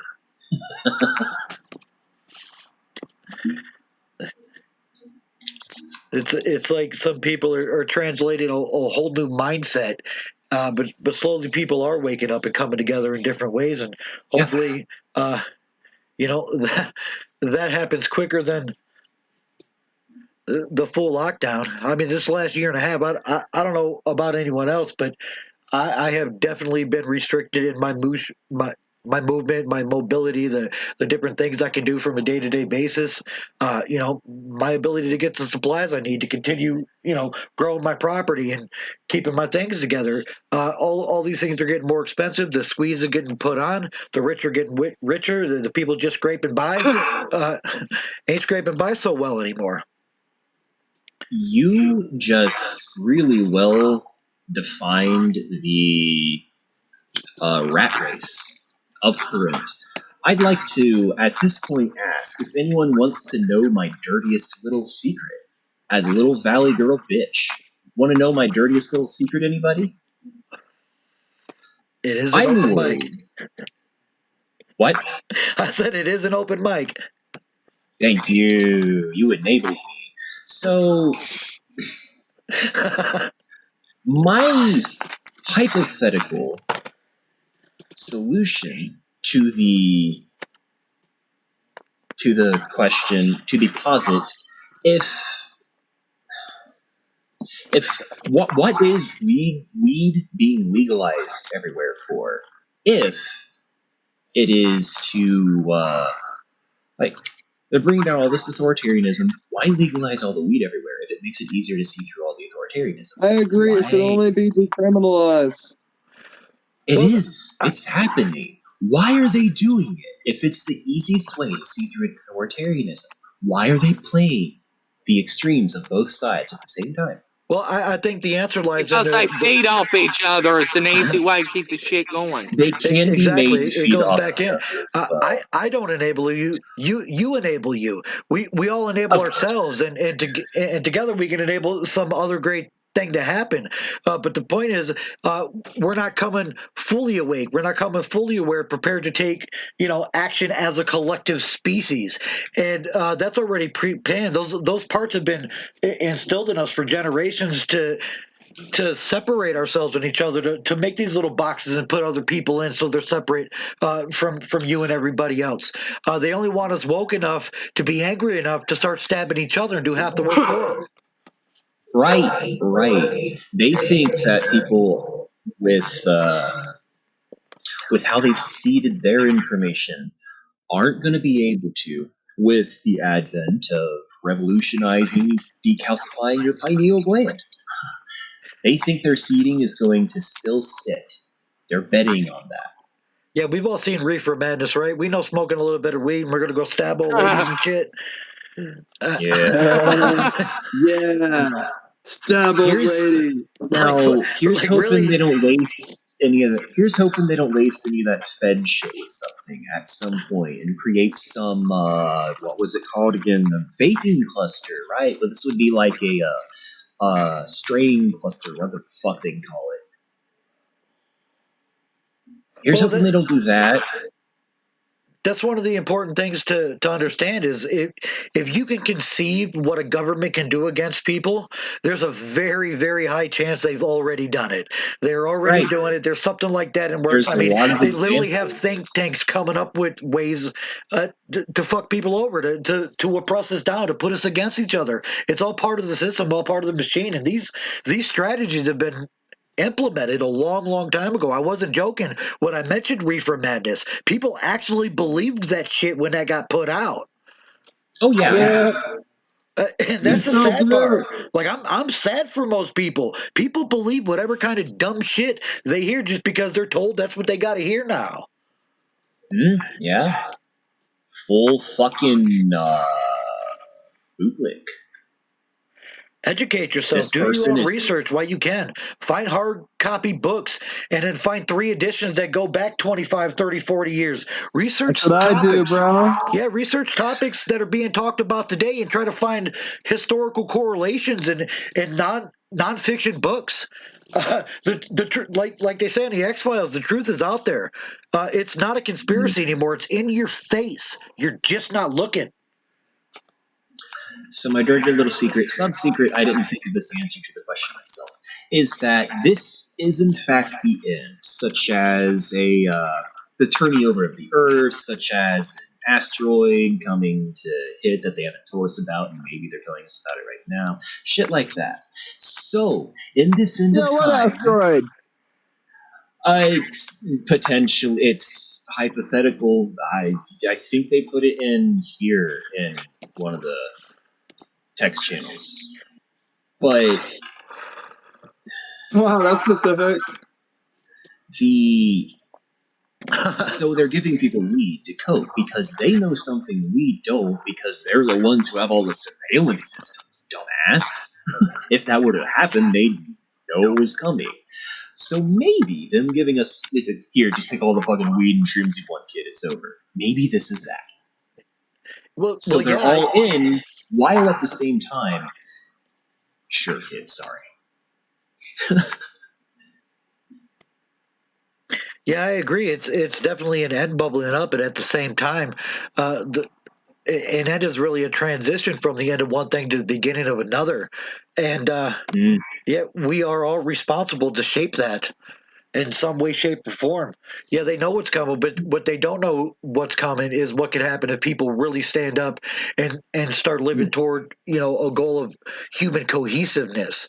What happens when the vast majority of the people say, no, fuck you. I'm not going to your place for $10 an hour while you make 10 million off of me.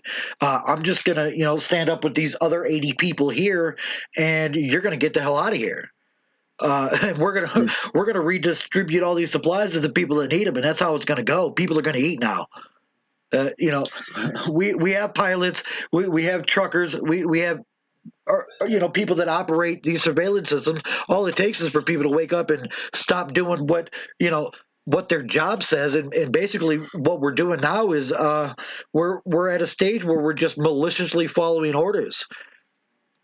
I don't know if we were live when I said this last time either, but something I've noticed with the professional sectors is the ones who have dissented to getting vaccinated and have either quit or been fired largely are going independent at this point and forming their own practices and shit, or whatever the fuck can be called for their profession. That's nice to see. Really nice. I'm happy. Knowing that the moderation and administration levels in their dissent are going full dumb fucking flopping and letting themselves starve to death. They are, in fact, going indie. Holy shit, they remember how to do that. I didn't think they did. It's been a while since they have. Oh. I needed to get that off my chest.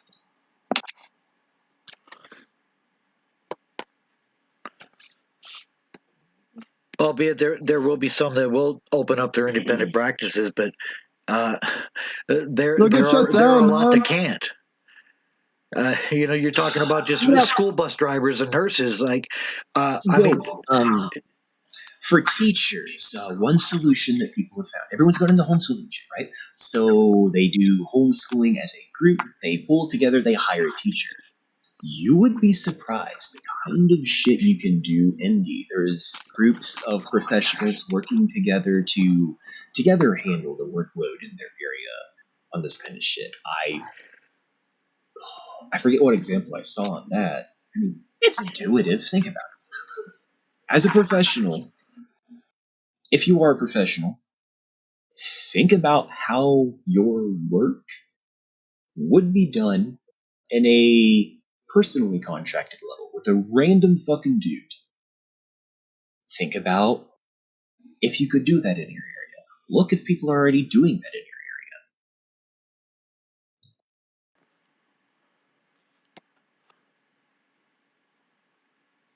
Well, that's also part of the problem. The concept of anything that's exchanged for money for teaching or something, it destroys the very concept of teaching and sharing knowledge. We need to organize groups on Facebook where we're like gathering together business owners that are going to let people in without vaccine identification. Facebook has actually been really good for coordinating this shit, from what I've heard.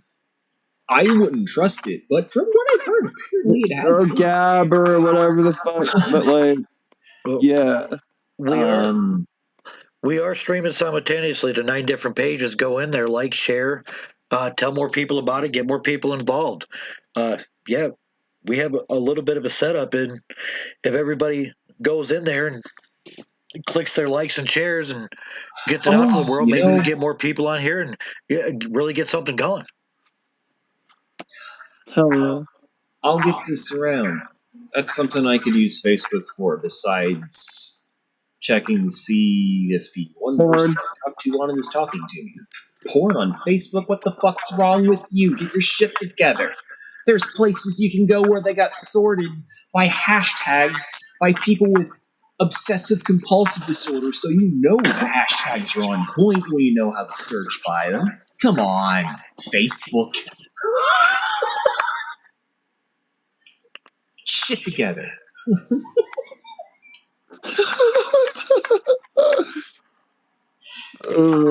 On topic, I've been impressed with what the professional working class have been doing with their shit going indie.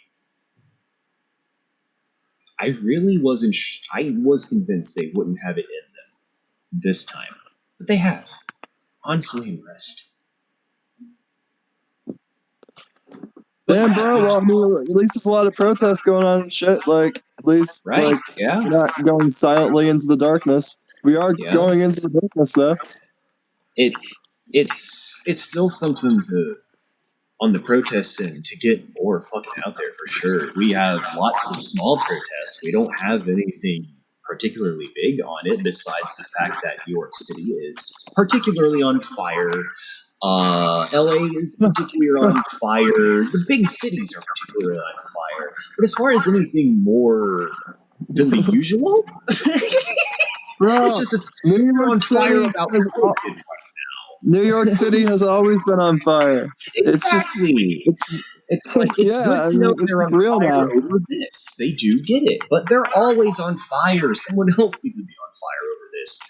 Of course, metaphorically, hopefully. These places were always shitholes. It's just the veil has been lifted now. Yeah.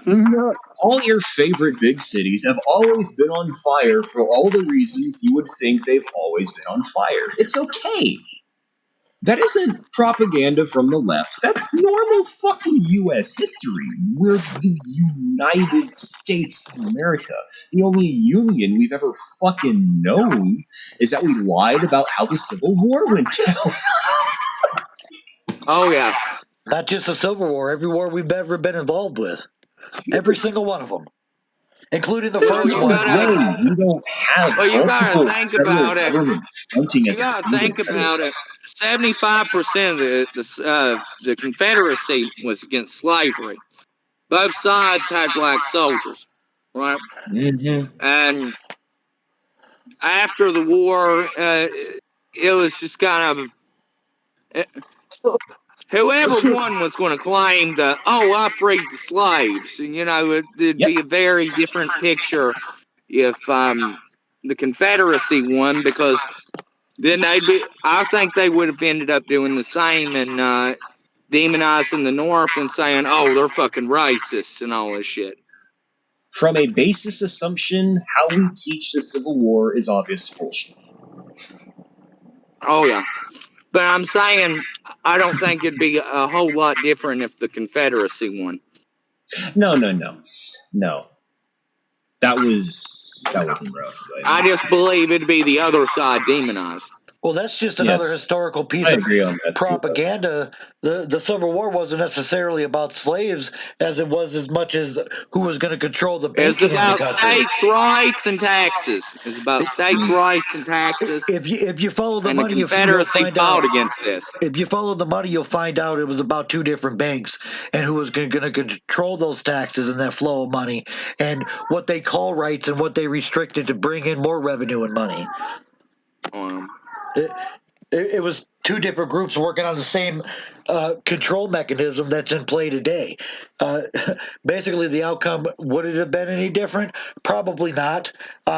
We'd have different products, we'd have different names with them, but it'd be the exact same system of control that we all live within. Oh, yeah.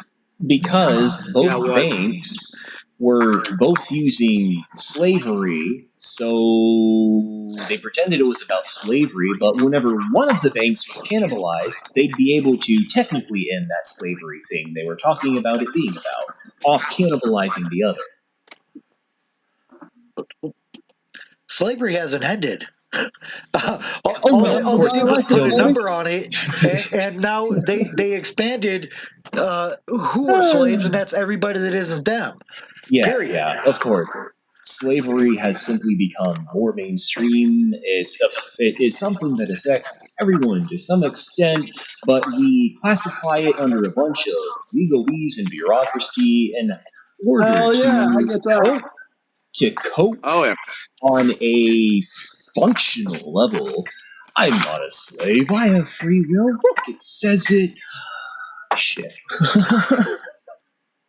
And nobody knows where it says that anymore. Nobody looks at it anymore because they're told to just go ahead and, recite these facts, repeat them back to me. Okay, now you can go get a job. Okay, press these buttons, move these things. Okay, now you can do that every day. Oh, you want to inspire for a career? Okay, well, here's the thing. You can get a $200,000 student loan, but you can't get a $10,000 business loan. By the way, you can't buy a pack of cigarettes or a beer, but go kill these people with these guns. I mean, come on now. Apprenticeships are still a thing. What's not a thing anymore are things like teaching people things in actual schools. The wood shops, the mechanical shops, the chemistry labs, the science labs, all that shit's gone. It's replaced with computers because they don't need these things. They have the information. What they have now is a curriculum that they can edit at whim. If something's too powerful that might lead to something to bring the people together, well, then they're gonna take that and they're only gonna teach that in the higher courses. So you've got to go through 20 years of school and build up $500,000 worth of student loan debts before you can get to know that. So for the millennials who had craftsmanship taken away from them, apprenticeships are still a thing. Look into it. Well, they are, but on a much smaller scale. Of course, yeah. So you may not find it, but you'd be surprised. It's a little more common than people think still. Yeah. Just like supporting your local grower, support your local small business. If there's a machine shop around the corner where 3 guys are working at it, he's almost guaranteed if you go in there and be like, look, I want to understand machining, I'll sweep your floors for you. Yeah. There it is. Learn skills, learn trades, educate yourself, empower yourself.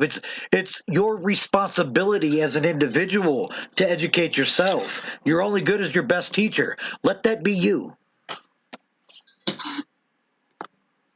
Become the godhead you wish to be.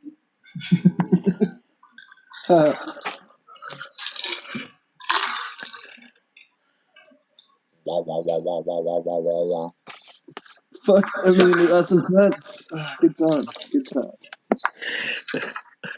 Drops. What the fuck is that? Wah, wah, wah, wah, wah, wah. That was me fucking around. All right, what's it from? I knew someone was doing, but it's like a Vulcan mind melt. Oh yeah, that. I didn't get to watch fucking Star Trek Wars, none of that shit. Neither. I didn't get to watch either. Just a sound I picked up a while ago that I said after I say some poignant shit. It goes silent. There's a sound. It just kind of feeds the vibration of the words I just put out. Yeah. There are sounds associated with each of the frequencies of consciousness. If you were to call them chakras, or whatever you want to call them, for your based belief system, whatever you call your chakras, there's sounds, specific ones, based off the same frequencies in their oscillations. Been a fucking while since I listened to, of course they convert them up. It's radio wavelength, and if you play binary beats, you can't play radio wavelength in acoustics and it be an auditory range for human beings, so they octave it up into standard human auditory range. And it's shit like what you did with the Vulcan Might and the whole thing that they do. It actually is for each one of them. Because it's specific oscillations of a specific frequency. So it comes out like wah, wah, wah, wah, wah. Well, I mean, if you want a more direct answer, that specific vibration I got in adaptation from doing different ceremonies from the Hermetic Order of the Golden Dawn. Yo, so you do the shit. Nice. I do the shit. I am into it at all. If anybody knows the verbiage, that was a Maku sound. Yeah. I've been picking up the vernacular as I go. I'm one of the freaks who want to intuit it, just so one, I can show that it's feasible. Two, that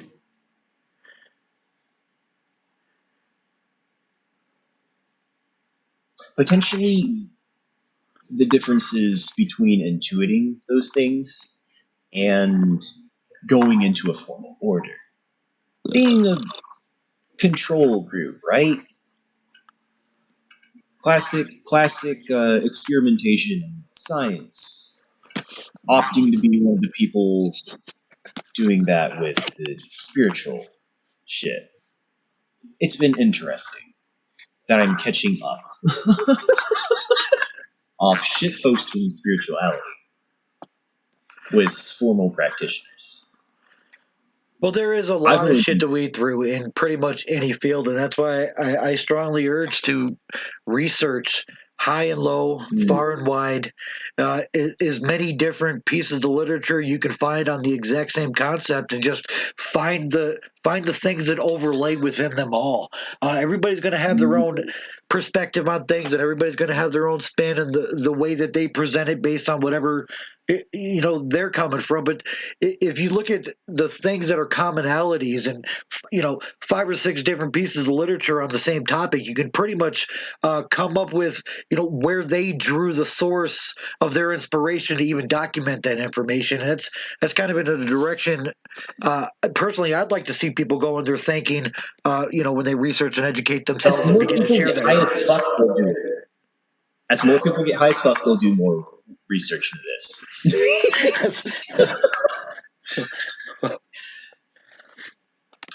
But even if you don't believe in these literal aspects of the spirituality, it does have metaphorical, practically divine intervention when you use it as a introspect. You got some personal issues you're working out.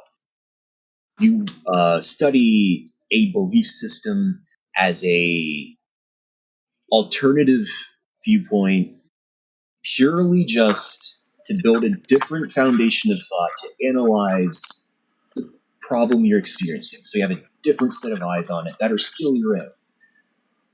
You'd be surprised how helpful it can be in your life. I was very strictly atheist, shitlord, science explains everything by holy science, preteen, teenager, young adult.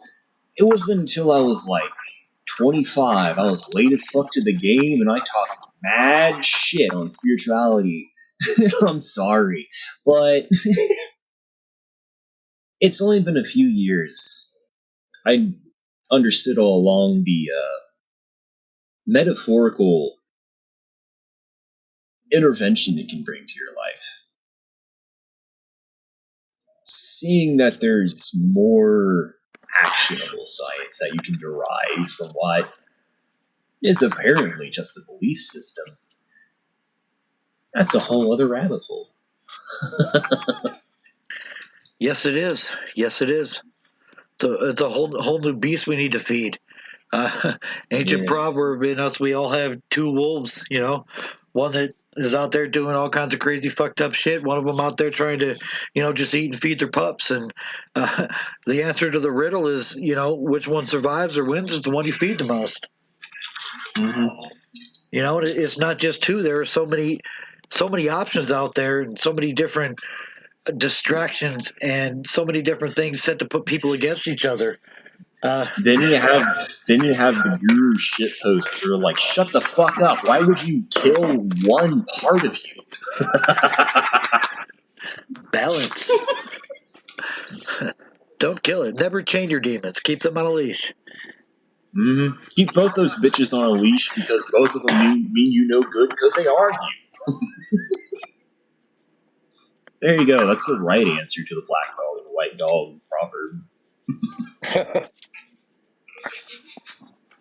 And that's been my experience, actually. Hell yeah. You do too much good, you're just going to get yourself fucked over. What do you think people do to people who are trying to do nothing but good in the world?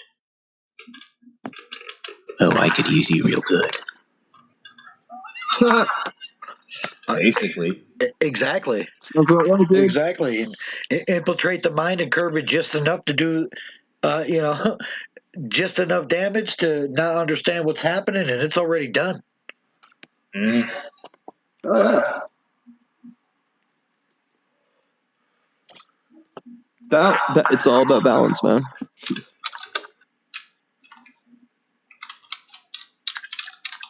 Yo, Jimmy, you there? Yeah, I'm here. Oh, sweet. Wasn't sure if I was muted. No, I've got the light off so fucking mobs and shit don't fly into this vehicle and fuck with me when I'm driving. I parked and I'm smoking a cigarette right now. You're smoking a Wrigley stuff.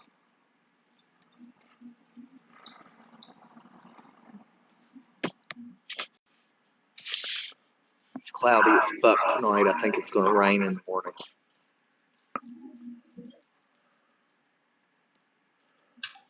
Red skies at night, sailor's delight.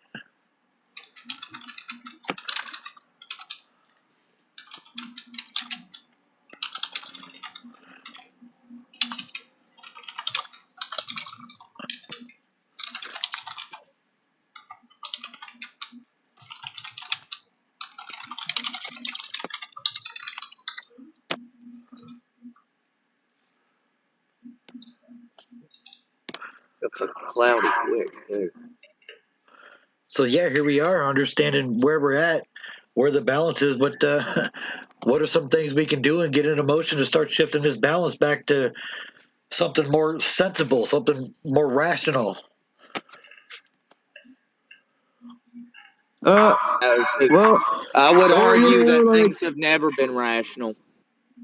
I was about to say, yeah, I mean, we could argue that a bunch of chemicals were poured in the water and everyone's retarded now, so it's basically hopeless. Might as well just blow stuff up. Oh, it's just the water, it's the food, it's the air, it's the ground, it's your mom, it's all the things. Yeah, I wrote an article, last year called Obesity Pandemia. I was making fun of the whole pandemic because it was retarded, but basically, I did like 10 minutes worth of research to find that the CDC posted that 72% of Americans are like teetering on morbid obesity, and I'm just like, check this out, I'll look it up real quick.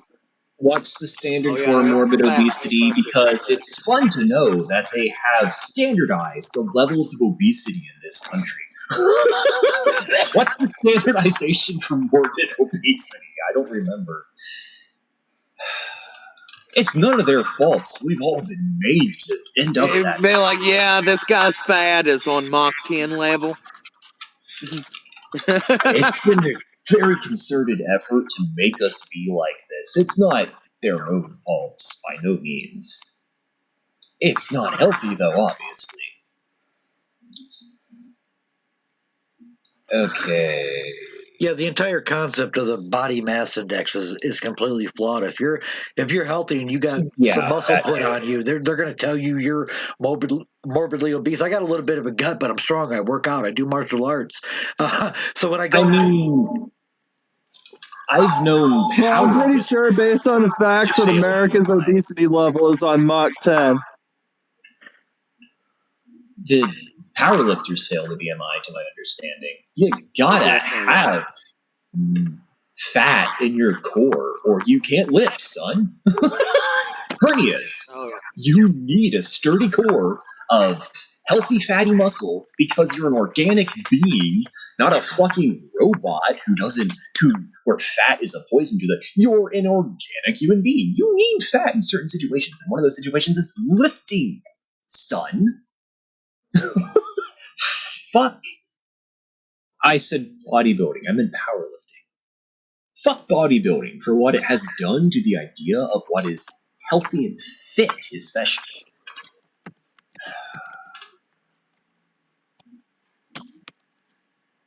But anyway, I was looking for morbid obesity and how it is currently standardized. How is morbid obesity currently standard? There you go. Quick, simple question.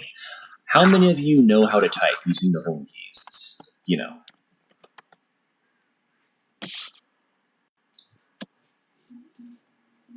I do not use home keys. Do you hunt and peck? I usually copy and paste. Copy and paste, all right. Yeah. Well, no, I mean, I know where the keys are, but I don't really find that set fixed position to be efficient. I move my hands back and forth and up and down based on what I know I'm about to type. So you have an alternate. I get you. So you still know how to type. Yeah, I know how to type. I can type fairly fast. I mean, whatever. I'm not a secretary or anything, but I can put out a Word document and just do it without a whole lot of errors and stumbling. I've never done data entry. I hire people for that. I just, my hands just kind of float over the board and, they move with my mind where they got to go at different angles. So I guess it's something like the home keys, but it doesn't sit, it doesn't rest, and I don't always use the pinky for I don't use my pinkies. Actually, I use all my fingers but my pinkies and keep them as floaters for numbers and tabs and shifts and stuff. Basically command functions. An alternative into the rabbit hole of the idea of collective consciousness and or consciousnesses is QWERTY versus Dvorak in learning how to type in either standardizations. You are more likely to learn QWERTY more easily. You are less likely to learn Dvorak more easily, even though Dvorak is simply completely more intuitive than QWERTY. It's because most definitely really, of collective consciousness. More people learn QWERTY. More people, in fact, had trauma associated with trying to learn Dvorak, in fact. There's a lot of different things you can learn about, even in the stupidest areas of the tech sector, like standardizations and how you type on a keyboard. Interesting. I think that very well articulated. I've spent, like I said earlier, I think it was on the broadcast, I was clinically mute. I technically still am. My diagnosis hasn't changed. I'm and undifferentiated schizophrenic. And I couldn't talk to people up until fucking, like I was 22 or something. In person, I talked plenty online. One of the things was the nature of the kind of crazy that they did to our kids with totally not by vaccinating all of us, where we lose our capacity for communication, is how keyboards have been exceptionally useful in helping us develop our communication skills. I was one of those kids in the fucking OOs. When I was a preteen, I was finally learning how to talk to other people by typing and shit. Try being the kid who was locked in a box and medicated for 14 years. I fucking know, right, bro? Y'all got fucked. I got nephews and nieces who've been dealing with that. Right? Fuck. Right? I do what I can to let them know, hey, yo, I went through the good end of what you're going through. If you need someone to talk to about the bad end, I know about that too. Oh, I went through the good, the bad. I finally got over it. I'm just saying, like, a whole generation of kids got wasted and put on pretty much SSI for the rest of their life. Some of us lucked out.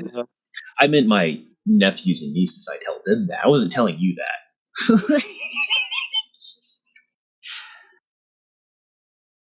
But yeah, some really articulate. I was a little preteen, so you'd think, you're just like shit-faced.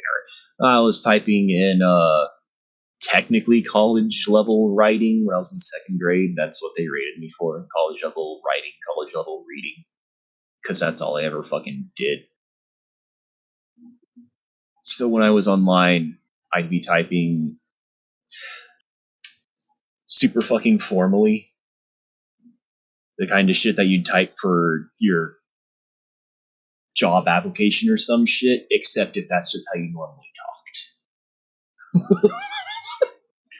Yeah, I actually completely relate to that. I kind of have to like act stupid at times. Right? That's what I've been doing most of the time the last few weeks, month, 2 months. I don't know how long it's been. I've felt all the aggro that's been going on with me. That's a libel, mainly. If you grew up in a poor town, you're going to grow up with that. And just... So I figure take a few months to take care of myself and play dumb the whole fucking time. Just memes, bro. Just jokes.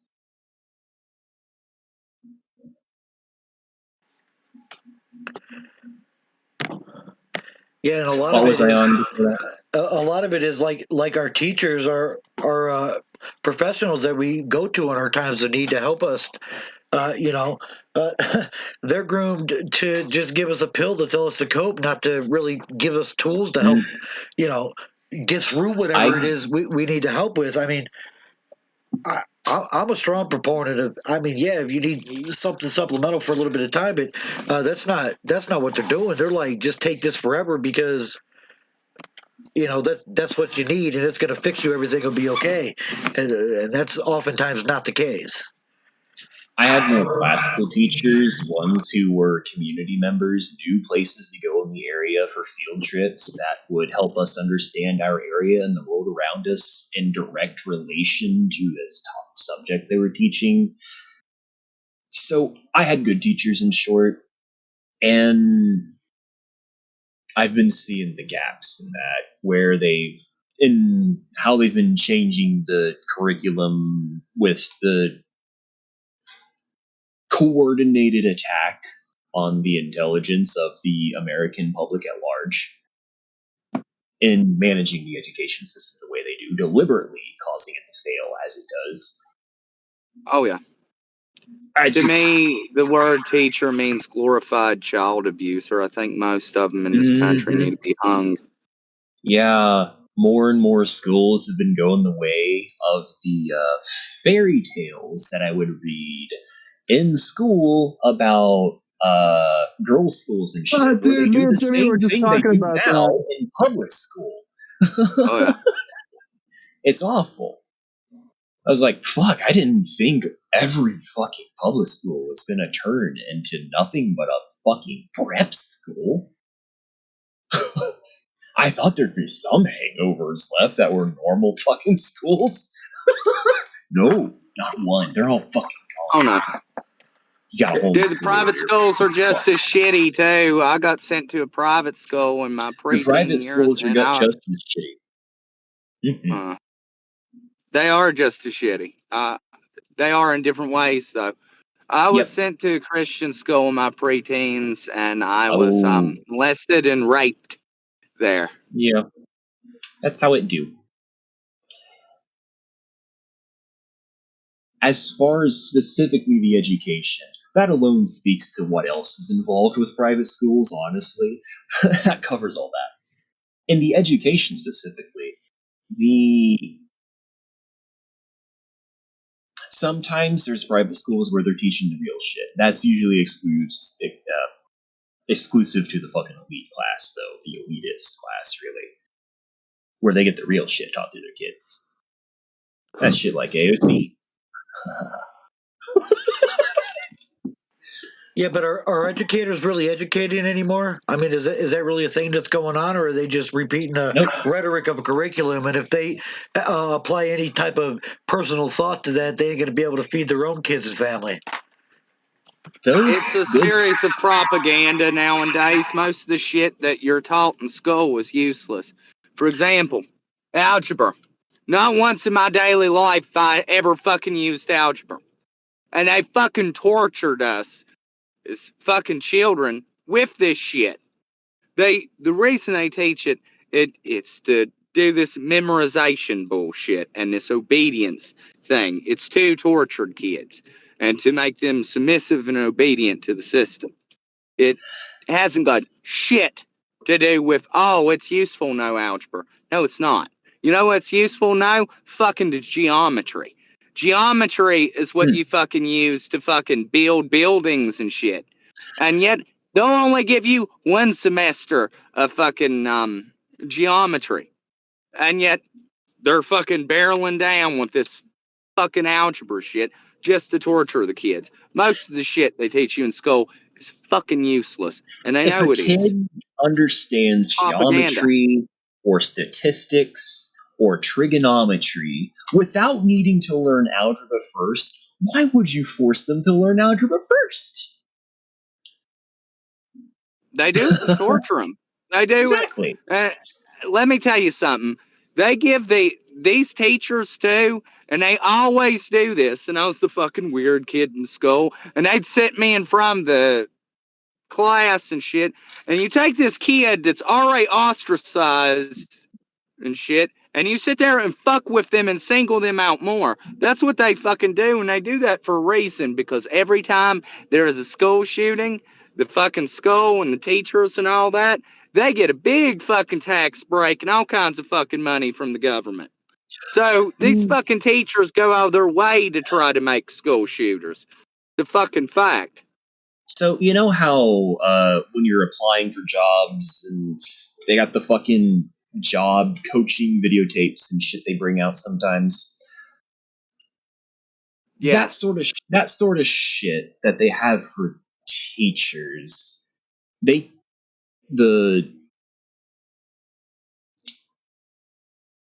coach them on doing things like that to the children as a form of social conductivity kind of thing. Or like, if you ostracize the naughty kid in front of the other kids will keep more in line. They teach them logic like that to use on their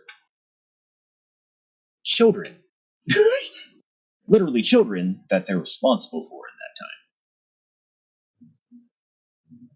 Moderation is fucked up in every industry.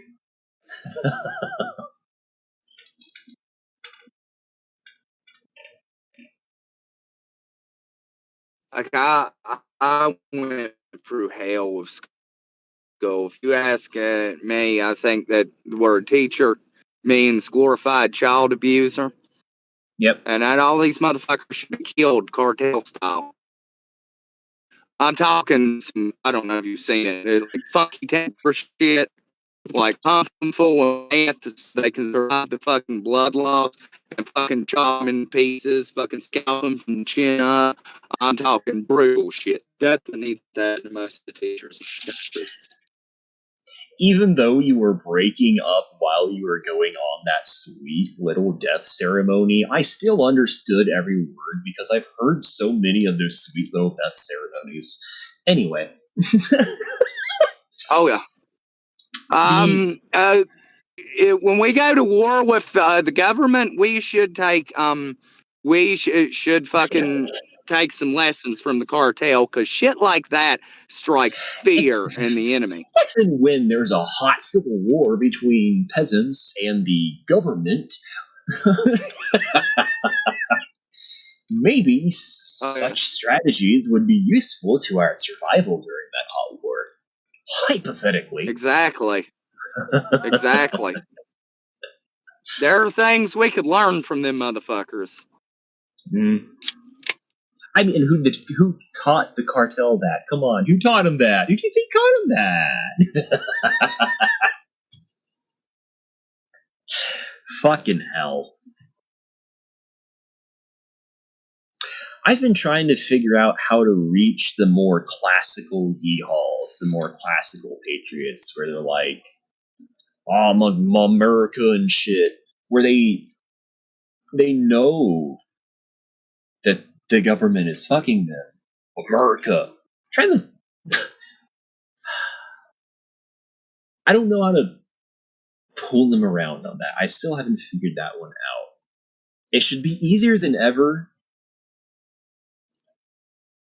There's nothing wrong with loving your country. Your country is your land, your people. Your nation is just whatever legislative, administrative, executive, judicial, whatever the fuck systems that are within your country. Yeah, man. Fuck your nation. Country or any of that. Those are just lines to separate us. It's about your planet, man, your species. Why the fuck you worried about people hopping a border? That ain't your town, bro. Shut the fuck up. Oh, you own if that it land? was Who'd your you buy town, it you'd be from? talking about your town, not your nation. Who sold that? Who sold the first person the first piece of land that sold it? And if nothing else, yo, dumbass, did you forget about the fucking native thing? Yo, they're still alive. You know, some are still your fucking neighbors.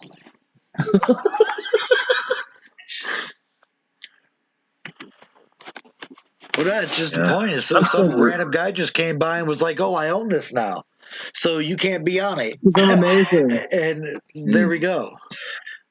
And then, of course, there's... I'm amazing. That's why I did that. There was a lot of cooperation, too. Largely, there wasn't. There was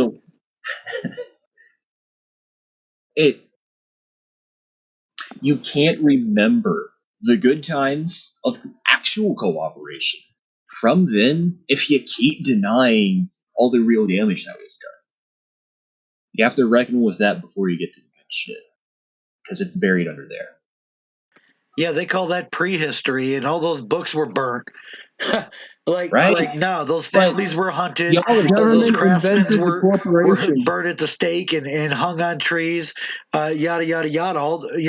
Not all of it, but a vast majority of the old ways and the old knowledge has been systematically rooted out and destroyed for a very long time. And these are the keys to this consciousness that we need to establish before there isn't any more consciousness in humanity left to establish. Bro, it's like Dean Koontz's like The Night Window. Read it, great book. But yeah, I mean, the government invented the corporation to abolish cooperation. It's pretty simple. That's a nice brain book. I like that. Actually, there's another book he did called The Eyes of Darkness that predicted COVID. But in there they call COVID COVID Wuhan 19. Really? I think that motherfucker knew some shit. Yeah. Sounds like he found some more about Operation Lockstep, and instead of calling it COVID-19 and becoming fish food, he called it Wuhan 19. Maybe.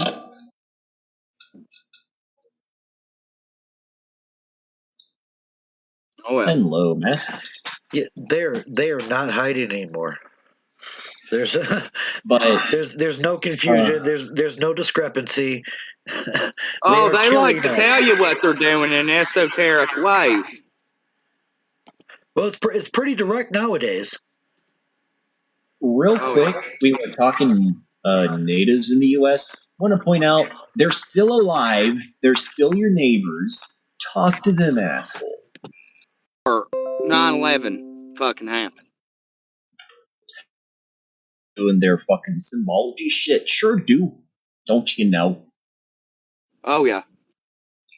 They like telling you what they're going to do in esoteric ways. And, you know, it's right on the fucking... Their idea, they believe that they have to tell us what they're doing in order for them to be able to do it. It's part of their religious, spiritual beliefs they genuinely practice. Enough people have confirmed this independently plenty of times. You can look into it, believe what you want. But if they believe they have this real magic and that it's really working, and it apparently is that just by purely physical coincidences? Or is there some actual, otherwise what would be known as magical, feed into making that work, as they seem to genuinely?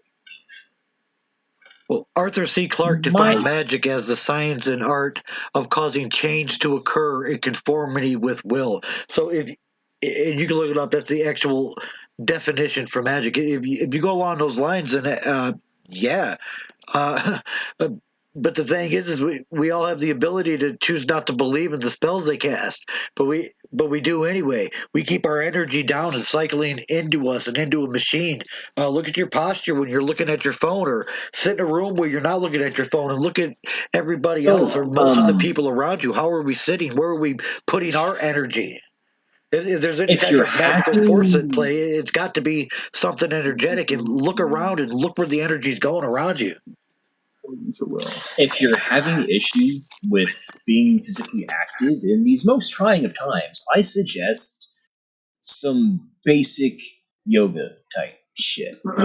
Especially things that are focusing on helping you readjust your posture.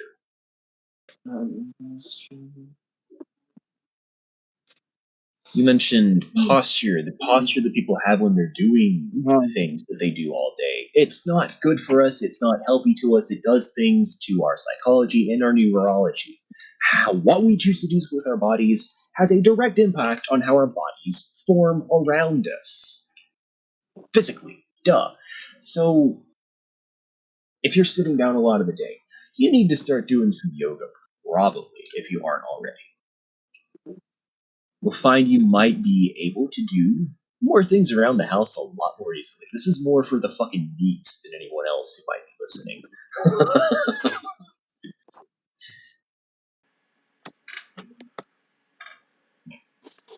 If just something as simple as touching your toes and arcing your back, don't hurt yourself, take it slow, but mobility is very important.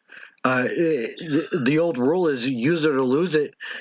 You see when people start to decay, when they start to fade away from just physical incarnation, they start shriveling up.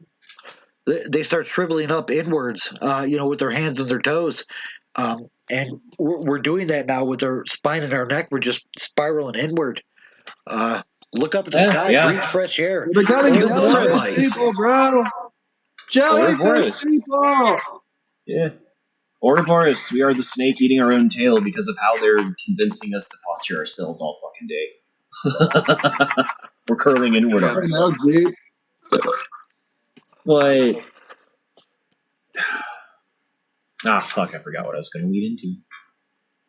Dude, you gotta look at your notes. I forgot to write down. No judging. You had the snake eating its tail written down. I know I didn't. I didn't have shit written down. I haven't needed notes yet. I do now. I'll open it up. This is open mic, no script, just random people coming together in a conversation. Uncensored, unedited, organic communication. I'm a born smartass. I do the calls the same way, and that's why I think people feel more comfortable coming on a network where there's no rules. I get people off the streets, homeless people, professionals, doctors, guys that don't know. Bring them in. Send a link. Share it. We're multi-streaming on 9 Facebook pages right now. Public Access Anonymous is one of them, and there's several more. Find one. Share it. Get more people. If anyone's worried about it becoming crowded, I'm sure the simplest adaptation to that would be multiple calls instead of one. If we get that many people, who knows? And the spiral Not that continues. I'm particularly helpful in this endeavor, opting myself in ego. Yeah, right on.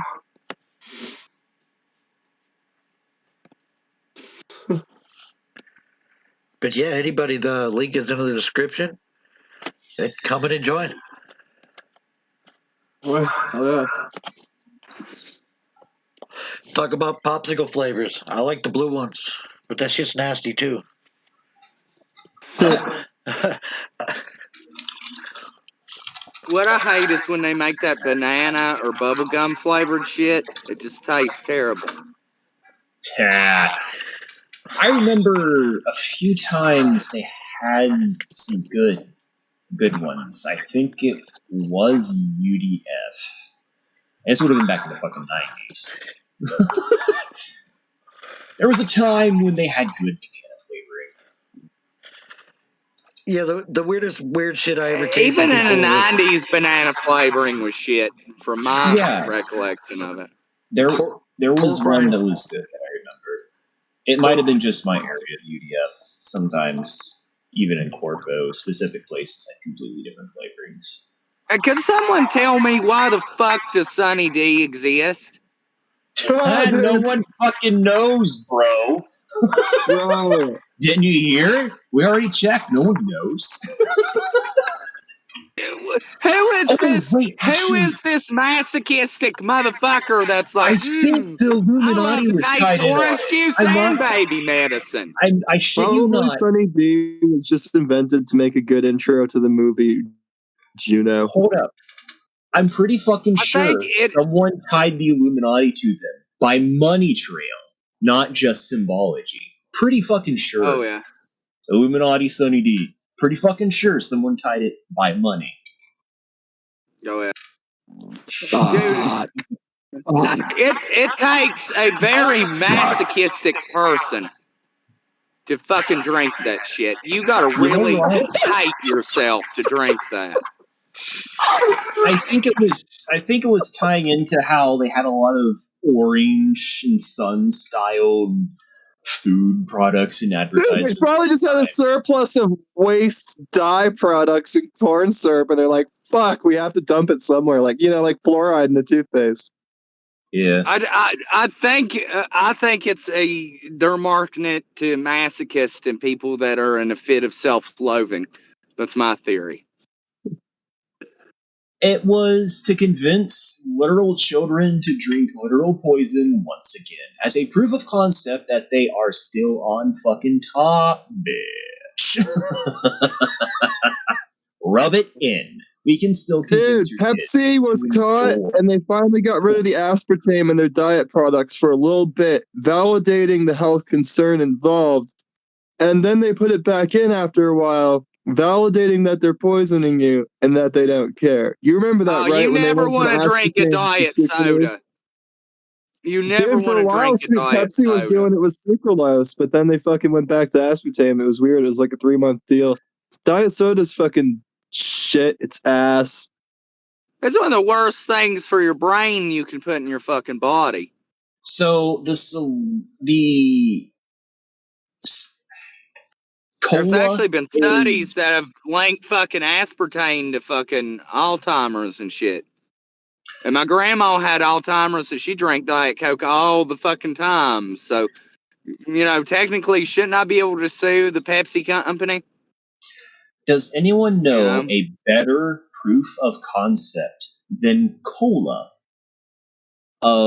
for the authoritarian class to show and prove how much control they have over us in teaching us what to like, even when it literally kills us? It literally doesn't actually taste good. By the way, if you manage to cut yourself off that shit long enough and then you do taste it,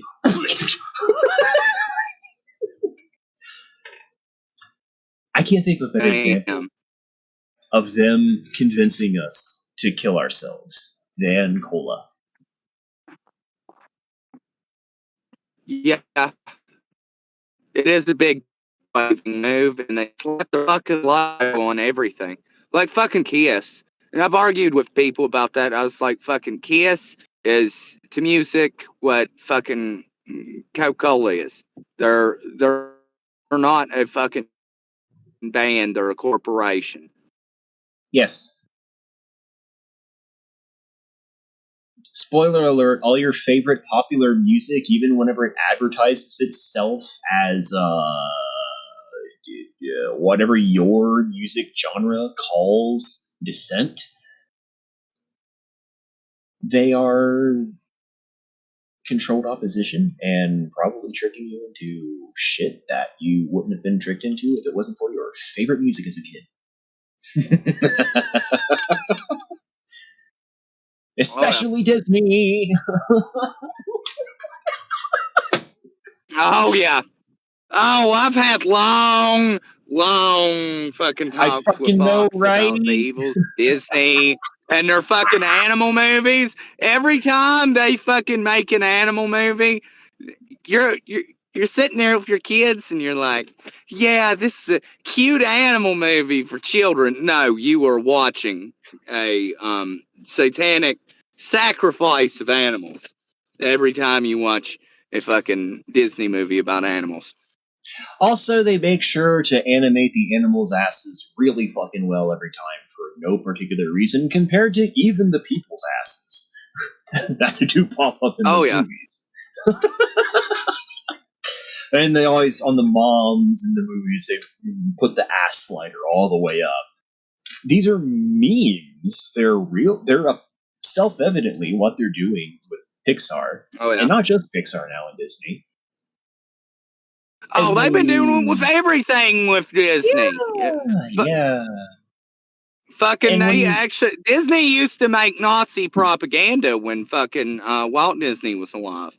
Walt Disney was a Nazi, most probably, in Operation Paperclip one, and that was his new identity. He was documented as being a Nazi sympathizer, and he's the only person that wasn't a German citizen that Hitler gave a medal to. Hitler actually gave Walt Disney a medal. Did anyone find out what his identity was before Walt Disney, or was that just his name? Did he even assume an identity? That is a good question. I didn't hear if anyone got to what he did in Germany. Oh yeah. That motherfucker was up to some shit. He's also good friends with Henry Ford and fucking...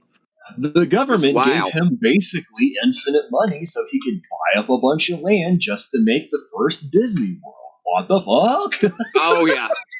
Don't get me started on fucking Disney World. Hundreds of millions of dollars at the time. If there's any emergency or whatever to keep their happiest place on earth, they'll neglect the shit that's actually going on. And then have a bunch of their employees sit there and distract everybody with a stage show. Well, some motherfucker's dying of a heart attack in the corner. Oh, no, look at the dude having a heart attack there. Nobody dies in Disneyland. Look at us. Woo, we're juggling and dancing and shit. Yeah, no one ever goes missing in Disneyland, especially not children. They just got separated from their parents. Yeah, someone was following the whole time. That doesn't mean that they were picking them up. Maybe they're just making sure the kid wasn't wandering somewhere they shouldn't wander. And then there's the existence of Club 33, some sort of fucking cult that they're running inside Disneyland. And there are these secret doors hidden all over the fucking park. And you may have just triggered some traumatic memories for you. You bitch. For me. You bitch. Club 33. I'm going to have to look into that and remember why that's familiar to me. Fucking great. Yep. Where I live, who fucking knows? Might be exactly Dude, right. I stayed at Disneyland and I had some very strange dreams for the week I stayed there as a kid. I haven't heard about the dreams that people have had there. I've heard about the kind of things people say have gone down there. Somehow, first-hand accounts have been kept from me. It's interesting. I had a really fucking weird nightmare about Mega Man one night when I was staying in the hotel at Disney. Did Mega Man touch you, Jimmy? Wouldn't be surprised. No, it wasn't like that. It was like, I had this weird fucking dream that I was in Mega Man's house for some fucking reason. I'm a 5-year-old kid at this time. A 5-year-old kid in Mega Man's house? Come on, you got touched, man. No, that ain't how it. Let me tell my fucking story. Molested. Please tell your story. Okay. So, for some reason, he's brushing his teeth, too, which is odd, because fucking robot, right? And then, all of a sudden, this black acid type shit starts leaking out of the mirror and fucking filling the room. And it eats Mega Man away, and it's coming toward me. Those are my favorite hallucinations, bro.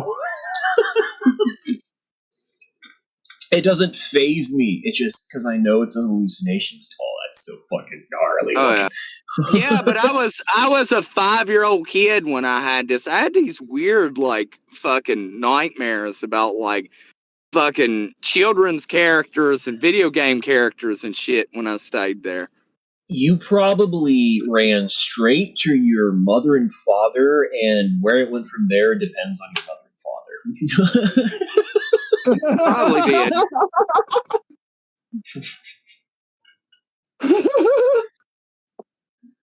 But I mean, like, my trip to Disneyland was strange, to say the least.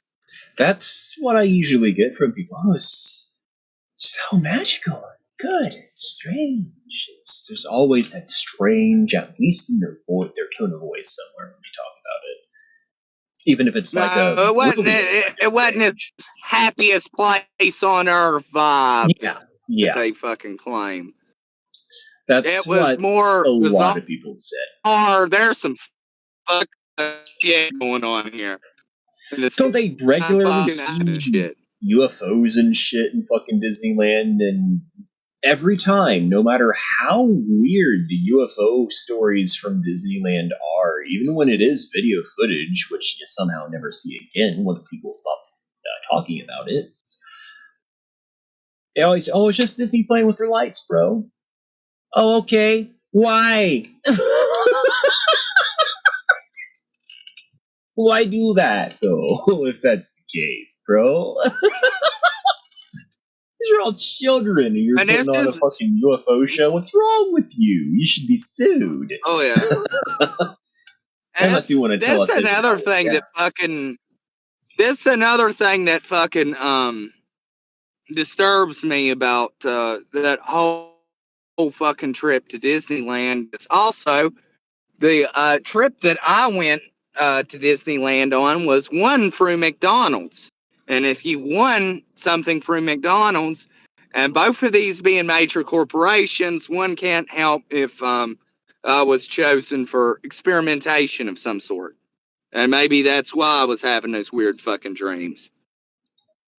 Probably. I think at that point it was standardized and used at all of them in general, though.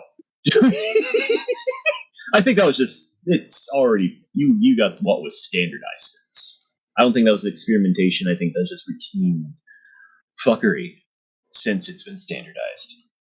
That tech is old. You ever read Peter Jackson's The Lottery?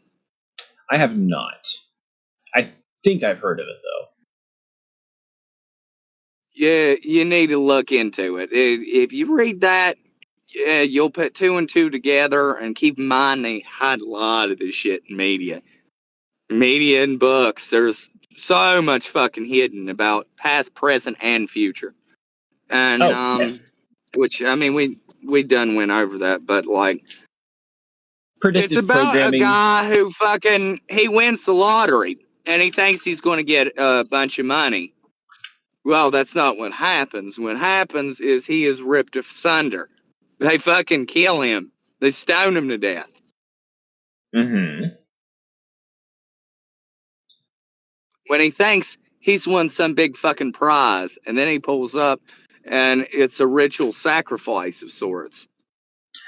Oh, yeah, I've, because that's never happened before.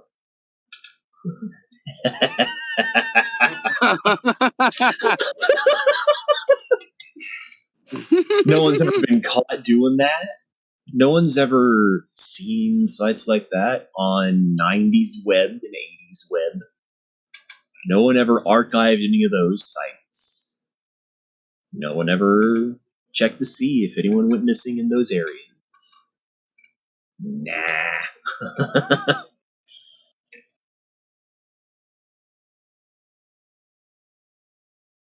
Yeah, we're all livestock, bro. Oh, yeah. Yeah, different types of livestock, things they like to see us try to do, and how we do it this time. That's how the AI sees us. Oh, yeah. Also the administration and the moderation.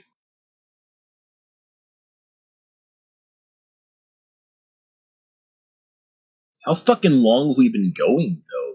Have we been going 3 as long as my cock? Why do you only have a 3-inch cock, bro? We've only been going 3 hours.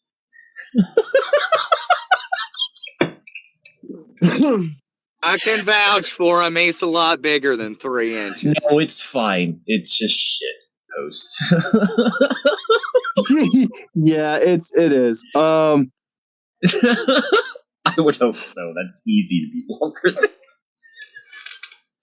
That's another fucking weird little biological pandemic to talk about, too. What the fuck is that? How did that happen? Where is it from? Men with just tiny dicks. I don't think anyone looked into it.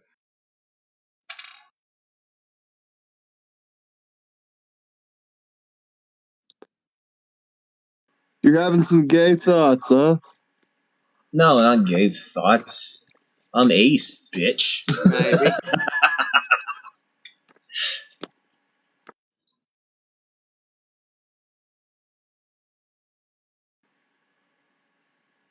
Wow. Welcome. Hello, great. Welcome, fellow Homo sapiens or AI. And or other. Sorry to misgender other. I know you don't identify as other. I'm half fox. But if you are neither of the things, you are now other. For the purposes purely of this legalese, we will take down your alternative designation in the box directly below. Please write in. Sexually identify as Crown Royal Canadian whiskey. I sexually identify as the Void, and I will consume you all in a reunification with Unity, me.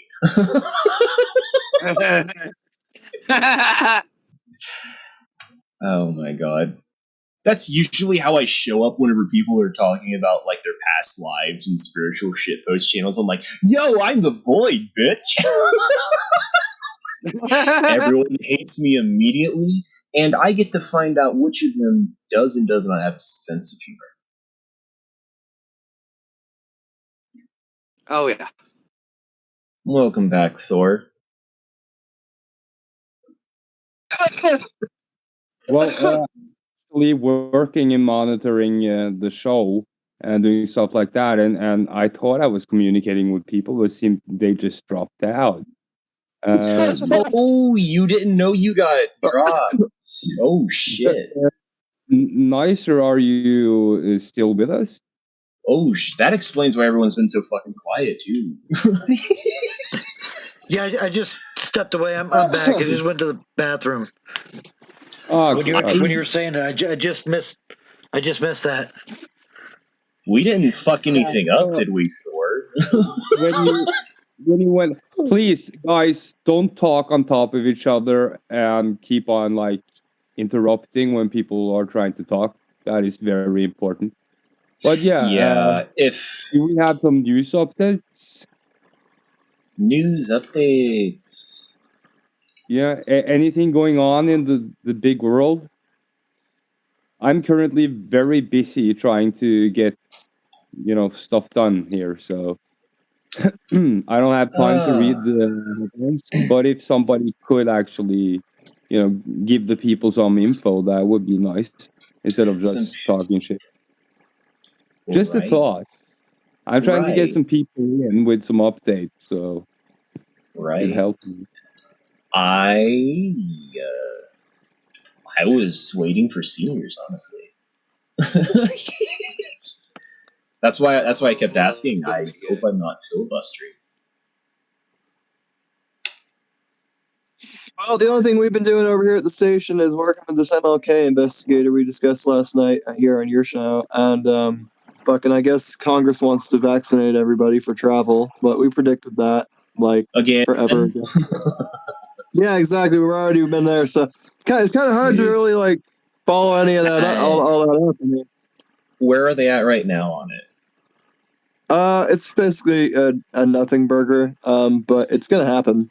Yay! I forget the context and the nothing burger shit, but we need to news. Apparently, we got yelled at. Yeah, but it's probably going to happen. I mean, that's kind of what we've been talking about since day one, is travel restrictions in the United States. They'd already been doing it in Canada for a while, but now it's like here. I honestly haven't had much news on my end that has been catching my eye. They're looking at opening up the borders north and south, but only for vaccinated people. We touched on that a bit earlier. On that, what about non-U.S. citizens and shit, like the fuck ton of refugees that we've taken? Are they still in the clear for it, or are they fucked on it too? Because that was a weird little loophole that they left in it a while back, that the Afghanistan refugees don't have to be vaccinated. There are really specific qualifications for them. And not just them, but I think immigrant workers and some other adjacent economic groups of people. Is that loophole still there?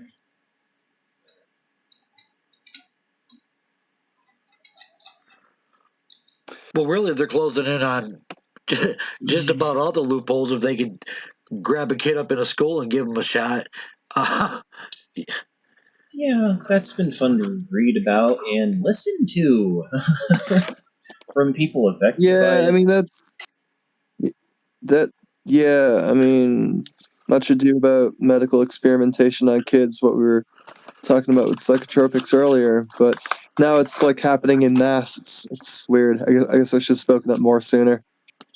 But yeah, just say no to drugs, kids. Either way. I don't know. Fuck it. What do you guys got? Yo, why'd Thor leave? Thor says he's busy. He's doing stuff around the house. Okie doke. I missed that part. Yeah. We gotta keep up ourselves so we can help others too. I mean, it's, we can't just drive ourselves so hard we're not taking care of ourselves too. Yeah, time's getting shorter, but remember to, look around, start close, and reach out from there. Mm-hmm. Texas has new presidents outlawing the mandatory vaccination. Interesting to see what will happen on the border there, but we'll watch it unfold, I guess. I got a couple of guys who might want to join this group. It'll take a couple of days though. Anyone know what truckers have been saying about all this? In the U.S. I know Australia. What have truckers been about in the U.S.? Anyone know? But word is the whole supply chain is fucked. Well, yeah, but trucker first-hand accounts, their thoughts, what they've been seeing at stops, and the kind of regs at stops that they've been dealing with. This is old as fuck, not news. This is old, but when this first went down on the terrestrial shipping, farmer in Texas, the stupid heat guns that they were putting over people, the truckers' foreheads to take their temperature to see if they were potentially COVID positive. If their body temp is fine, if they're above, then PCR tests, whatever the fuck. So it's over 100 degrees Fahrenheit outside in low humidity because it's fucking Texas. And the guy points the heat gun up at the trucker's face, gets a read and says, "You're clear." And so the trucker didn't have his air conditioning on, his window was down. He asked the dude, "Yo, so what was my read on my temperature?" It was 97 in 100-degree weather, which is not how infrared works. So getting that kind of information early from truckers in the US on how shit was going down was really interesting. I was hoping more people were getting word from over time. I'll look around for that.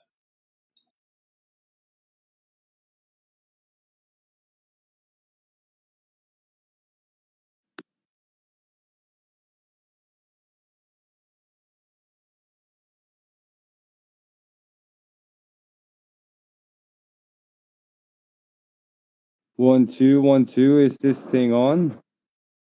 Yes, it is. I can hear you. That's nice. Well, I didn't mean to leave you all crying and stuff, but I'm actually monitoring and working with the producer, working with a whole bunch of other people while I'm doing my chores here, and chopping wood actually because it's ice cold and snowing outside. So don't get worried, and in this more people in, you see them coming and stuff, right? So, I'm aware. I was just making a normal joke. I didn't mean to. Yeah, just telling you all, yeah, we have some work to do, Yeah, I was worried. I was worried I was anchoring on nonsense too long. Please, let me speak. Yes, we need to kick it into high gear. I mean, right fucking now. take that invite I put in the general chat and put it out everywhere. I mean, like hundreds, thousands of servers. Get it going right now. And anybody listening, if you want to jump on, this is it. We're doing it. Okay. You sound like you're anticipating an event. Yeah. Anyway, if anybody has anything relevant to say, we'll keep the stream going. But it seems like people are running out of shit to say. So mostly, I was hoping we had some news headlines lined up. Something relevant for the people to grab a hold of. But what we want is, of course, just everybody in here to actually understand what this is. We need to kick the door open. Do you understand what I'm telling you? We need to kick the door open, and we need to do it now.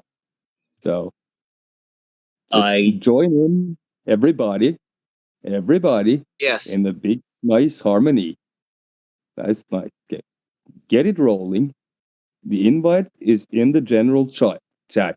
We want you to use that one specifically because it will put the people straight into the conversation. We don't have time for any bullshit anymore. We're running out of time. This is serious. Okay? All right. Get going. All right. I got you. Yeah, I totally fucking agree, actually. Yes, same.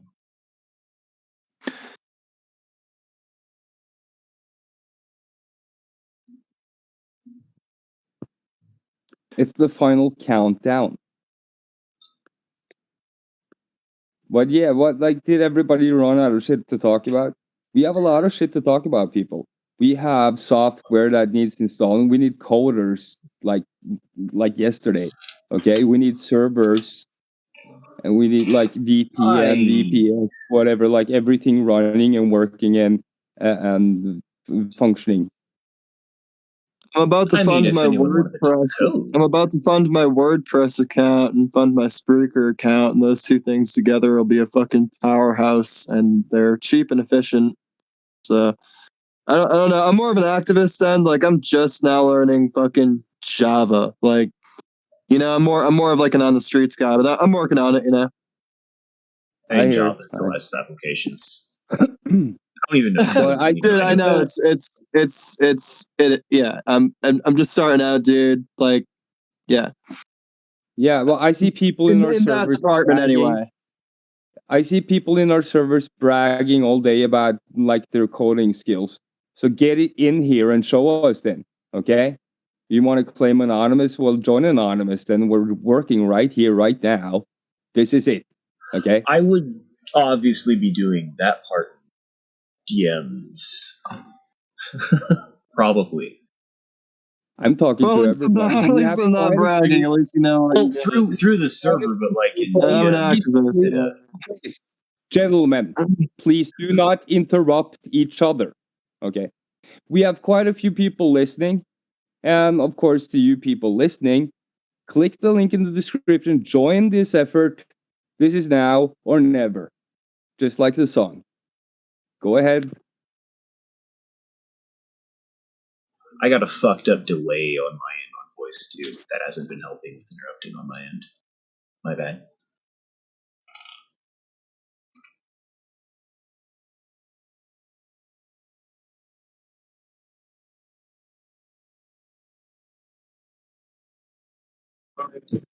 Hello. Welcome, welcome. You're on the open mic show. You have something to say? Nothing on your mind? Well, join in the big hive mind then. We're working to free ourselves from the slave state. Oh, absolutely. So, yeah. Whoever you are, Joker, Jojo. Yeah. So, Brian Christian interviewed Jimmy Dore, apparently. That'll be interesting to watch later.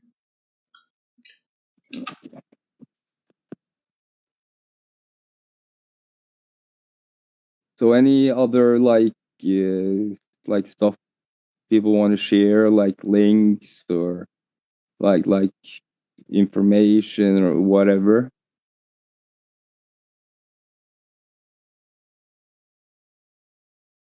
Well, I've been doing the best I can getting people on my show the past past week. Actually, I've had a couple of people on, and my co-host here, Jimmy. But yeah, there's only so much you can do just now getting stable in life. I've been on the road a while. I interview a lot of homeless people when I'm on the road. That's for sure. If you want to know what's going on in the streets, interview the streets. Oh, for fucking sure. The things you can find out from them. I found out a lot about Branson, Missouri, and an underground sex trafficking thing that pretty much dominates like all the weird hotel chains of the 2- and 3-star variety. There's a lot of weird, sketchy shit going on with management there. I'm gonna go back there and investigate that at some point. A lot of the homeless people seem to be like the left behind fucking victims of that, and some of the people I talked to were kind of talk to me about what they had been put through with that and all that. And yeah, I don't know what else to say, man. I just got here in West Virginia. It's been pretty slow but pretty fast at the same time. Depends on how you want to look at it. Fuck y'all been up to? Trying to cope with listening to accounts of human and sex trafficking, including child trafficking, and trying not to think about how much it sounds like my childhood. Yeah, it's very real. It's a very common trade, and yeah, we've tried to expose a lot of it, but it's one of the most number one fucking black market things out there, dude. It's fucked. Yeah.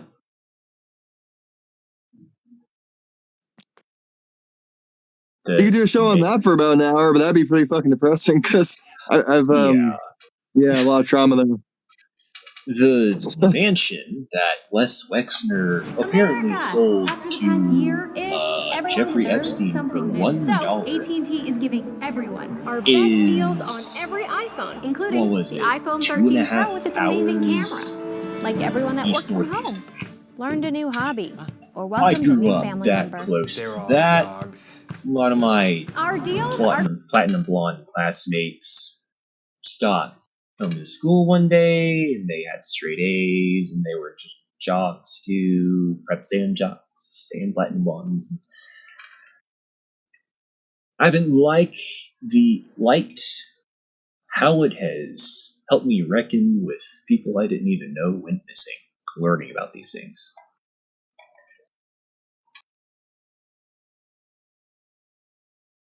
Wait, what are we talking about? Wait, what do you mean? Child trafficking. Jeffrey Epstein. Yeah, okay, yeah, I know. I just mean like you related that to your school and like these jocks and shit, and I was just like, yeah, Jeffrey Epstein, the prime livestock for him was blonde, straight A students who were also athletes.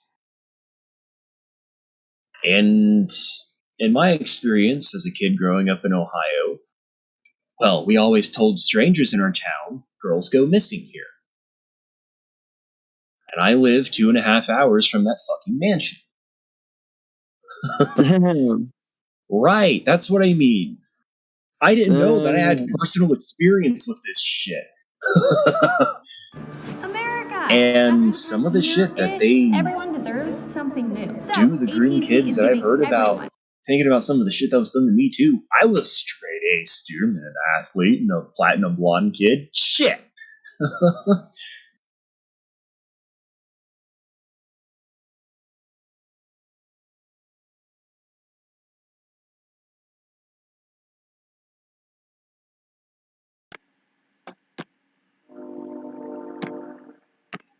Not that I'm breaking down on air. I'm just very passionate about these things.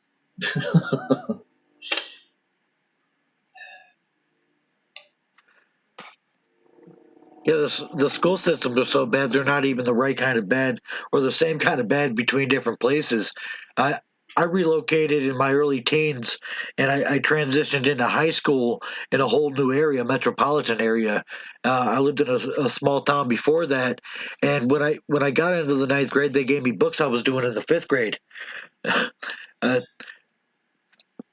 Yeah, there's little to no national standardization. Even to this day, with the advent of shit like Common Core Math, they still haven't gotten all the way yet in standardizing it nationwide. They never will, of course. It couldn't possibly succeed. That's not the point. It's standardizing it on a federal level is meant to destroy it, not work.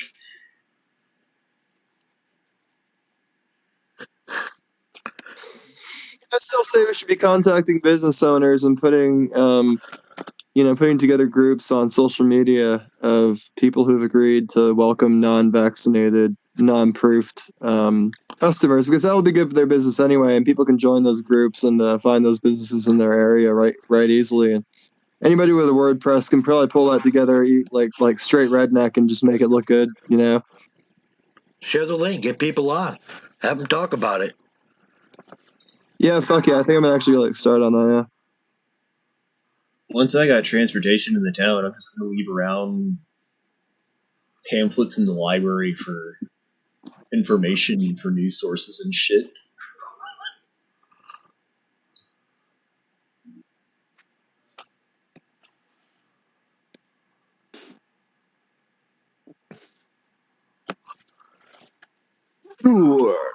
Did anybody see the new weapons display from Korea? Son of Odin. South Korea or the DPRK? From North Korea, excuse me. Okay. I didn't, but I would be interested in seeing it. Check this out. America! After the past year, it's not my fault. Something new. So, AT&T is giving everyone our best deals on every iPhone, including the iPhone 13 Pro with its amazing camera. Like everyone that worked from home, learned a new hobby, or welcomed a new family member. I'm gonna switch it back right after this dumb ad Our deals are for gets done playing. I don't know if you guys could say it, but every time I try to load up a video, they give me a series of ads, and I'm not trying to do that to everybody. iPhone 13 Pro on us. I can't see it now.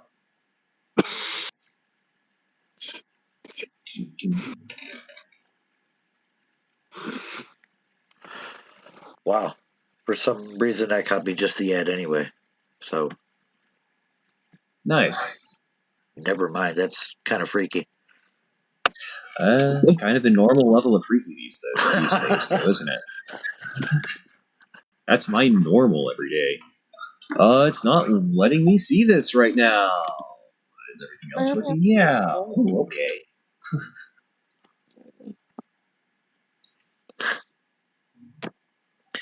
So yeah, all right. I'll look for it on my end. Several times throughout this conversation, I try to put up little snippets of things. I guess if we're in the conversation, we couldn't see what I'm putting up anyway.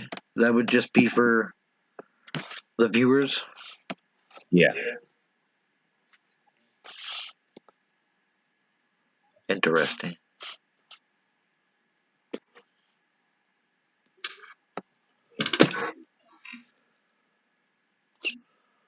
What's interesting is I'm this high and I haven't passed out yet. Ugh. How you doing, Jimmy? You have something to focus on. Well, Dave, how are you? I'm fantastic.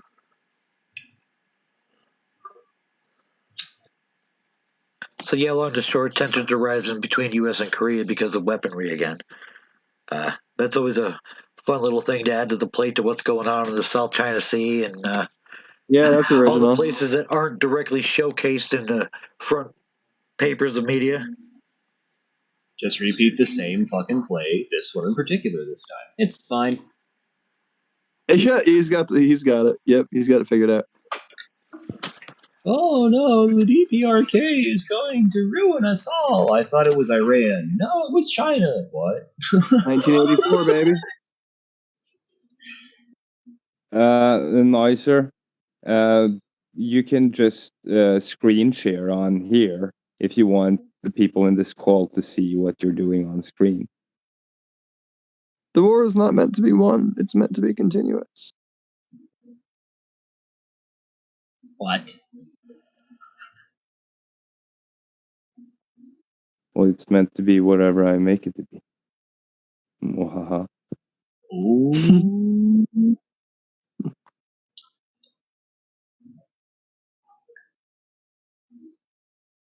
If nothing I was else, talking about the DPR link in one of the text channels. So I would love to see that.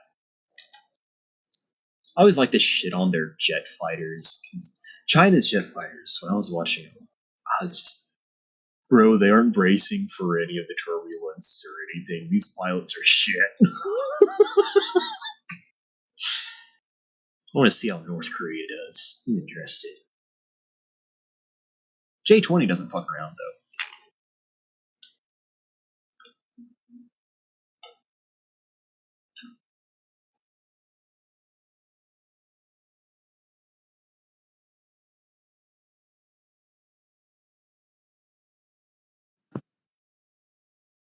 Well, if everybody is out of stuff to talk about, we might as well end the stream. Which of course we should be loaded here soon. I sent like 200 of those fucking links. Oh, okay. That's why I've been so quiet. Okay. So maybe spread it everywhere I could, bro. I got warned and kicked out of a couple servers for it too. Well, somebody say something interesting then. And like, imagine that you're like a TV presenter and you have a large audience and you don't want them to be like bored to death or turn off. Like, that would be a That's why I get what you're saying, man. An entire team of people doing all kinds of different things. I don't know how to work all this just like that, all at once. We'll get on there. 6 different screens, toggling back and forth. Making sure I'm not causing feedback, and I'm not like causing loops to go into overlays that half the people don't see and the other half don't see. And every time I try to do something a different way, it works like backwards from how I was doing it, and it's just not coming together yet. I don't know what the hell I'm doing. I'll be honest. We'll figure out the bugs. Don't worry about the bugs. We have 1,000 nerds on this daily, but yeah, it seems to be working. So we'll improve. Nisor. Hello, dude. It sounds like you are too worried about making mistakes, because all the mistakes you're checking for making, you're not making. I think you can lay off on the protocol. Well, no, it's not. It's not mistakes. It's just not. I can't get the information I'm trying to present to translate in the way that I want it to translate. Like pulling up things, and so people see it and understand. Like if I want to show you a picture right now, but I also want all the people in the audience to be able to see it too. I don't know how to do that. Well, that's what I'm saying. A few different layers because of the different systems. Listen to me. The way you do it is by screen sharing in this call, so they can see your activity on screen. And that woman in the chat. Excuse me? Hello. Hello. Good day. Good day. Or night or whatever. But yeah, you got that part right, Nicer. You just screen share in here, and then we will see the same thing as the audience sees. In the screen share bit, you have the option to share a specific application or your entire ass screen. I don't suggest that. And while you are sharing your screen, we're smart enough to do stuff like that without causing issues. Yes. We have some boomers though, so I'm just making sure. Somebody's screen sharing right now. It is Nisor. You can, while you're screen sharing, change what you're sharing. I got it. Very good. This is perfect. Nice screen share. You can see everything going on. That's one of my favorite skits of all time. Now we got presentation. And now, our feature presentation. All right, so yeah, that Korea weapons shit, that's kind of concerning me. I think that shit's scary, man. That shit could pop off anytime. I mean, yeah, but it can pop off anytime as any of the other ones, and it never really does. It's all a distraction, and if you look close at the designs of the tech, yeah, we're all sharing weapons technology. So all of us aggressor nations with one another, none of us necessarily at war with one another, except Korea. We've never ended the Korean War. We're all sharing weapons technology. Doesn't that mean it's all for show? I mean, yeah, all these were, 1, 2, and 3 days ago. This one, I actually read through this, and it was kind of impressive. It was actually quite impressive.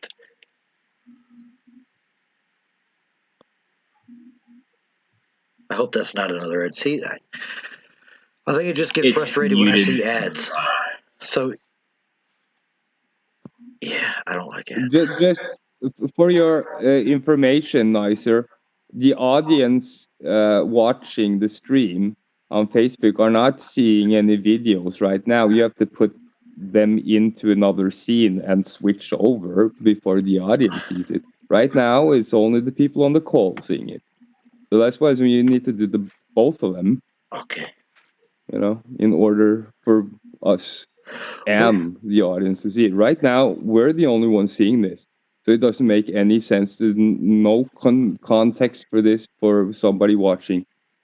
Yeah, that's what I was just saying. Yeah, that's why I said in order for me to get this to the viewers, I got to go over here and I got to add this and then I got to put it in the browser, right? Yeah, and then you make a new scene, and switch over the scene so they can see it. You keep the audio intact, So I shared it everywhere I could. How do I sync when this one comes up to what's going on here so the people in the call can see it? Well, I guess I could just go here, huh? I could just do it here. And everybody sees it. America! After the past year-ish, Yeah, that's what I'm everyone saying. deserves something new. So, AT&T is giving everyone our best deals on every iPhone, including the iPhone 13 Pro with its amazing camera. These ads, like everyone that I don't know. Can you guys hear this ad? Or welcomed a new family member. They're all on Discord we can. So our deals are for everyone. It's not complicated. So I'm trying to, and I can't adjust what's in this browser right now since it's up. iPhone, including the Epic iPhone 13 Pro on us. Yeah, but you have ways to do that too. You can have an active browser window, and where you're browsing, you just share that with the audience. Right now, you're not sharing anything. So that said, you have to switch the scene before you're sharing anything. But you might as well end the stream, as we go through the technical details there and do this the right way.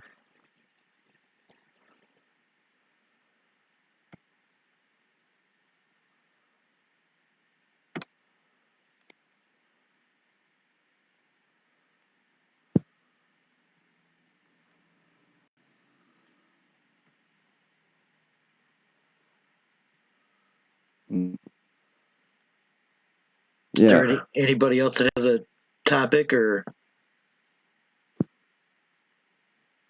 point they want to make about anything? If not, like Thor said, we could end the stream. Stream has been going now for almost 6 hours. Oh, fuck, 6? So what? That's awesome. I thought it was 4. Seriously, Nicer. Why can't you just make a new scene in OBS and put a browser window in full screen and switch over to it? The audience will see that.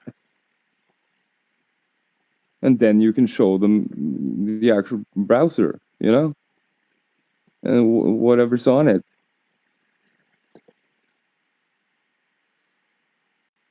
Instead of adding an element to the scene you already have, you make a whole new one, and then you transition. Yeah, that's what I was doing. That's what I sent you on the message where I said it autoplays. Yeah, but if you're showing them anyway, But that's like you can pause it, and then you can transition. You can wait until it's done with the ads or whatever the problem might be, and then you can pause it, and then you can transition, and then you can start it up again. You can toggle the mouse, showing up or on and off, and it's completely customizable as such. Yeah, I'll have to look into how to do that. Like, yeah, I'll show you. Say what? Welcome to the show, Mr. Coleman Davison. And thank you for being with us. Like, this is the fun part, because most people don't understand when they click that link, they will end up in this call. So, I'm just being mean. But yeah, when will they learn that their actions have consequences? Yeah, that kind of stuff. But we're about to teach them lots of stuff.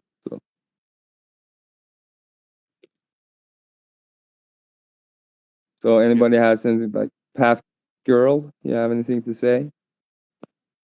Not for the moment.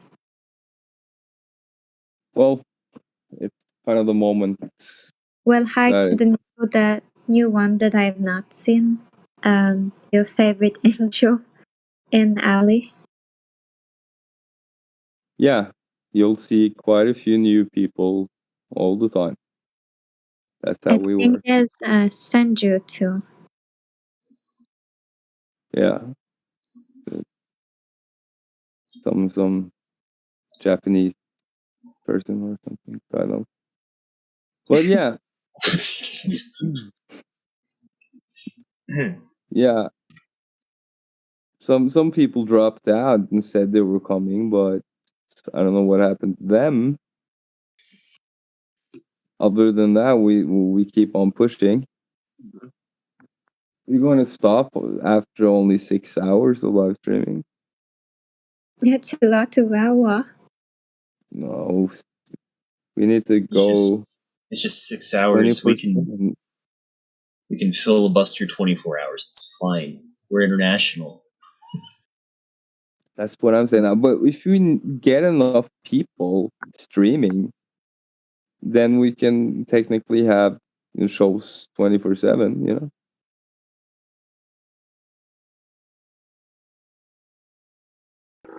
Just have an ongoing, constant form of open communication.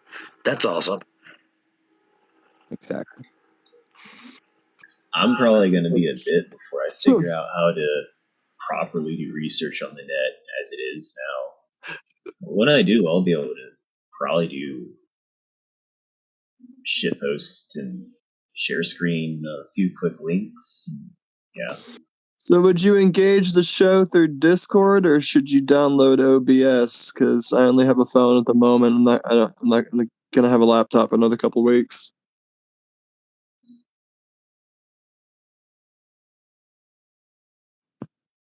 I didn't quite catch the question there. I guess what I'm saying is, like, you're using open source streaming software to connect Discord to, whatever, and stream to all these different sources. So, like, anybody who wants to do a show to like stream for you, do you think I should like download OBS, or start off like, for people who don't have that capability, is there a way to like start your show through Discord to engage on the network? Well, you could do that too, but I would download OBS and do the whole thing. It's not hard to use, but it's a very big tool, so to speak. You can do a lot of shit with it. Yeah, I used to have it. I kind of figured it out, kind of couldn't figure it out, didn't have enough time, but yeah. When I get a laptop, I'll definitely let you know. Just watch some videos. It's easy peasy. Like, Nicer literally learned this in like half an hour. Oh shit, yeah, most stuff is easy, yeah. As limited as my understanding, yes.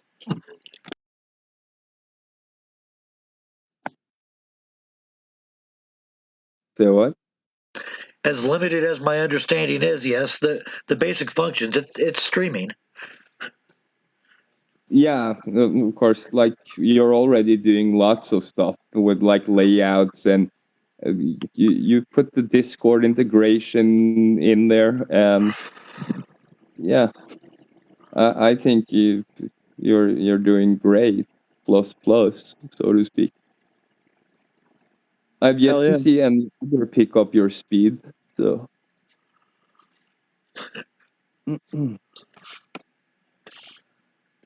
Get with the program, people. We're moving fast, doing shit. Chop, chop. Yeah. Oh my god, you laced him up. But yeah. You're not my real dad. I guess we'll end the stream then and say goodnight to our audience and that kind of stuff. Oh yeah. We actually have some more action. Been a fun chat though. Do I? Yes. Okay, then we're saying goodnight then. Good night. Good night. Cheers. Cheers. Stay safe and good night. tune Thank you, in everybody. tomorrow.